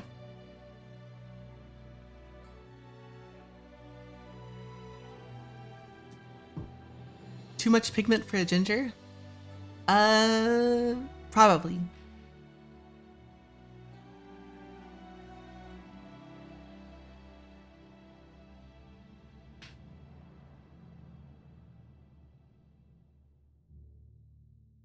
That's not darkness.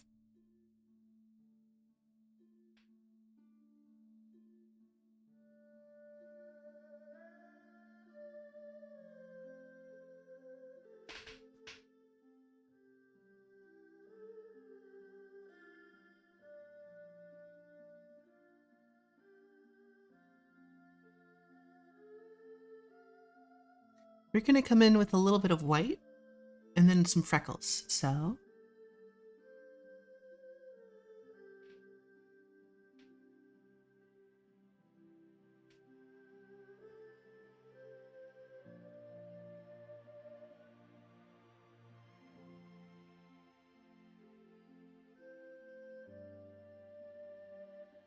Actually, what am I doing? I should be coming in with some red instead.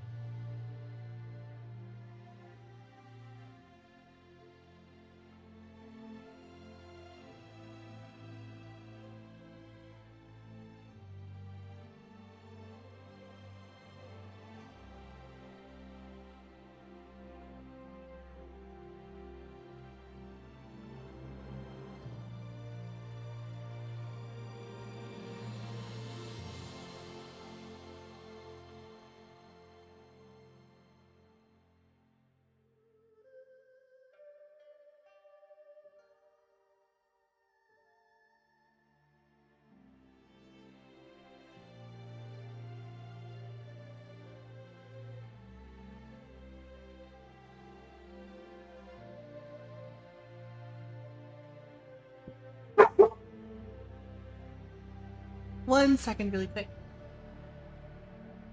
One second. I gotta go to the door. I need to turn off the Mahal camera. Alright, and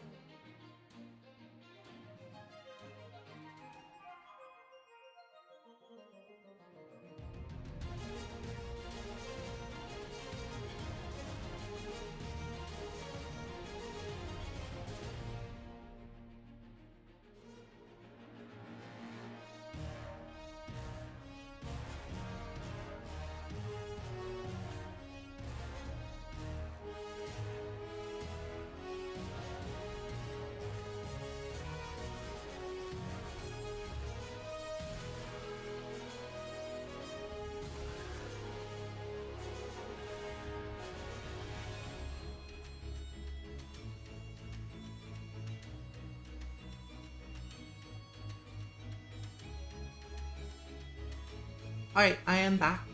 It was my mom. She was dropping off some snacks. She was in the area. Where is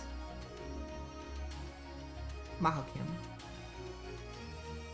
Cool, cool. Do not feel a need to respond.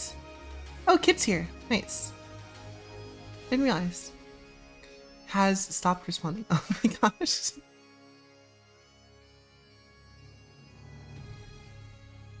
Has the void forsaken? Kit has been forsaken by the void, yes, at this point. I want to grab some more red though, and I want to put it in the ears.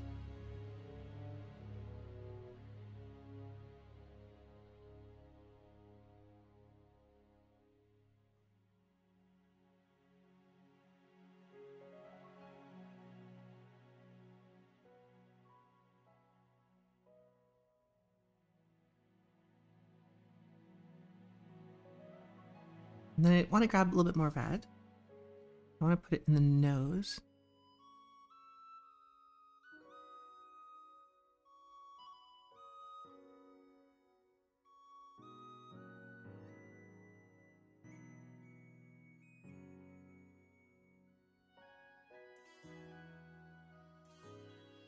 Cool. It's being a real menace. When you paint in black and white, do you start with light or dark? Believe that yourself. What is happening?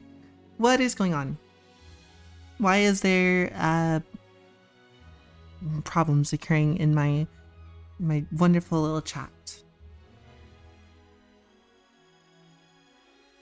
From what I have seen, Moob, I have seen that Kit will start often with an outline and then use a mid-tone for colors.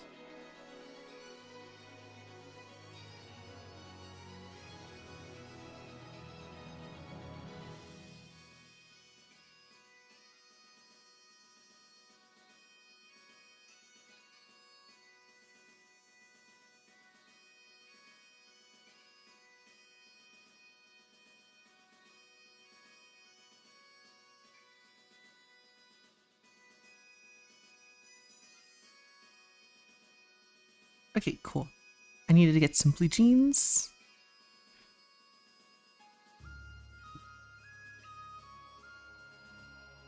Blue jeans are this color. That's way too fucking bright.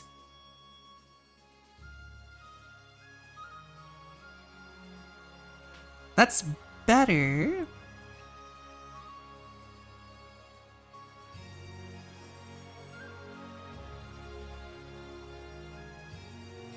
I do like the more desaturated color.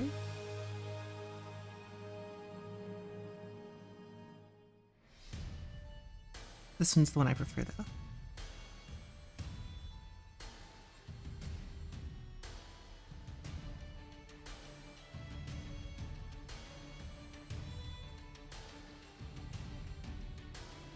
Alright, let's check here in a second our value structure to see if we are on the right path as far as like making something that is not going to be fully overblown in one direction or the other.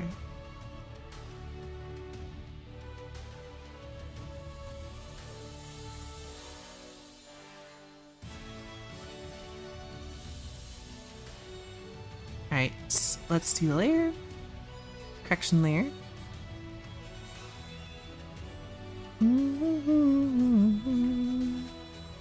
Gonna lower the saturation.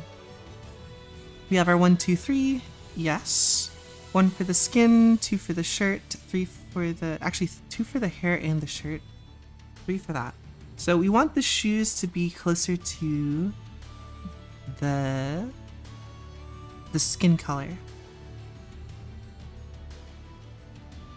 What's a good skin color that we can, or what's a good like reddish color that we can have?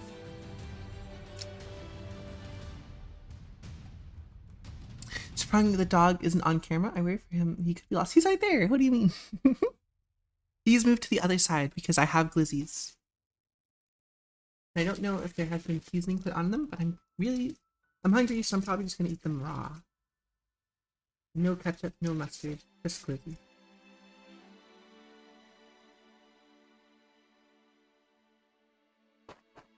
Just choking on some glizz, as the boys say.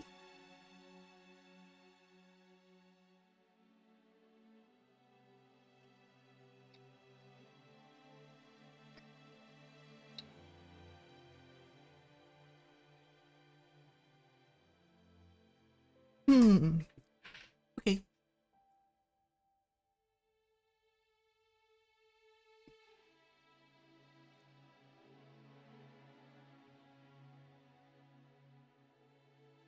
Maybe like a really nice tan set of shoes. What are you thinking?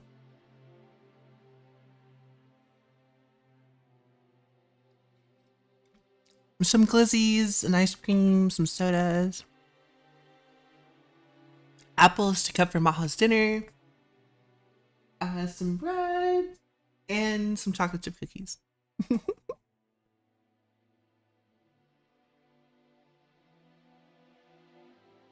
Mm-hmm.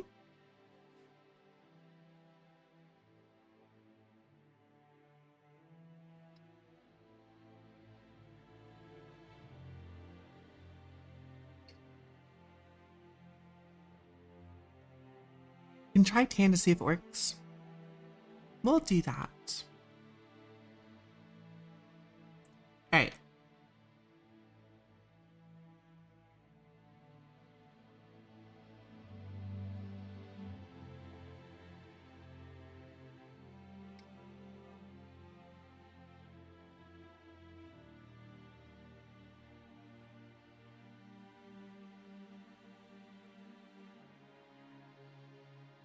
And we do want a little bit of highlight on the hair.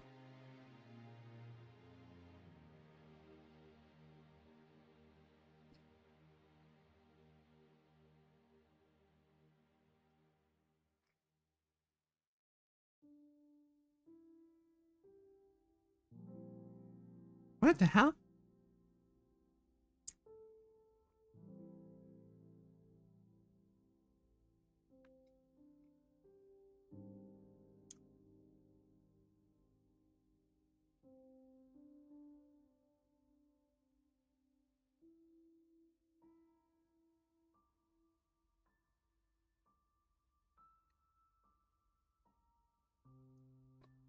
I don't really like that a ton.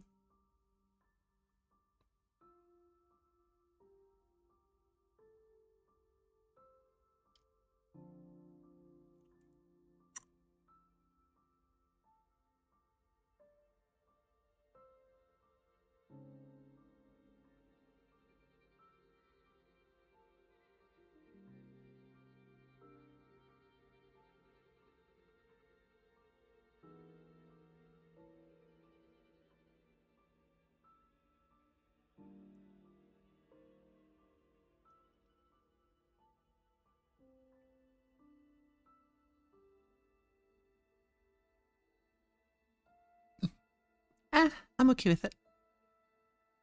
Can I have 150 more channel points? I cannot control how many channel points you guys get. I would though, I would absolutely. I'd make deals like that all the time.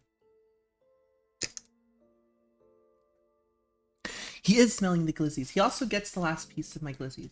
So that's probably why he's here on this side now. Because I moved the glizzies to the other side.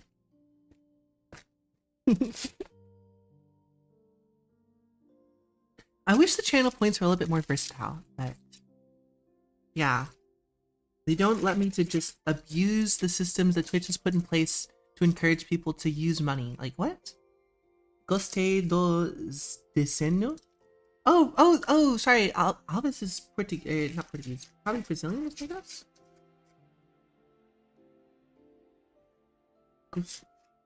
Me gusta el diseño. Okay, that makes sense. Gostei do desenho. That's fine. The dog needs a treat now.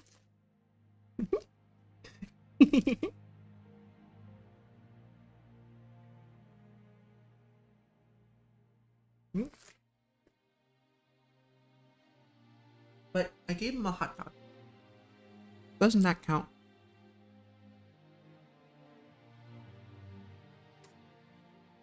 Right, down. Down.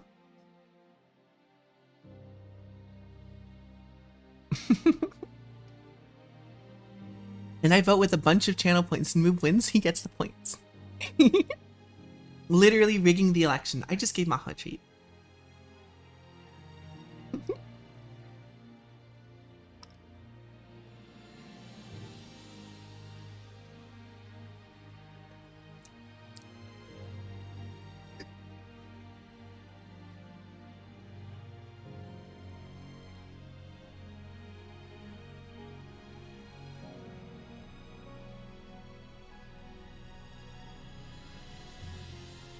I don't like that. That's too sandy.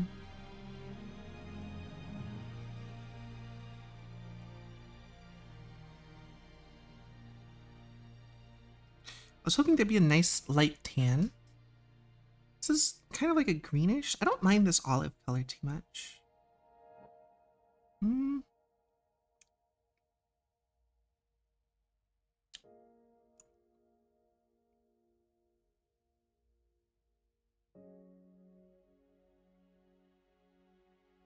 Well, I don't know. Can I start a Gambles mod? Yeah, you can. You just can't vote in it though.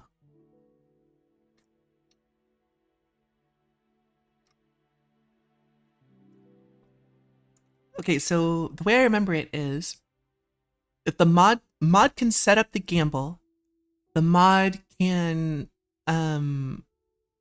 vote in that gamble. But if the mod voted in the gamble, they cannot pay out. That's what I meant, right?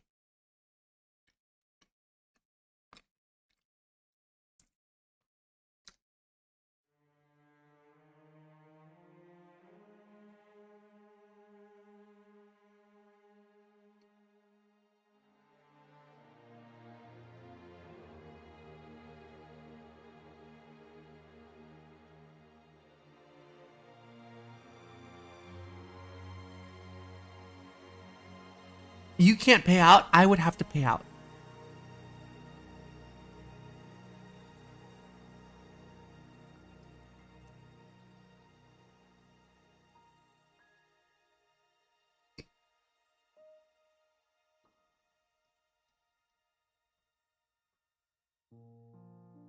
We haven't really experimented with it a ton, I'll be honest.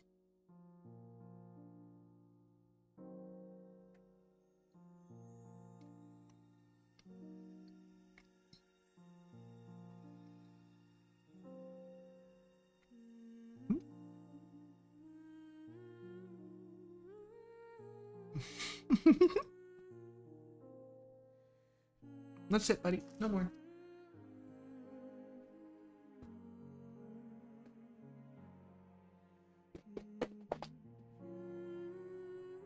Je ne trouvais pas la motivation. Why can't you find the motivation? Do you not love Maho enough? Maho, they said that they hate you. I'm sorry. I know you can't read, so you can't see what they're saying, but I can tell you.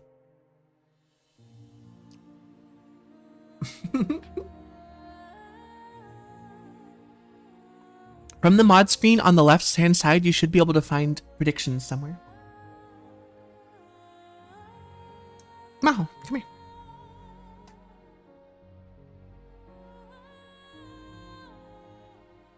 Good boy.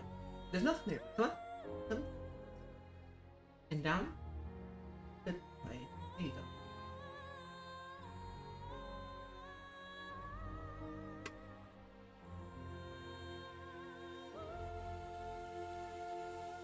To draw. Okay, let's see.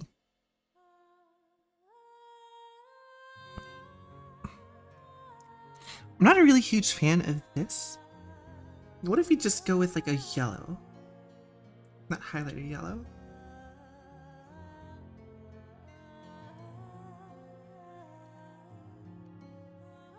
I don't think the golden would be too bad of an idea.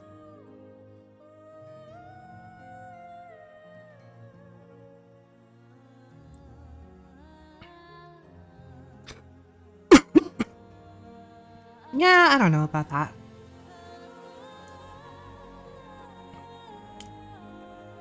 Let's just find like a nice beige.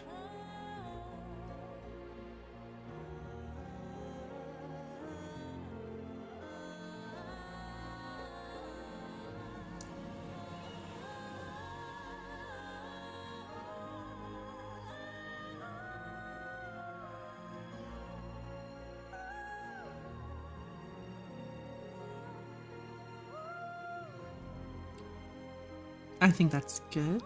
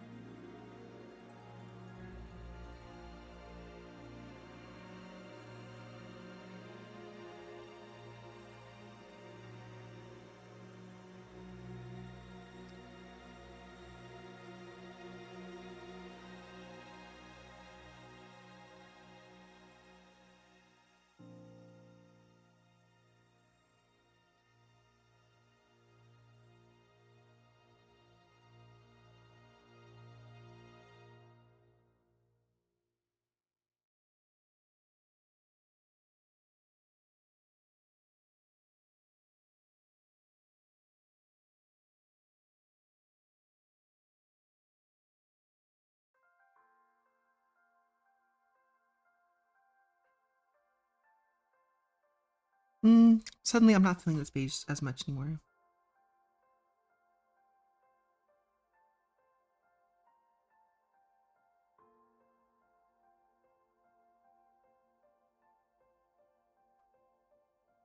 That's kind of greenish. I don't like that as much either.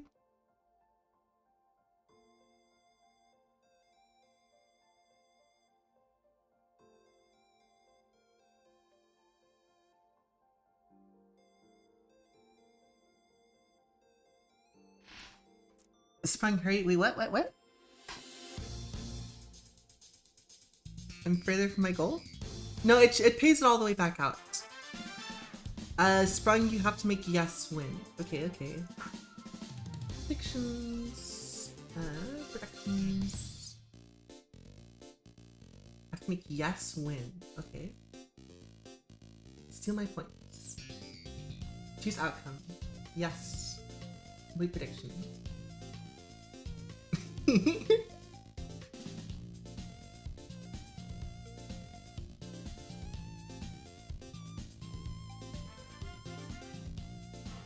God's left move gets 120 points.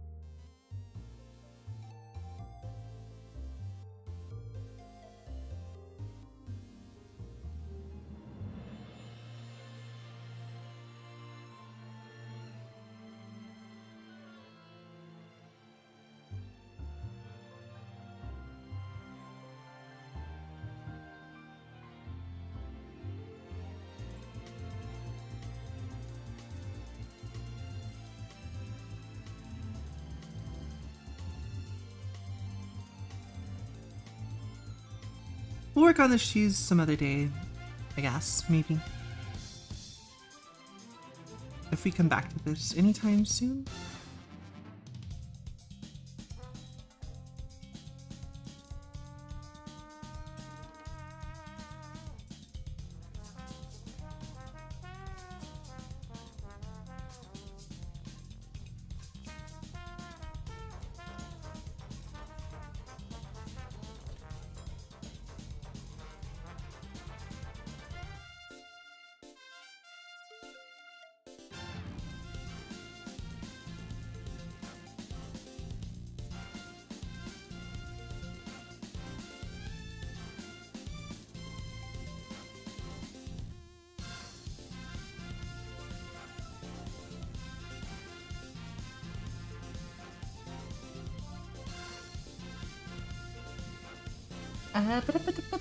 Give the baby a treat.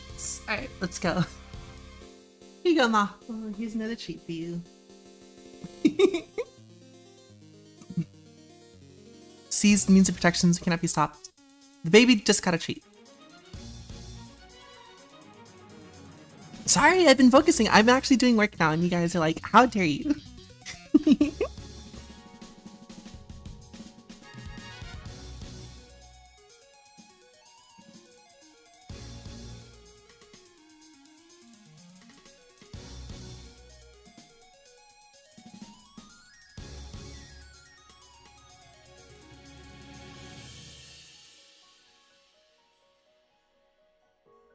Greta Thunberg .mp4. How dare you?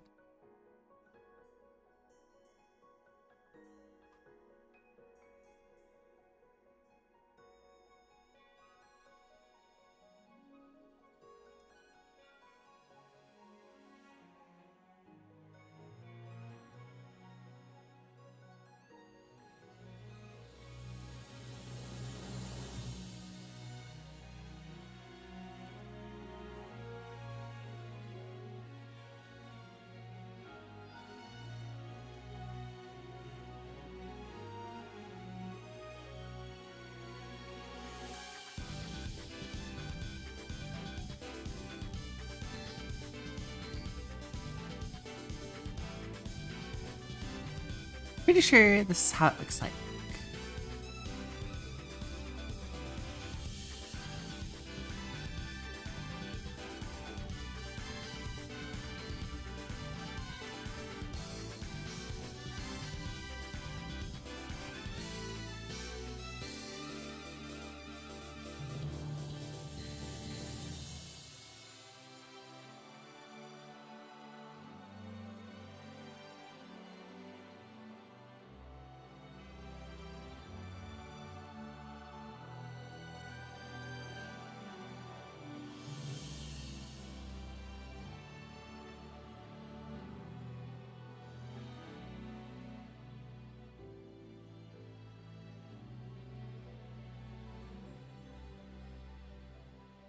Sprung is working on what is supposed to be, for the first time, the stream Casino Rules. It's another distraction. It's true. As long as people are entertained, I'm more than happy to be distracted.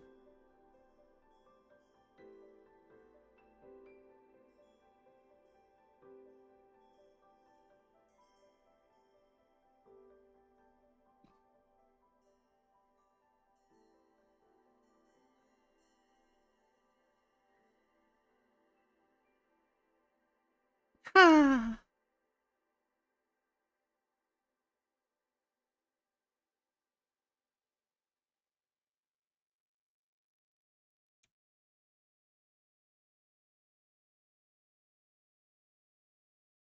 Nice. Cool.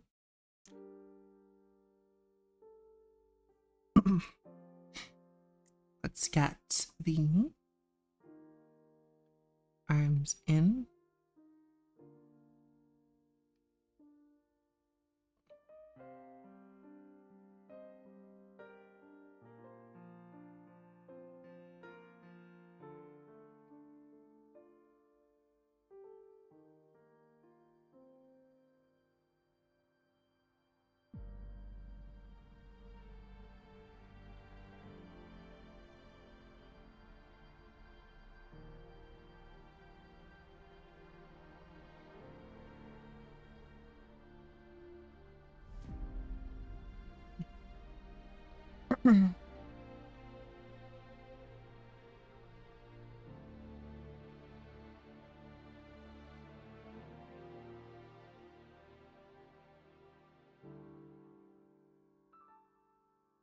Whoa, that looks weird.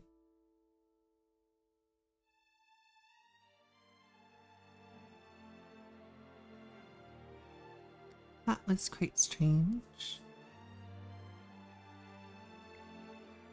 Sprung, can you fix the hand on one of my best drawings? I can do my best.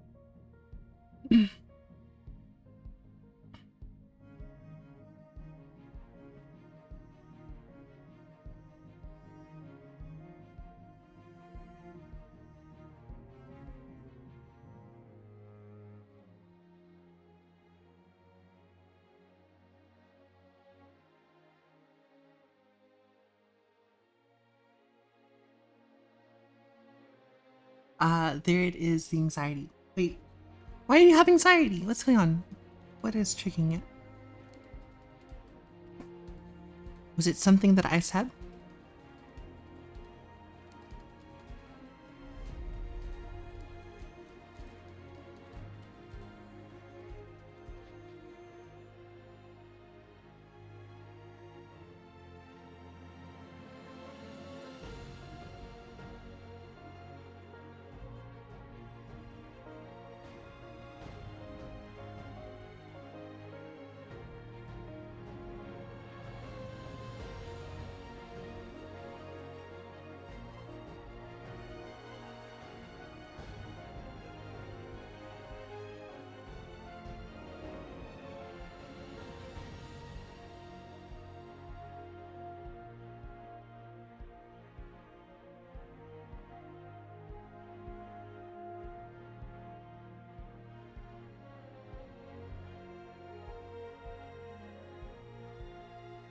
I feel like all of these reds should have been a more orangey red.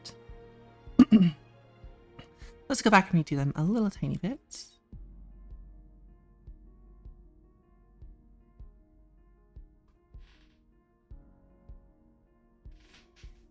It's the panic of sharing art. What if I'm called a fraud, a fake? What if someone says my painting looks like AI again? That's unfortunate.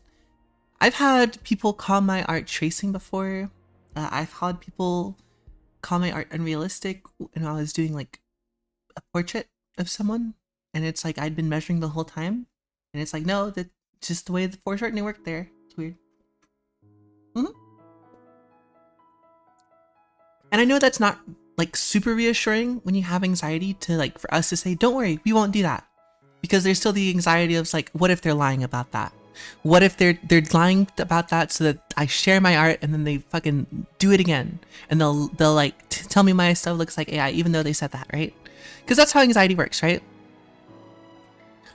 So I try not to make those kind of reassurances, not because I'm gonna do it, but because like I don't want it to cascade into the other levels of anxiety.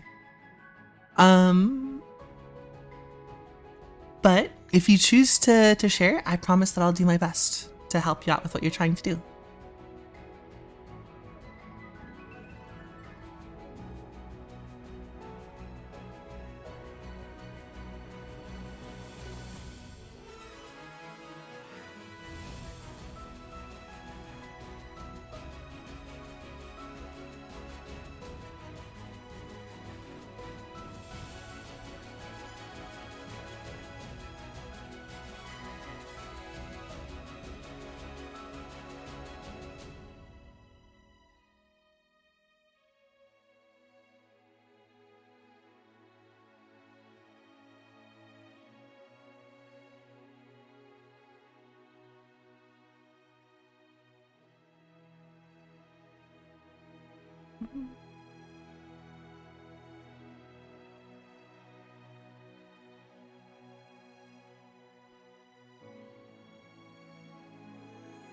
So, but yeah, once again, you don't have to share any art if you don't feel like it. I hope that one day you do find the strength within yourself to do it. And I promise that I'm going to do my very best to help and do what you've asked me to. Because that's what I try every time. And I hope I've built up enough of a rapport that you can rely on past experiences to inform future decisions.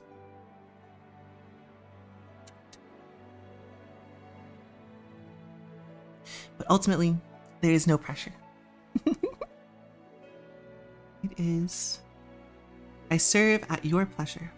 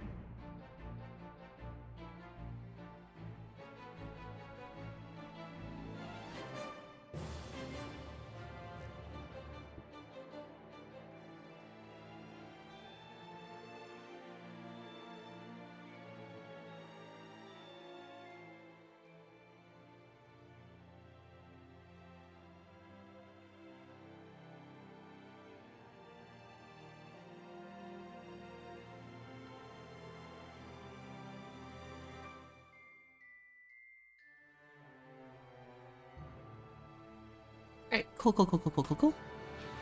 So,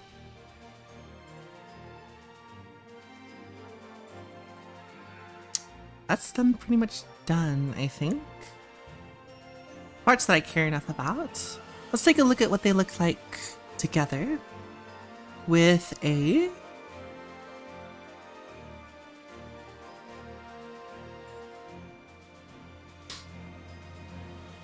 they all feel about right, I think.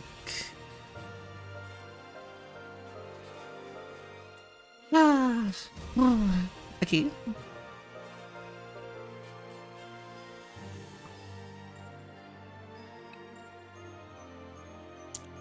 They are fairly bright, and Rufus looks like they're from like Jabberjaws or something.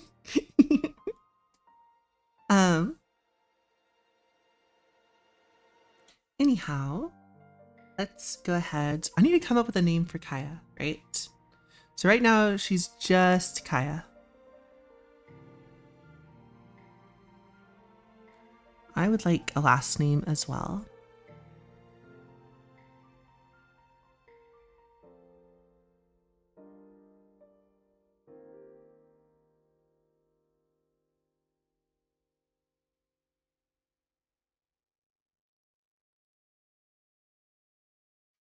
What did you share? I don't know if it helps, but I also felt anxious when I shared my art that needed to be reviewed with Sprung. Made so kind, uplifting about it, made me like the piece in the first place. The piece that Black Tea is referring to which, if Black Tea is okay with it. So this is the piece that they shared with me, and I thought it was really excellent. I especially love the way the colors and the forms and the shapes and everything comes together. But we already did the review and stuff of that. But yeah, they were feeling a little bit uncertain about this piece. I'm like, this is great. And so I'm glad that it helped them like the piece more in general, because I think that the piece is awesome, in my opinion. But yeah. Yep.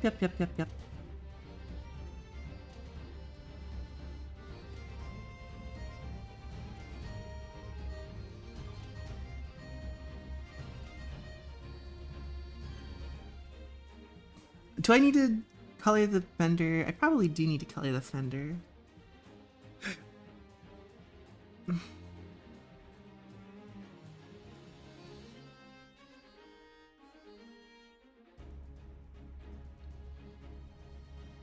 Window. New window. Just so you guys can see the whole thing while I'm working over here.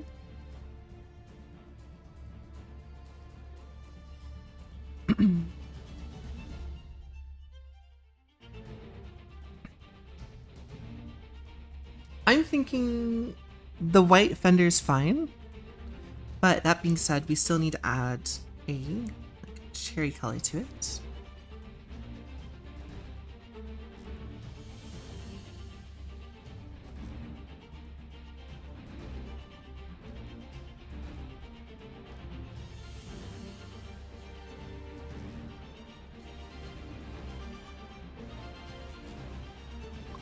I find being depressed makes it easier to draw. All right, well, that's an opinion. You sent the file to me. Okay, cool. Now, are you okay with me sharing it live? Do a critique of it if you want.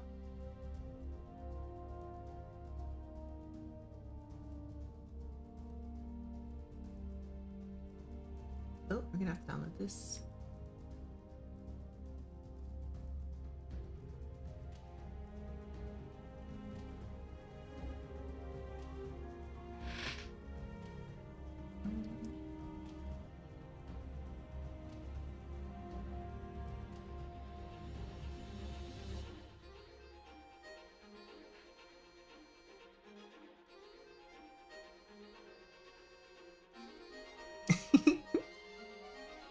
All right. Let's go ahead and do that then.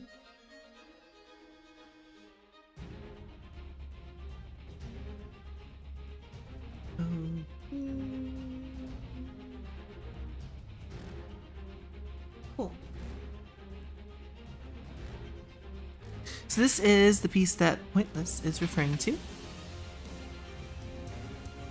I think this looks really good. I think I vaguely remember you talking to me about the cloth on this one, because it looks somewhat familiar. But yeah, like just flat out, first of all, just to like not compare, but to kind of just give some context, right? When you're talking about you're so good at art and you're talking to Black Tea, right? I want to point out some awesome things that you guys both do, okay? Because first of all, you've got some really good solid outside line art, right? So you have some really good strong line weight going on. There's a lot of forms receding into other forms with T lines. So you guys both do a really good job of showing form through line, right? As far as colors go, you're both doing a very similar cell shading style. And I think you're both selecting really good colors, right?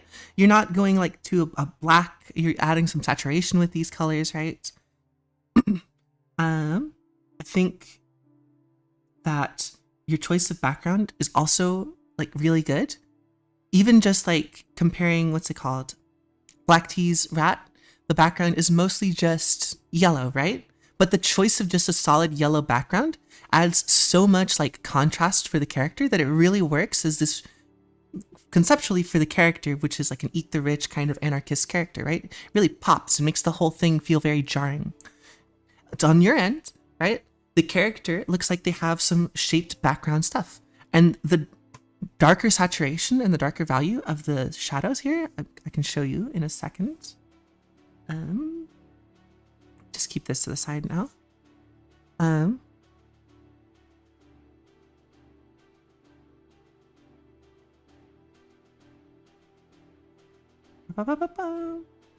Just take this black and white. This change in hue that's happening between these two shapes here is causing this like visibility of the shape more, right? Which I think is really good. And I think the background is just really fun because it's got purple colors and everything. All right. Means the exact opposite. Sprung really light blue might look nice. What's going on? What's happening? Finding really light blue might look nice. Really light blue looking nice. Exact opposites. Need to be happy. Yes. Oh yeah, mood. Just using purple. Using purple?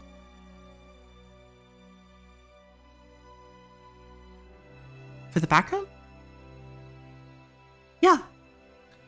Yeah, for the... Oh, I remember, because you asked me about like what color to use down here, right? Instead of using like a darker color. Yeah. For the shadow. I remember. I vaguely remember that. Yeah. Because you could use like a purple. I don't know how to move around yours necessarily. This all looks like vector lines, so I assume these aren't the colors. You go down here. I'm assuming this is the shadows, maybe? I can't see what that changed. So maybe this is eye-centered? Yes. Okay, so that's the eyes. Shadows. Yeah, here we go. Yeah. So you have kind of a bluish, purplish color for the thing, and then you have a darker bluish down in here. For the hand, if we're just talking about strictly anatomy, which is what I'm going to be talking about, because that's what you wanted to talk about.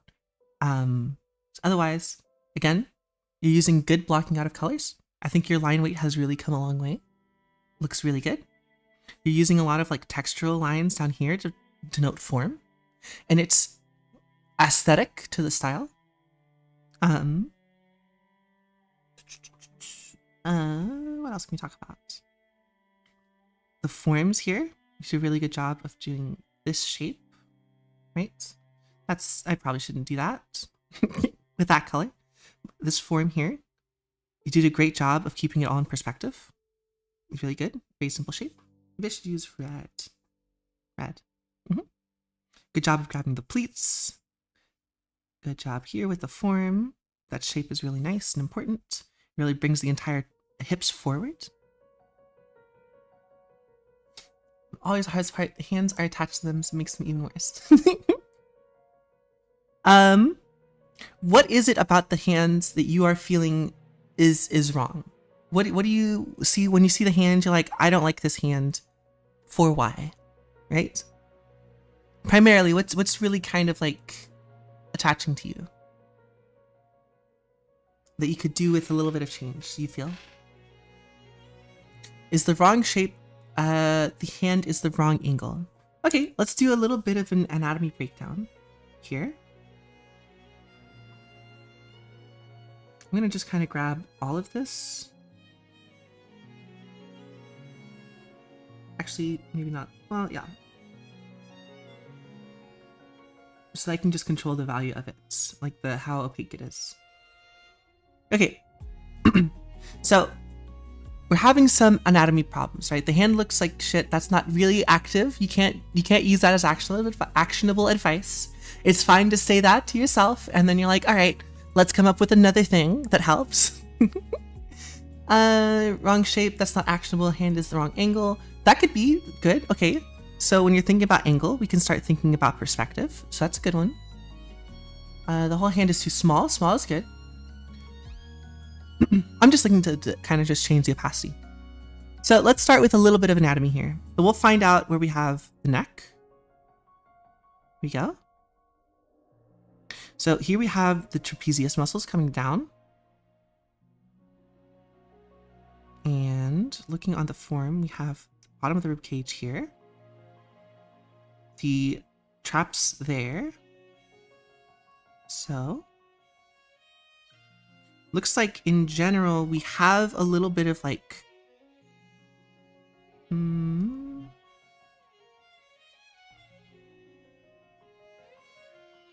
object is, let's see if I can get this correct. Rib cage to rib cage, back down.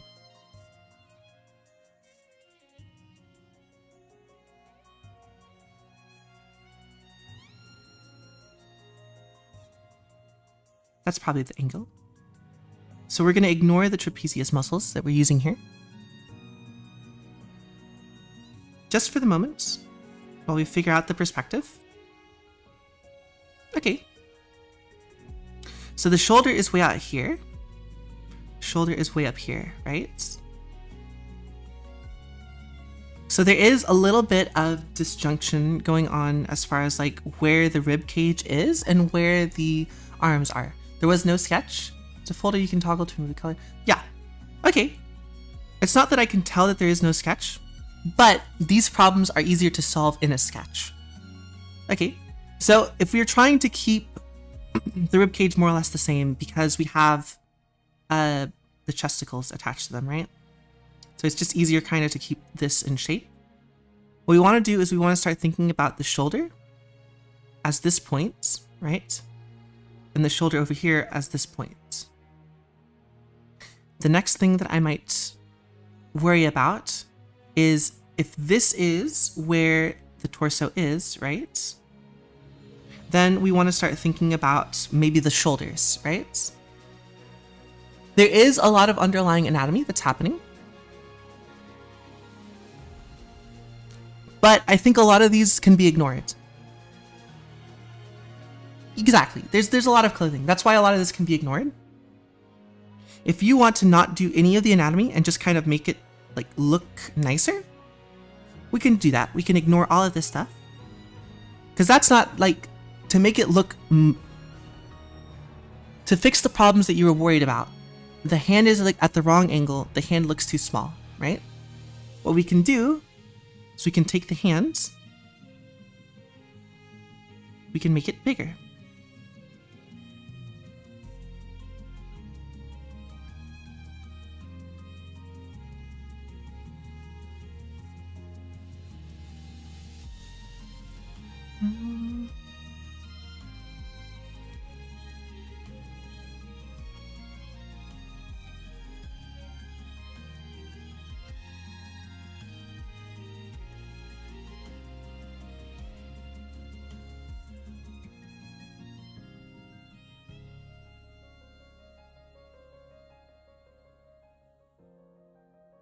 So we're just going to make it a little bit bigger.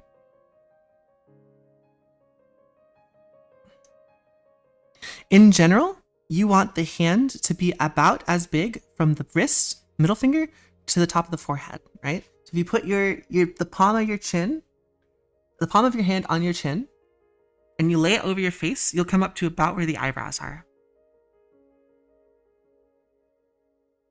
So like this, probably a little bit smaller for a woman. Cool. So you can put it back in the right place. So we can see that you were maybe, what's it called? You're not really that far off in size. I had to guess, I'd say you maybe were like 30% smaller, right? So just doing that,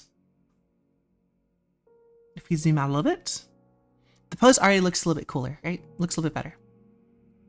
Yes, it needs to be bigger, right? You pointed out yourself, it looks smaller. So we can do that, we can make it look bigger. The next thing that we can do is you said that the hand is the wrong angle. I'm gonna do a little bit of a measurement here. So this is where we say the shoulder is. This is where we say the elbow is.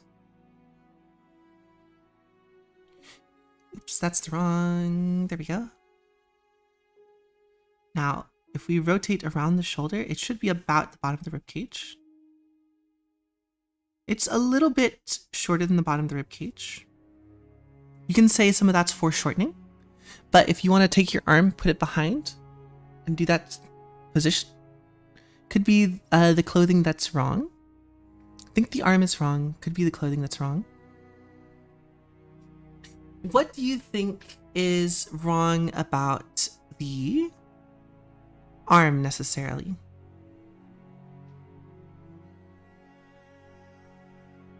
Probably the clothing. Okay. Let's do some perspective, right? So this is the arm underneath, more or less. And then we have the other arm coming up, right? So if we take just this in context, it can be a bit strange, right? So how would we do this? Where is the elbow to you, right? When you're thinking of this drawing, where is the elbow?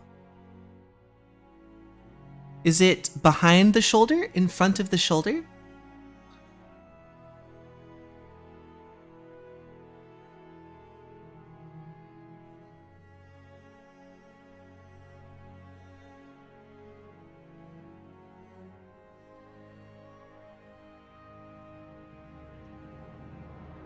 In front of the shoulder and face. Okay, so if we were looking at it in top-down perspective, the shoulder would be here, the elbow is here, the hand comes here, right?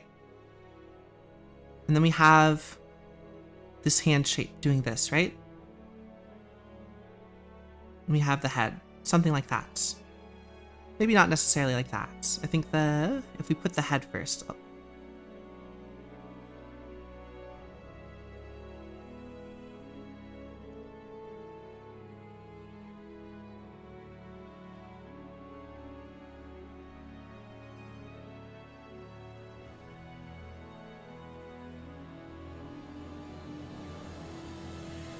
Something like that, right?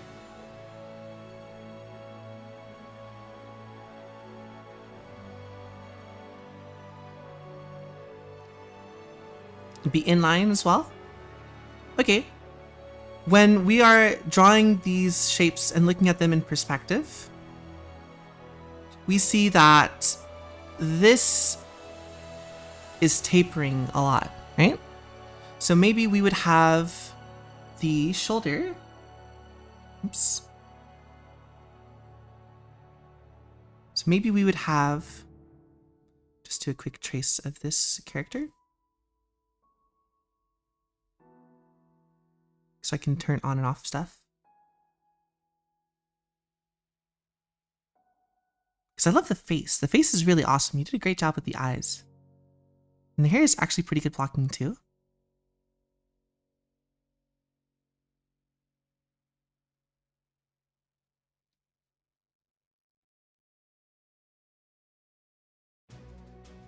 Bum, bum, bum, bum, ba-dum. Apologize if I am a little bit tired.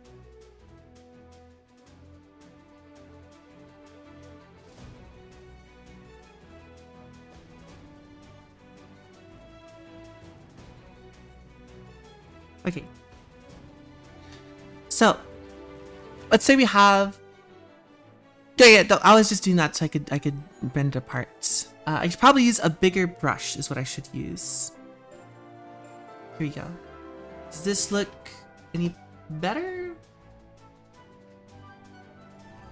Mm-hmm. So right now we have this character.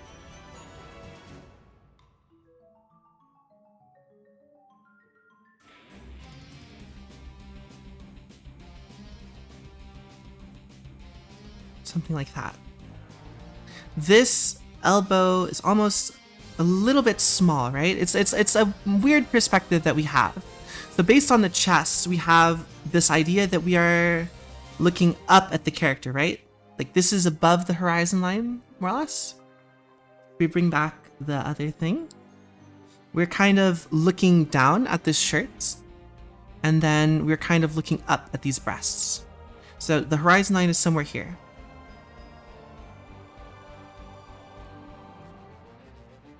So that means that we are going to see the bottom of the hand. Think of the hand like this, right? This is where the wrist and this is the thumb.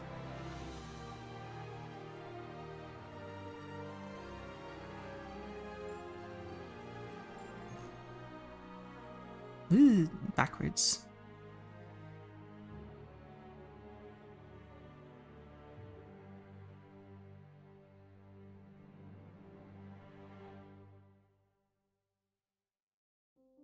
So we're going to be looking up at it, right? So if we block it out, we would see kind of like this, right? At the moment, we're seeing the hand like this, which you could have it like that. That's no problem, right? But like, as you said, we're going to have it at a different angle to the wrist, right? We're going to have the hand be like this in comparison to the wrist. We wanted to look at the same angle.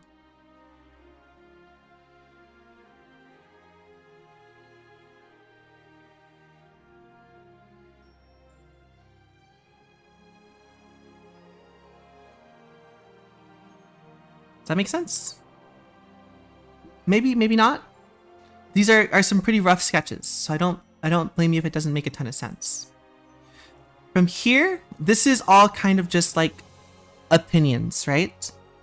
So if I was to try to make this elbow look right, okay? Because it seems that you've reached this point where you don't really have a lot of an idea of whether or not you want the elbow to be forward, where it's back.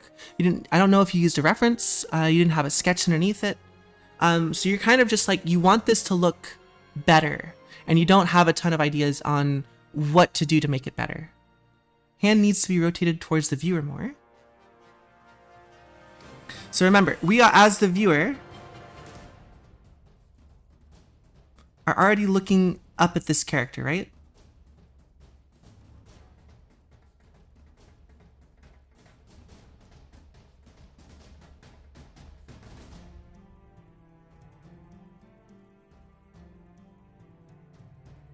I assume that their shoulder is something like this in the back.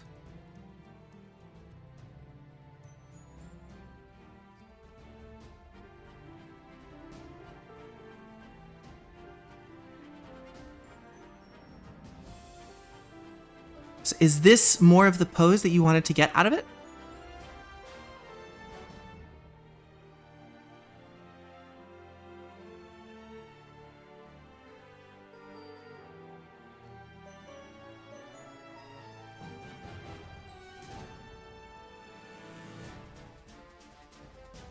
Sort of? Okay. So if that's the case, right? To do that, we need to bring this shoulder more out, straight out.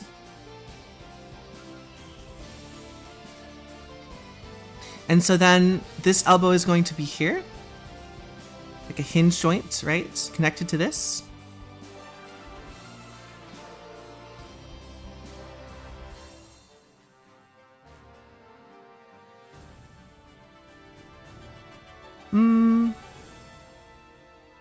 Probably more like this.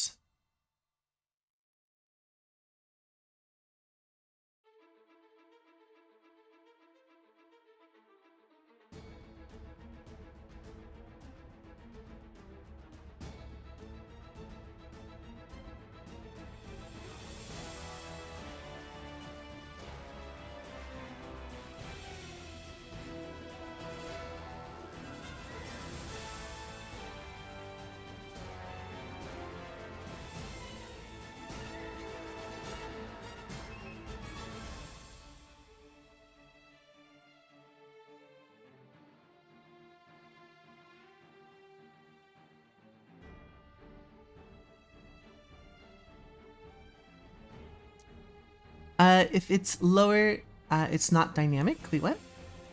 Do the pose yourself right now. I was to do the pose, right? I'm looking at the video. So the entire pose would, if we're changing the perspective, is going to change the entire pose slightly, right? So the viewer, the angle of the viewer doesn't necessarily mean where it's like dynamic or not, right? I always do it from the same angle of what you're doing. This is the armature of what I would do.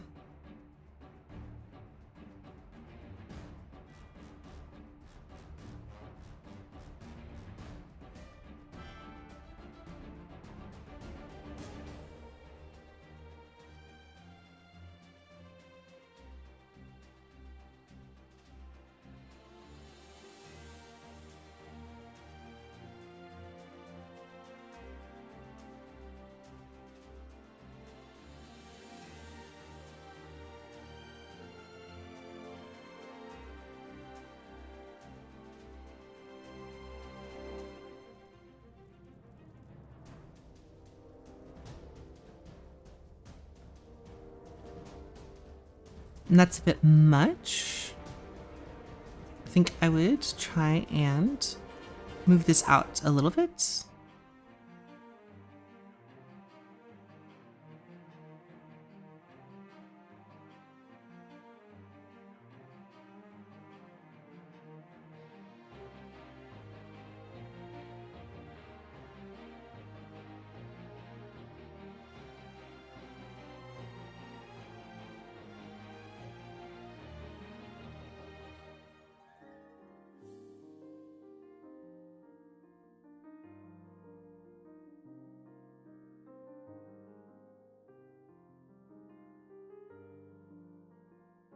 And this is, my arm's a bit too short here also. Erase it, try again.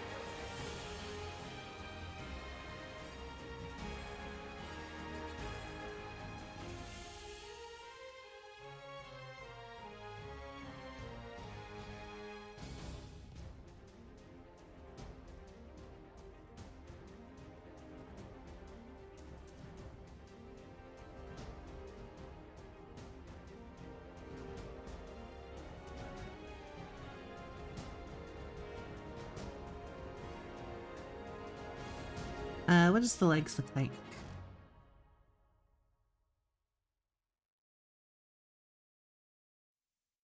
Okay.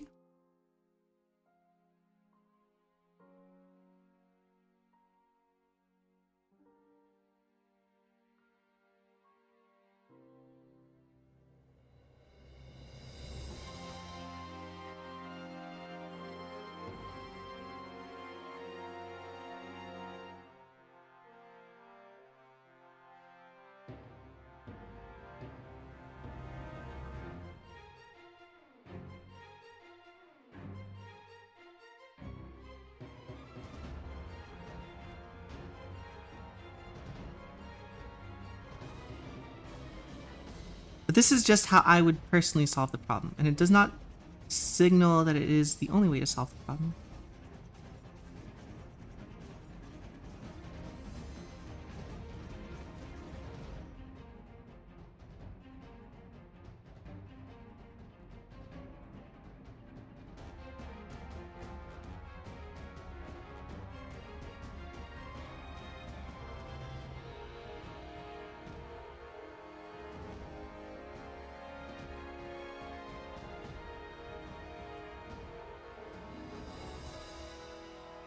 Elbows are hard.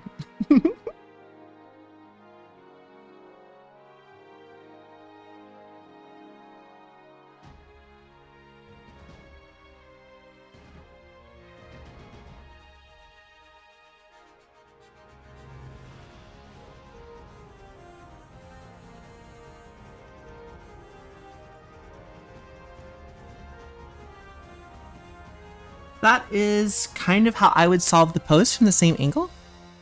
Art is hard. No T? Sorry, I always feel like I'm intruding when Sprung is talking to one person. No, absolutely. Art is a group thing. Yeah, exactly.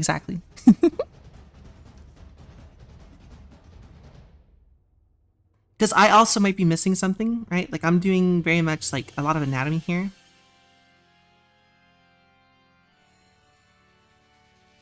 And so I might very plainly miss some stuff. Like actually, when you're drawing this, you're being an idiot because that's not what it looks like.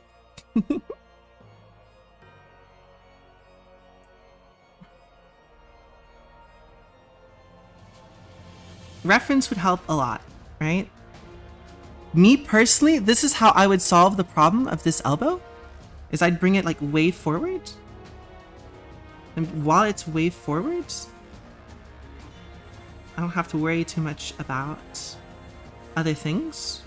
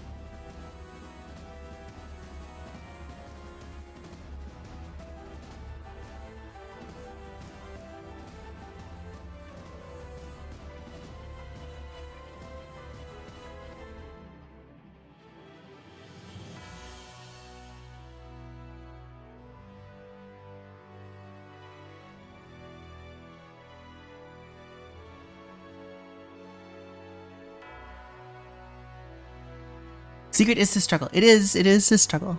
No sketch or reference. I just sat there for 12 hours straight after being up all day. That is, you're not doing yourself any favors, right? One thing I've learned in 10 years is that you should be kind to yourself, right? And you should do anything you can to stack the odds in your favor, right? You should cheat wherever you can, as long as it's something that you are comfortable doing. Right? And what I mean by cheat, I don't mean like go out there and trace or go out there and use ChatGPT. The goal is learning, and there's some things you can't cheat yourself out of, but you can cheat in other ways, right? And by that I mean cheat by getting a full rest, right? Cheat by waiting until you're inspired, or cheat by starting to do some sketches from references or something, right? I know where you're at as far as like, I want to impress people with the fact that there was no undersketch. I want to impress people with the fact that there was no reference, right? But if you're at a place where you can't, just like I was telling Kit, pivot, right?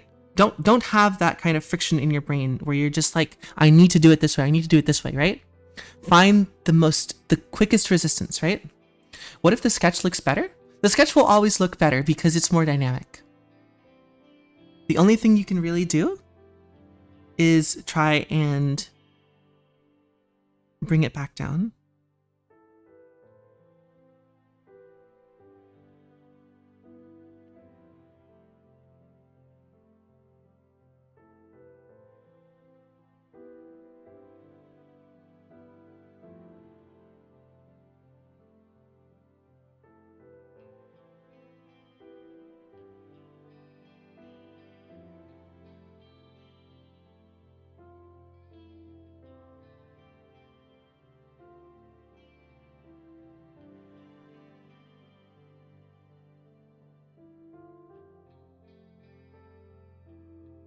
I would lose so much. It's not to impress. Like I sent. How could I possibly do the line art over that? You don't have to, right? Not every piece is meant for everything, right? But if you do 10 loose sketches, right? You will feel more comfortable doing a loose sketch if you have to start over from scratch. I'm not saying you're going to get better at art, right? But you stop being so precious about every single piece, right? You stop being like, man, this took an hour, and I'm scared to start over again because it's going to take an hour again. You get really comfortable with it. You draw for an hour and you're like, I don't really like where this is going. Delete. And then you start again. Why? Because you're confident that everything that you've done, you can do again. And if you don't feel like deleting it, don't delete it. Just go somewhere else, right? It's less about the time commitment. It's that you feel like you are lost because, and I'm talking about my own personal experience, right? Because I feel like I'm never going to get the same like line weight. I'm never going to get the same like character expression. I'm never going to get the same whatever, right? Once you like, you're like, wait, actually, I don't care, right? I'm just going to do it again. And if it turns out better, then cool. If it turns out the way I liked it before, then I'll try again and try to do it the way I did it before, right? But also, what I've learned, and this is something I got from Sabu, because Sabu's a very nice artist. If you reach out to them and you're like respectful about stuff, and he's just like, hey, how's it going? I'm a really big fan. I was hoping that you could give me some tips in here and there. Usually they'll give you some tips, like some short tips. And so I was like, hey, how do you make sure your line art's good? Because I tried to do a new layer to do a sketch, and they responded to me. They said, I never do a sketch layer and then like draw over it with a line layer. My sketches always become my lines, right? And so then from there, I was like, okay, if my sketches always become my lines, let's see how I would interpret that, internalize that, and do that. So if I wanted to line this, right, give it some line width and stuff like that, I'm going to do, okay, so this is where the shoulder is. Let's come that down. Bring this, because I don't think this is very clear, so I'm just going to erase some of this stuff out. Same here. I'm going to bold this line because it's the, what's it called? The collar. And then I'm going to come in, press I have a quick key for going from transparent to drawing, right? Quick transparent, right? I can go between those two. That's why I love Clip Studio so much, because with the exact same brush, I can undo the thing that I just did. So I switch over to transparent. Like, I'm like, okay, cool. So there is my, what's it called? My collar for the character, right? Okay, cool. This no longer has a place, so I'm doing it. Anything I miss is going to be like texture that's going to stay on there. If it bothers me, I erase it, right? Control Z. Breasts, right? The way I said that's all. Don't. That's gonna get clipped. What's it called? So breasts are coming in front of this. So I'm coming in here. I'm like, okay, cool. Here we go. This high, come in, do your little erase here, do them. And so what I'm doing is I'm taking the sketch that I did, and I'm just like adding the stuff that I need. I'm adding the lines. They're getting thicker because they're touching other things. They're object on top of another object, right? And I'm not getting rid of my sketch because the sketch already has a lot of stuff that I can see what all the forms are, right? So I'm going to just come in here and I'm going to grab all the shapes that I want, right? Have this fold come in, right?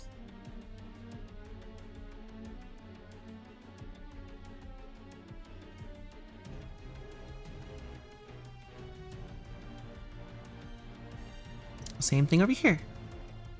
Say I want to come down and do the jacket to be more like this. Give it a nice bold outline. And here's the trick, right? If you make the outline really, really big and bold, all the lines on the inside are automatically going to look more like detail lines. And you want that in a sense because it's going to make all the parts that you miss, like this section right here, right? I missed this tiny little scratch that you guys can't even see because it's so far away. all these tiny little, oh Jesus Christ, all these tiny little specks, right? If I make the outline really bold, it's gonna make these harder to see by contrast, right?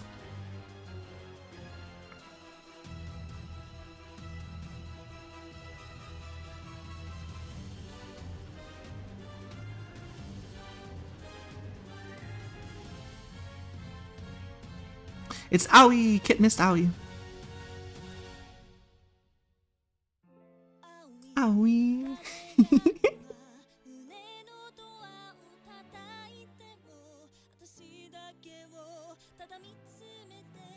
I can see all the flaws. That's fine.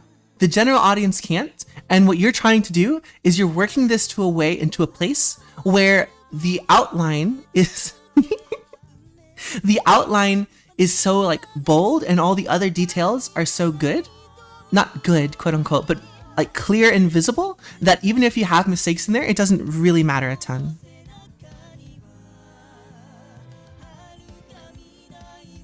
This is the same thing as we were talking about earlier when I was doing the hair studies with Kit, is that a lot of these lines end up being textural lines later, which is really good because you want a lot of texture in these things.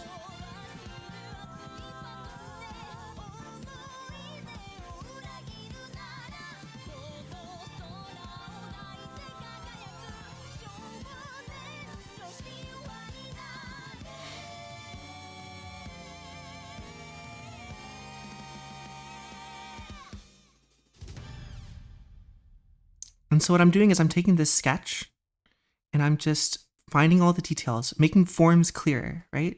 This tie kind of, it needs to go in front of all these creases and stuff, but it's not really sticking out. We make it bolder. Bigger, bolder lines.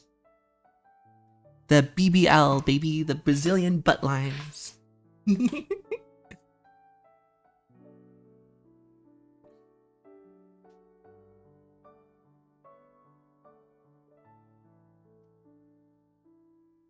I need to repot my aloe vera. It's not doing very well. I think I messed up the water cycle for it. It means I need to get some sand, some coarse sand and stuff. Just come in here, we're grabbing these shapes. I want to have more of like a tie shape. Cool. There's still more I need to do for this, the collar here. Okay, what do I need to do? Let's try to differentiate where the jacket starts and the collar starts. Cool. Start to differentiate where the neck starts and this starts, right?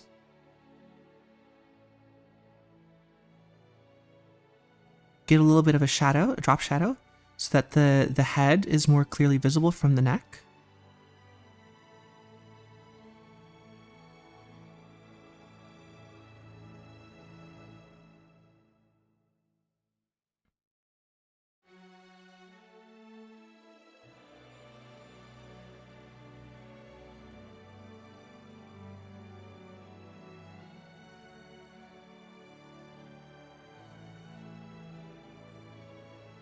Do I want a nose? Maybe I don't want a nose. Maybe I do want a nose. We'll see.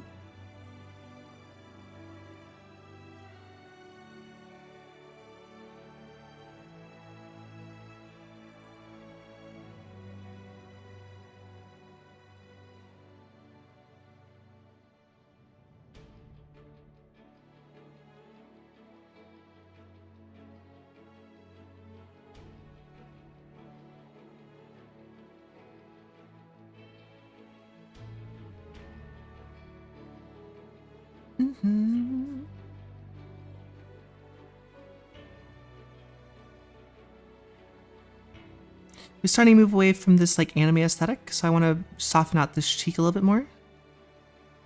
So we keep the shape more consistent with the style.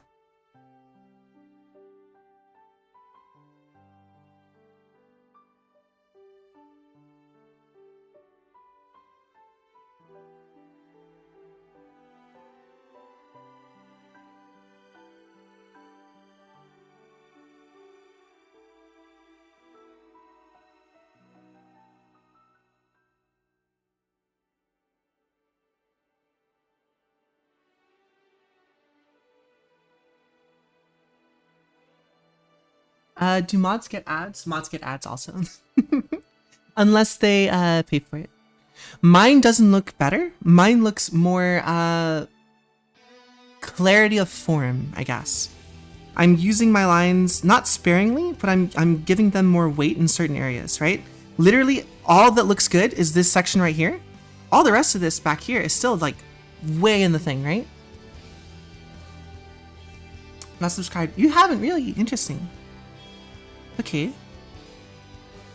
Maybe.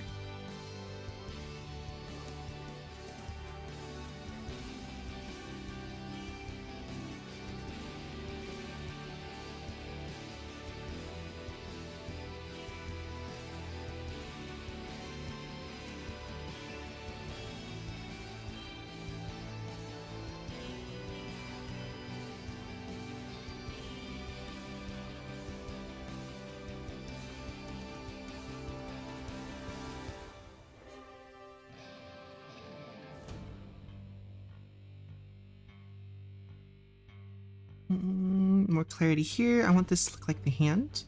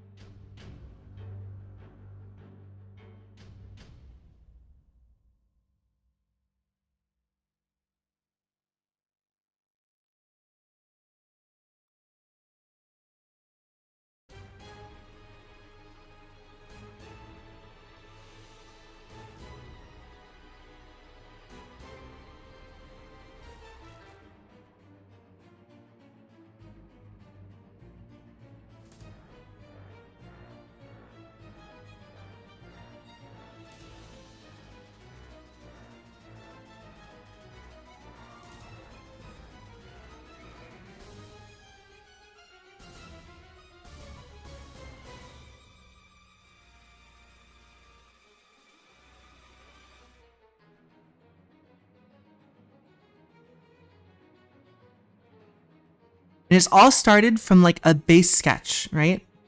This kind of refinement process is more of a process than it is whatever, right?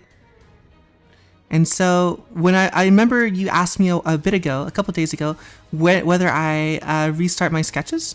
And no, not since I've gotten this advice from Sabu.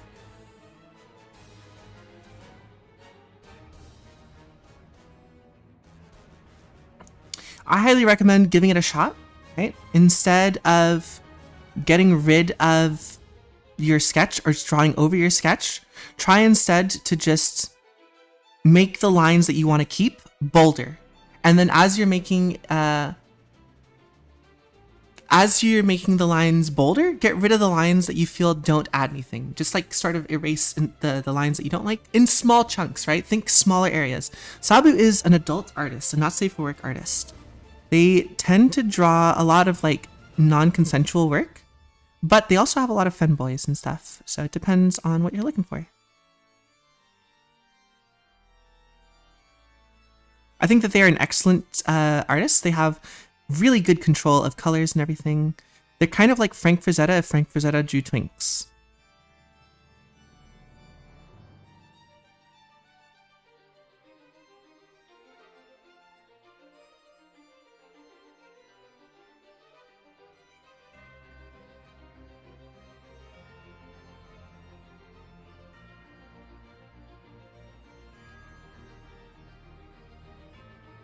But they do a lot of dark fantasy stuff.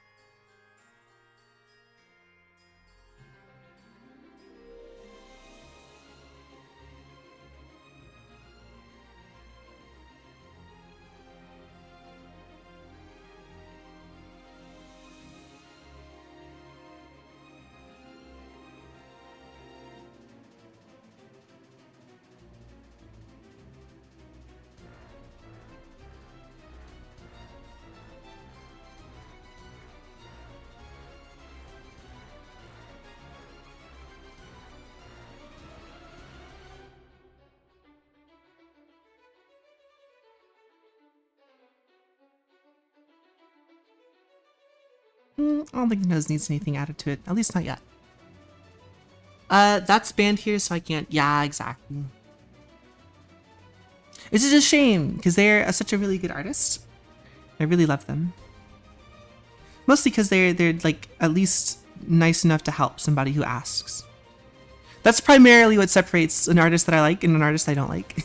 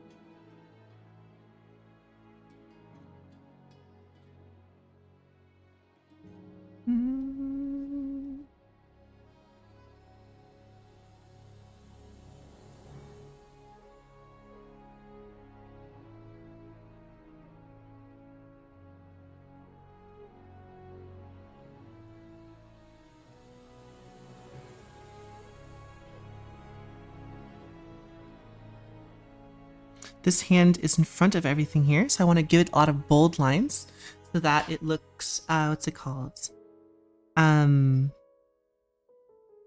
Separated from the other section.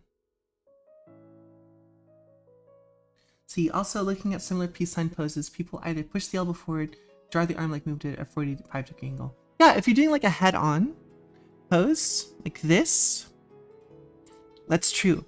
But Move also had the shoulder twisted, like this, I think. So when people do peace signs, I think they do it like this, right?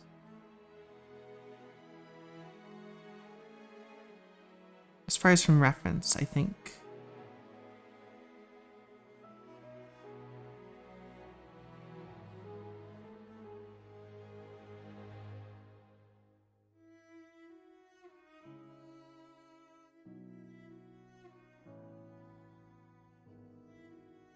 Something like that.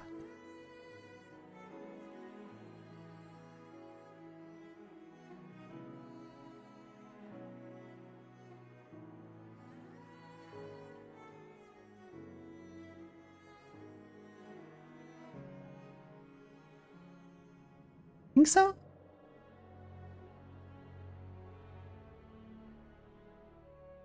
So we need to have the forearm turning in front of the arm.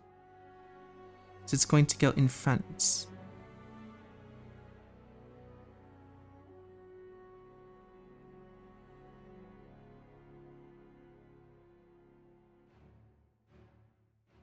Ah.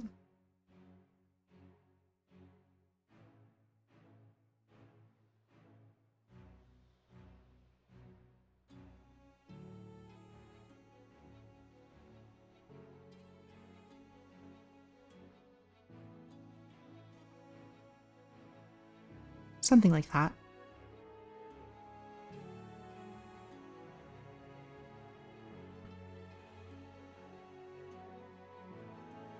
Probably more like this, though.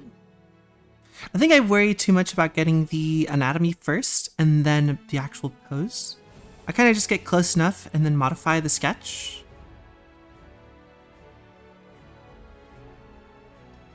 And then expand and do the whole process that I'm showing you guys down here.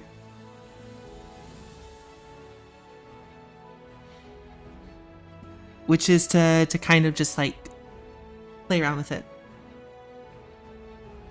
Good dynamics, like dynamic characters, are going to be less about poses necessarily. It's kind of just how you put objects in front of other objects.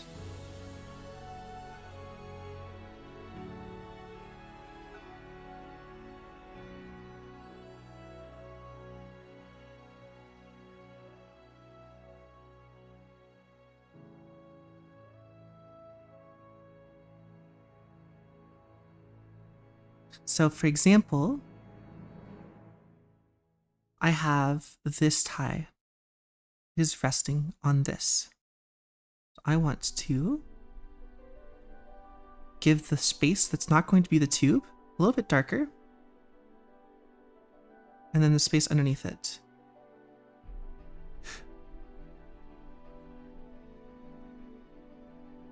And so this object is going to come away from the object behind it because the line is a little bit bolder.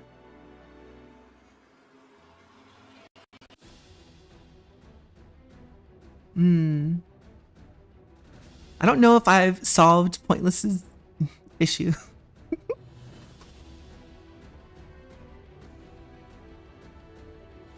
I think I have made the situation worse.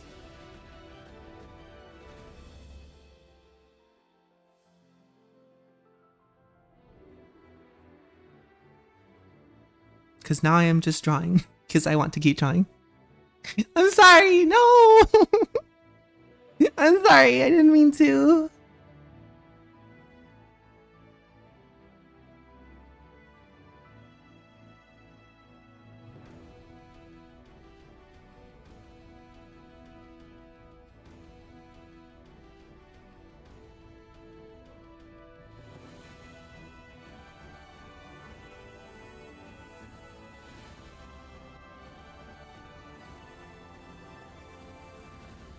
One problem became many, exactly. That's on me. I should have a better way to manage that.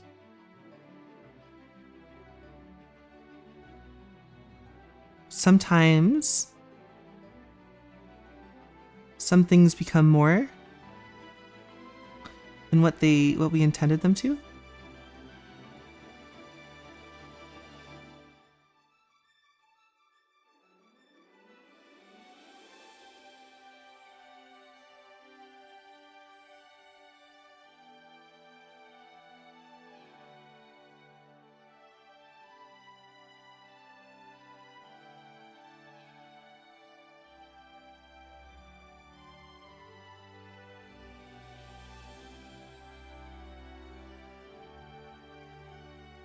He has very big hair.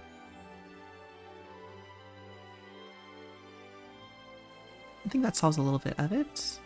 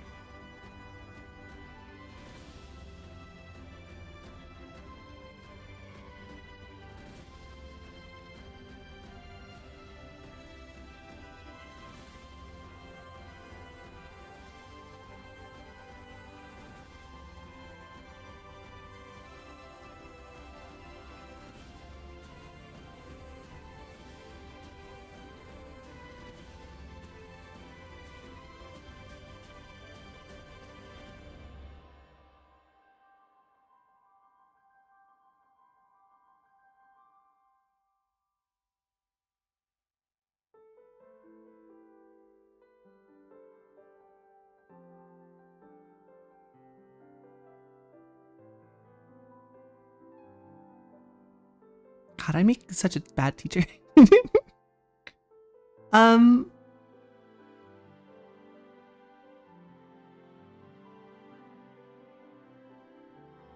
yeah.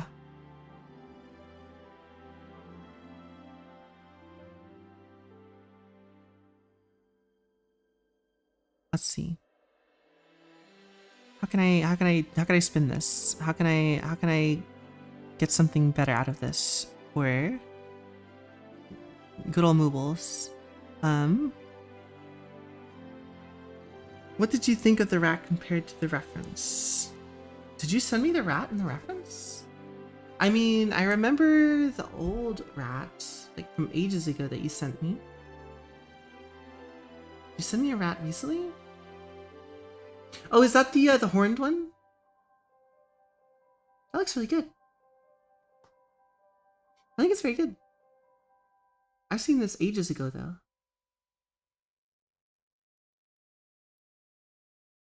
I think that's excellent. I think you did a great job of taking your time and finding out where all the lines were. I think what helped you is the scale of it, right? Because it looks like it's a fairly big drawing, and you've used a very thin line. Paint it, someone wants it as a tattoo. Yeah, you should. Did you share it in the... Horned rat. Yeah. So the way you would paint that is kind of just go underneath it and what's it called?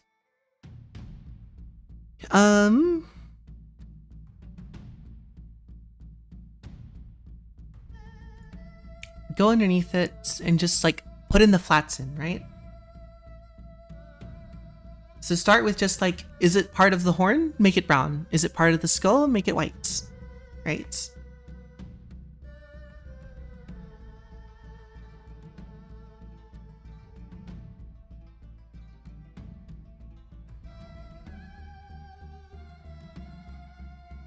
That's how I would start.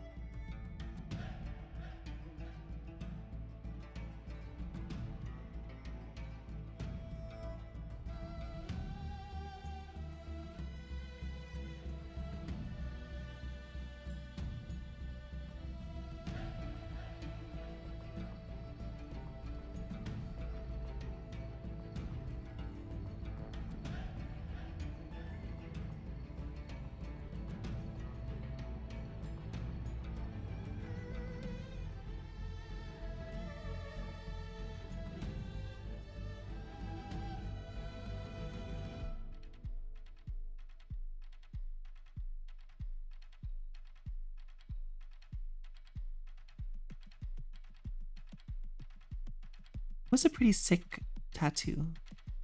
It would be a pretty sick tattoo.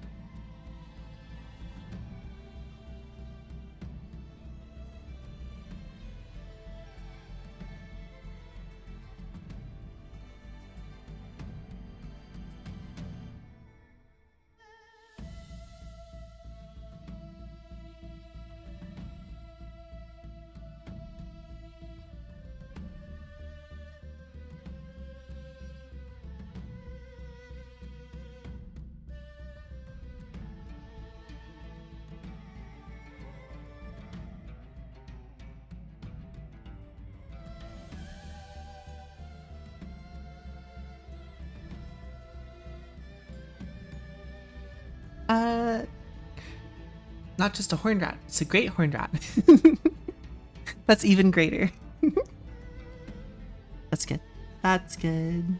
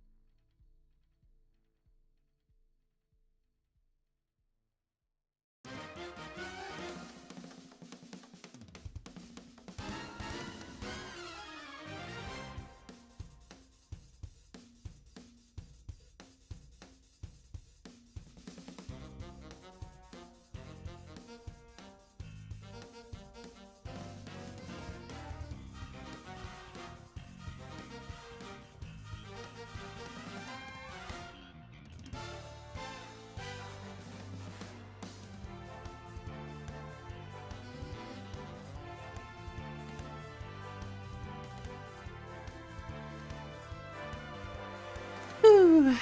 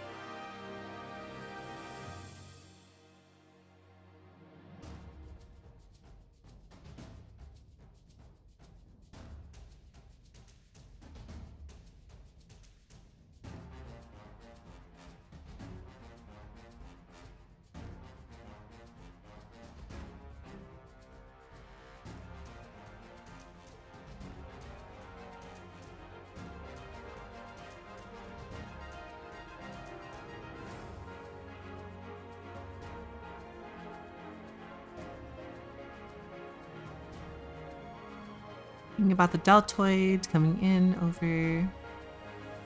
It's where the shirt's gonna come apart.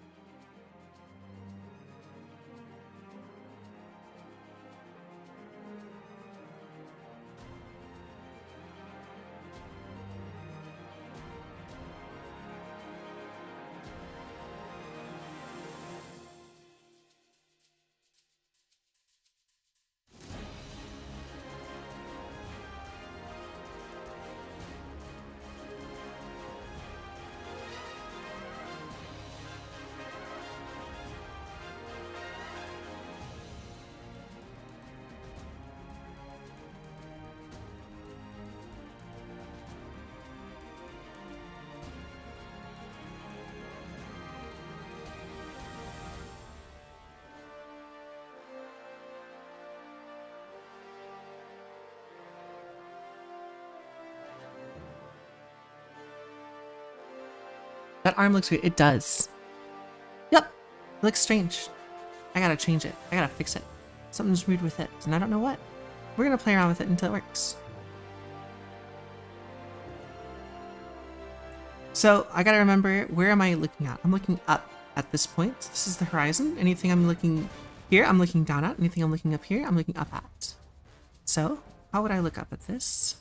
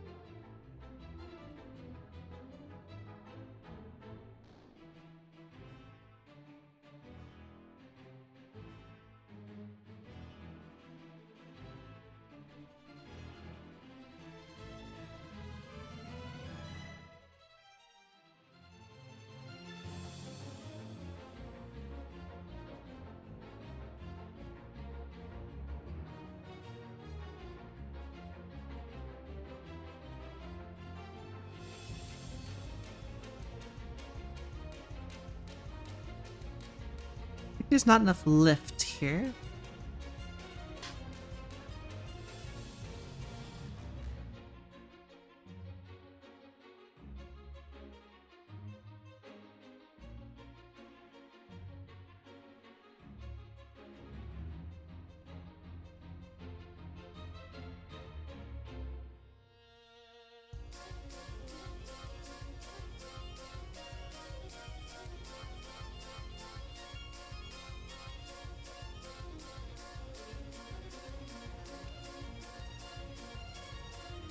tricep.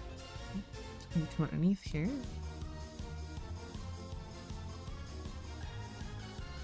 That's where the sleeve is going to start.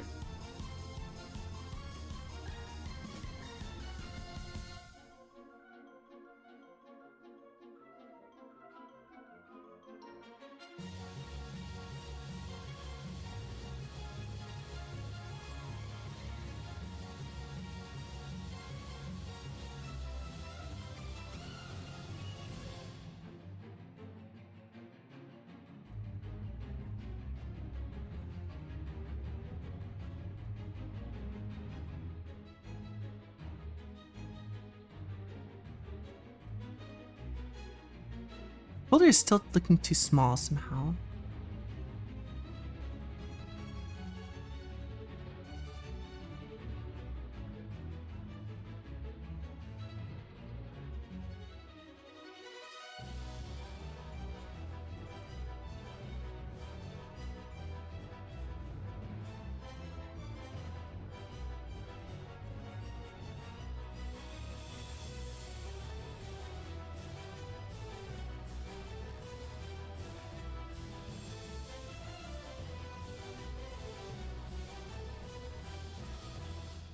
Tricky to find out when you're looking at the bottom of a cylinder and how to represent that in a couple of forms. I think the move needed was a quick overdrawing of the arm and you made it into more proportional. Got a little carried away with it. I did. I should not be doing this. One, because it's quite rude what I've done. I shouldn't be doing it. But I just felt the urge. Because now it's like a test for me.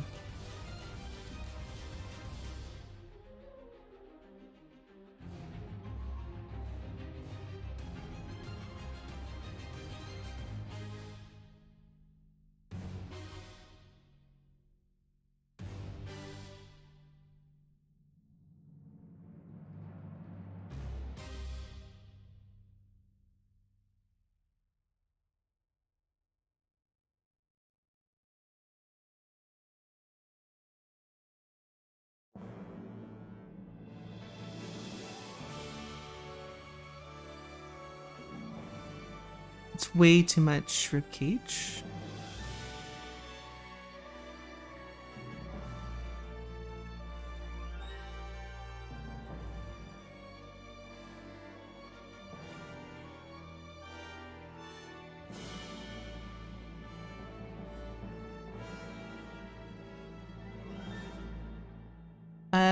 What you have done is rude. Yeah, I think it was quite rude of me to take your drawing and then just like completely redo the drawing, right?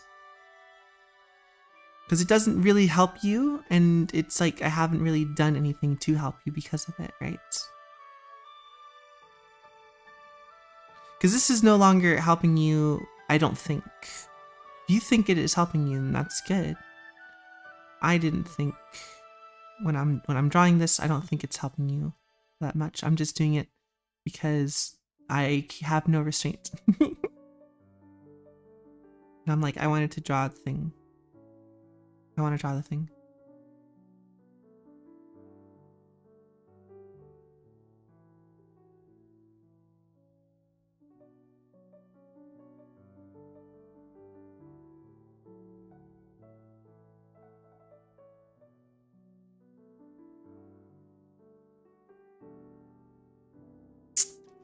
You made something with something I made. Iterative process, yeah. Which is why I'd like it for you to start seeing your art as an iterative process instead of like a one and done, just copy a trace or not copy a trace, but like look at it and copy it on the right side, right? Look, copy. Because there's not a ton of iteration that you can do on that. You can, damn it.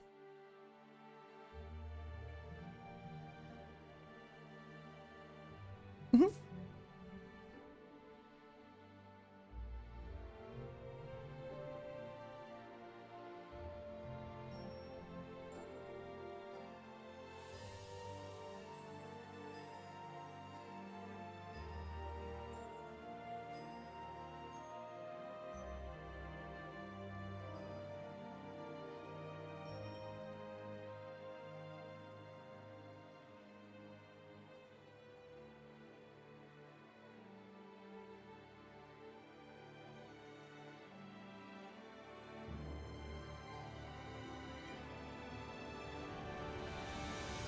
I always suck with this pose specifically.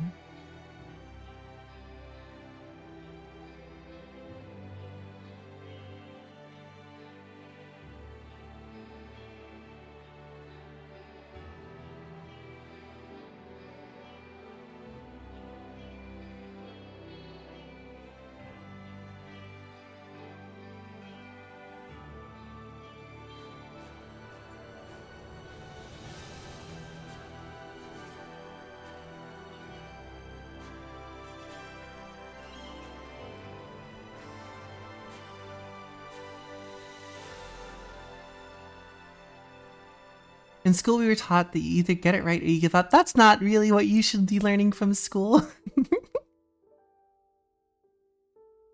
currently in the giving up phase. I think you should be in the... I am inspired to keep improving on my own phase.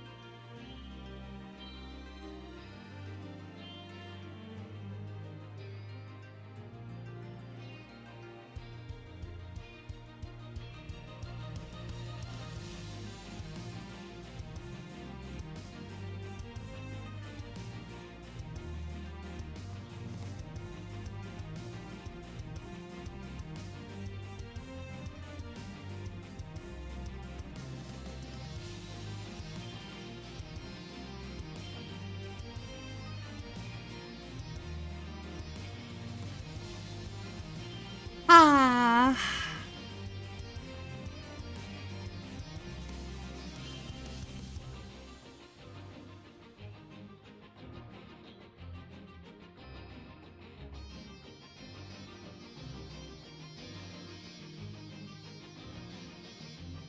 By the way, I'm hoping that it's a joke, but life in the giving up phase, usually that means like burnout.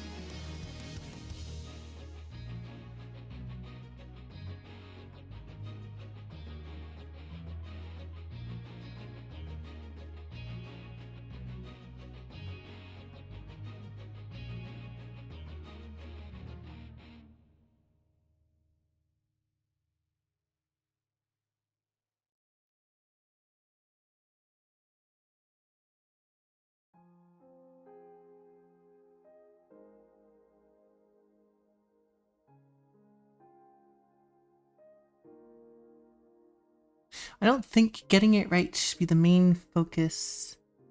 More like fucking up so many times and trying to learn from each mistake and then fucking up even more in the future. Exactly. Exactly. I'll be quite honest, Pointless. Your question really stumped me. I didn't have any idea what to do. And I still don't really know how to maybe answer the question of what to do. I think you could make it look better by... Well, I think you could make the hand look more correct by just making it bigger. Once it gets more than just like do a couple of quick changes or something, it goes kind of beyond the scope of a quick critique, which isn't on you, right? It is on me 100% for not being able to pull that together.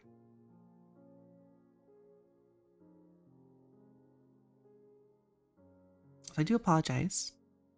Hope that this doesn't deter you, right?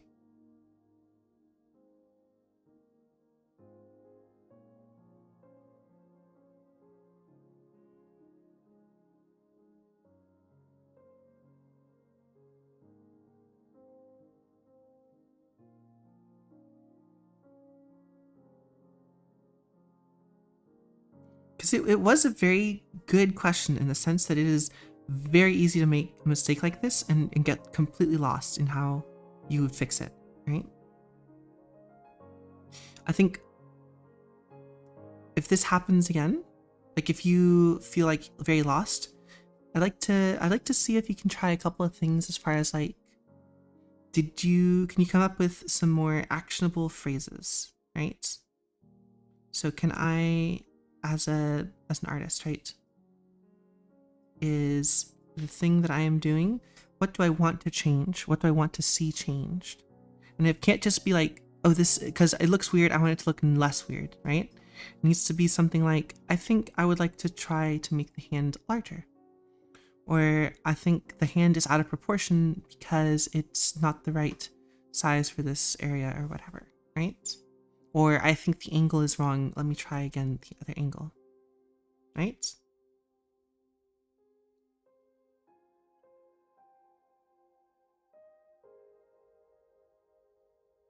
What the hell am I doing with this skirt pleating?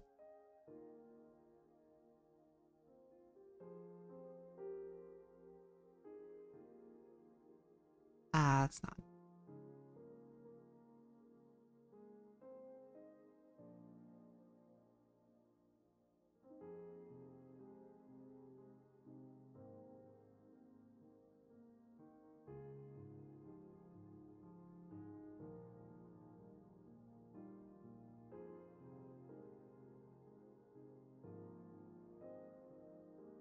I'm gonna try to get better at getting those kinds of like answers out of people who want critiques and stuff like that. Because it is one of those things that it's very easy to struggle with. It's like, okay, what do you think is wrong with the hand? And it's just like, well, it looks wrong. It's like, okay. And beyond that, how do you think it would be fixed? What's a good guess? Right? So that's, I think, on me for not having a good prep for that kind of stuff.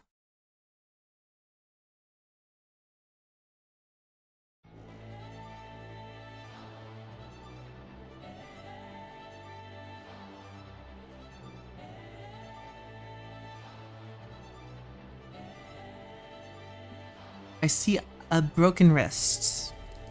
Wait, in mine?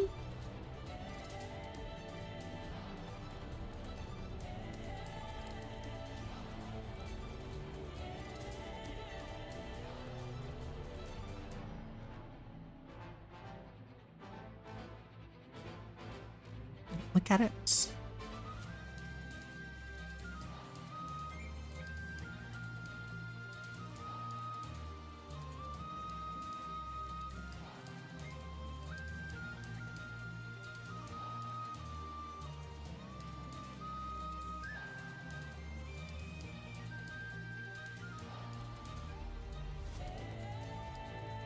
I think it looks fine.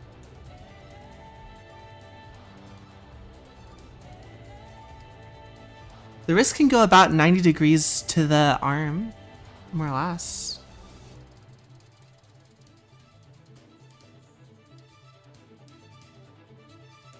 I'm not sure.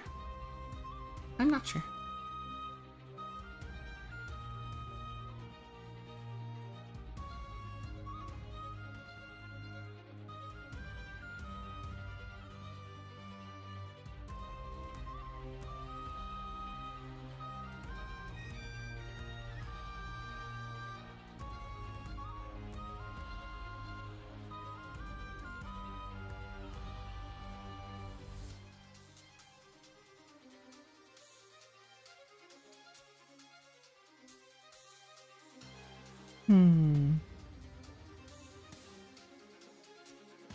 That's definitely where I would have to go and find some reference to figure out what's going on.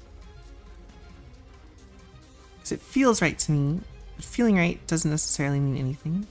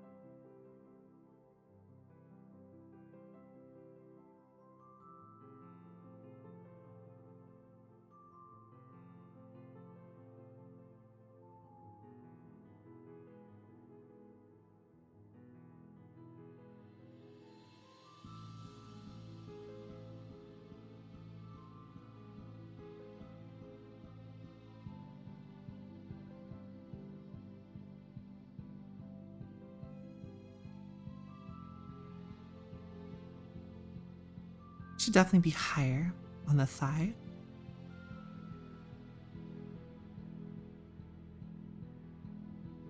So that's around where the knee is, where I have it now.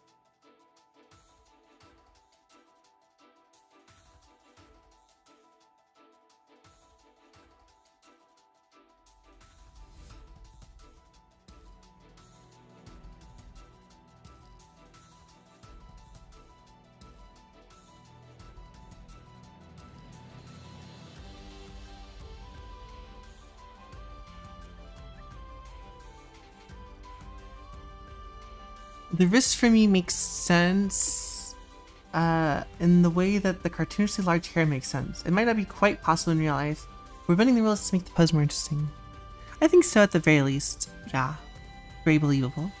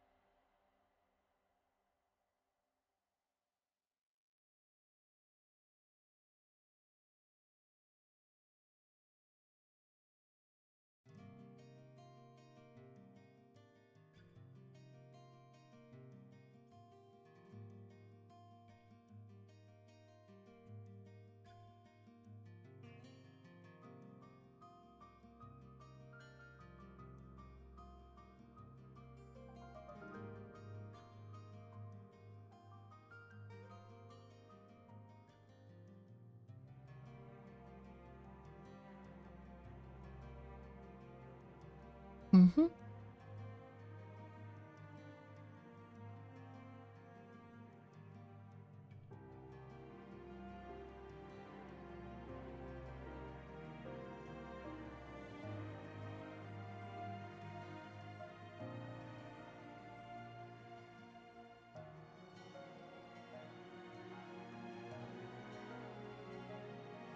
And more points. Why do you always seem to use red? More points? Oh. Red has a lot of contrast. If I need to, it's easier to blend into,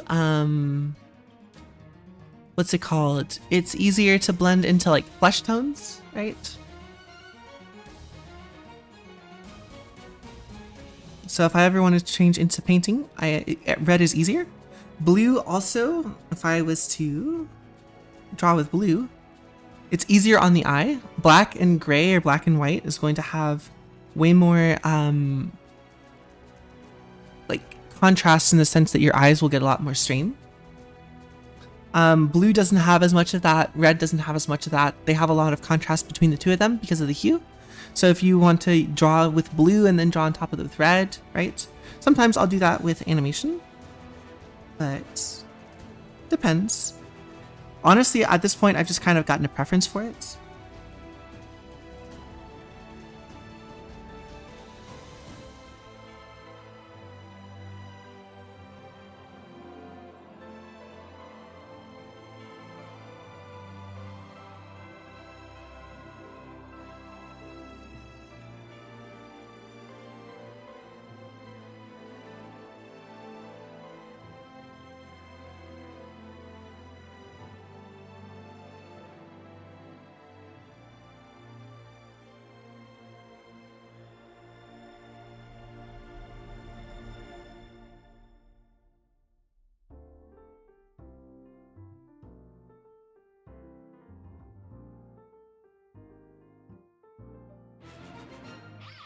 Give the baby treats. Oh, we're almost out of treats.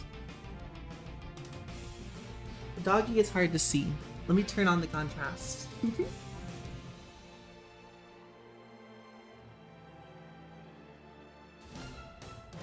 Wow, that is really hard to see. Well,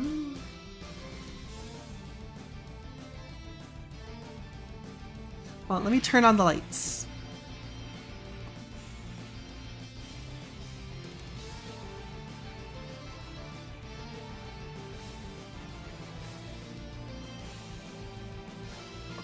Yep. Where'd you go? You are.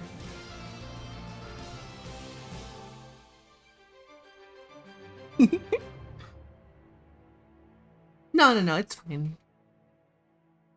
There should be a limit. There's like 10 per stream, more or less. At least if it's done the way I think it's done. If not, then he gets a couple extra treats. Who cares? You know, he's just a little baby.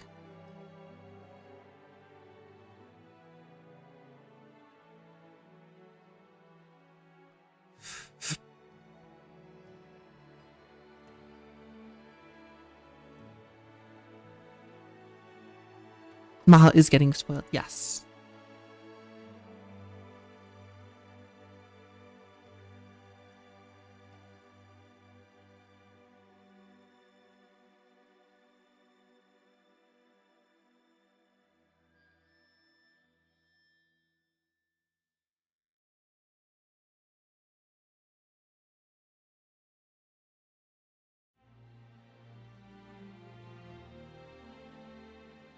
This doesn't really have it as much. It has a little bit of it.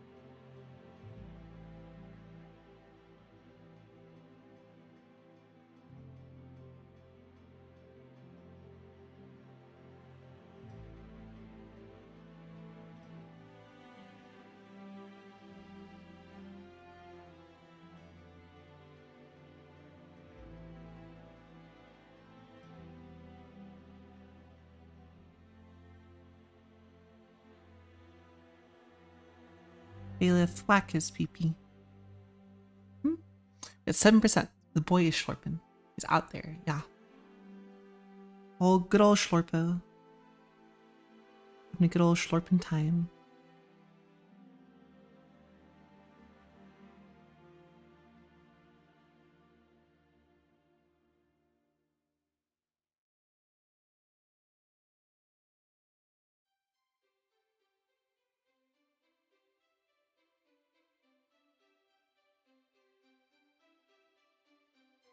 Good old phalanx. Works every time.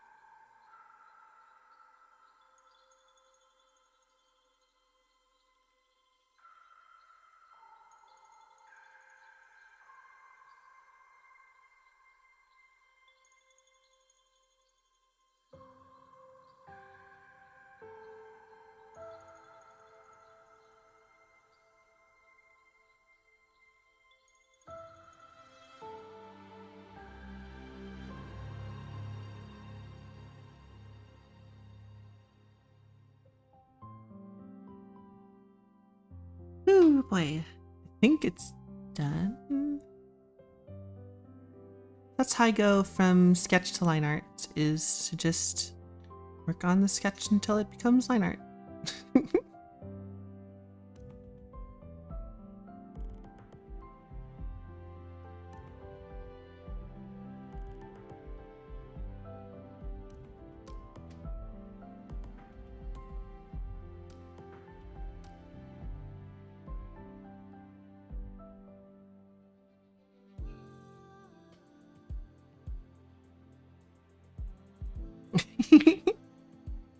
I'll head to bed now. Floyd was occupied with Kit, but now it's rapidly approaching my location. My process is wild? What do you mean it's wild? I think it's a pretty normal process. You guys not think so?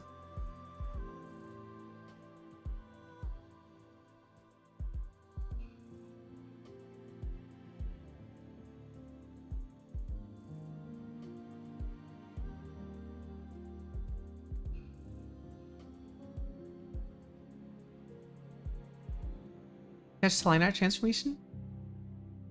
Yeah, because it's just there's a little bit of like thought towards ambient occlusion and stuff like that. And I'm thinking about values and forms. For the most part though, should be pretty straightforward.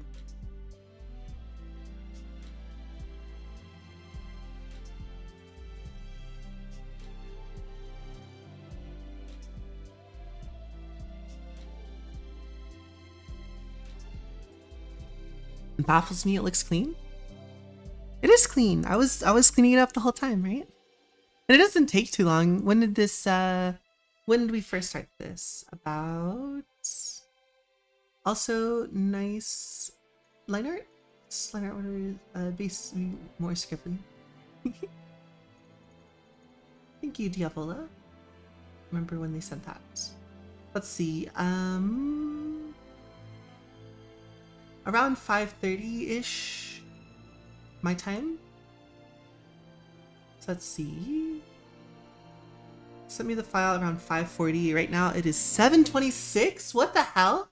It's been like an hour and 40 minutes. What the hell? That's unfortunate. I thought that didn't take hardly as long. It's because the sun is still out, right? And so I was like, it can't be that late.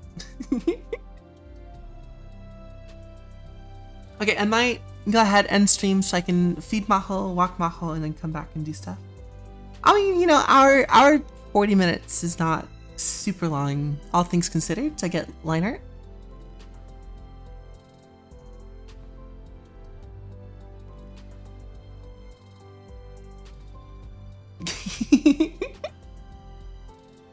I'm sure it would be faster if I was better.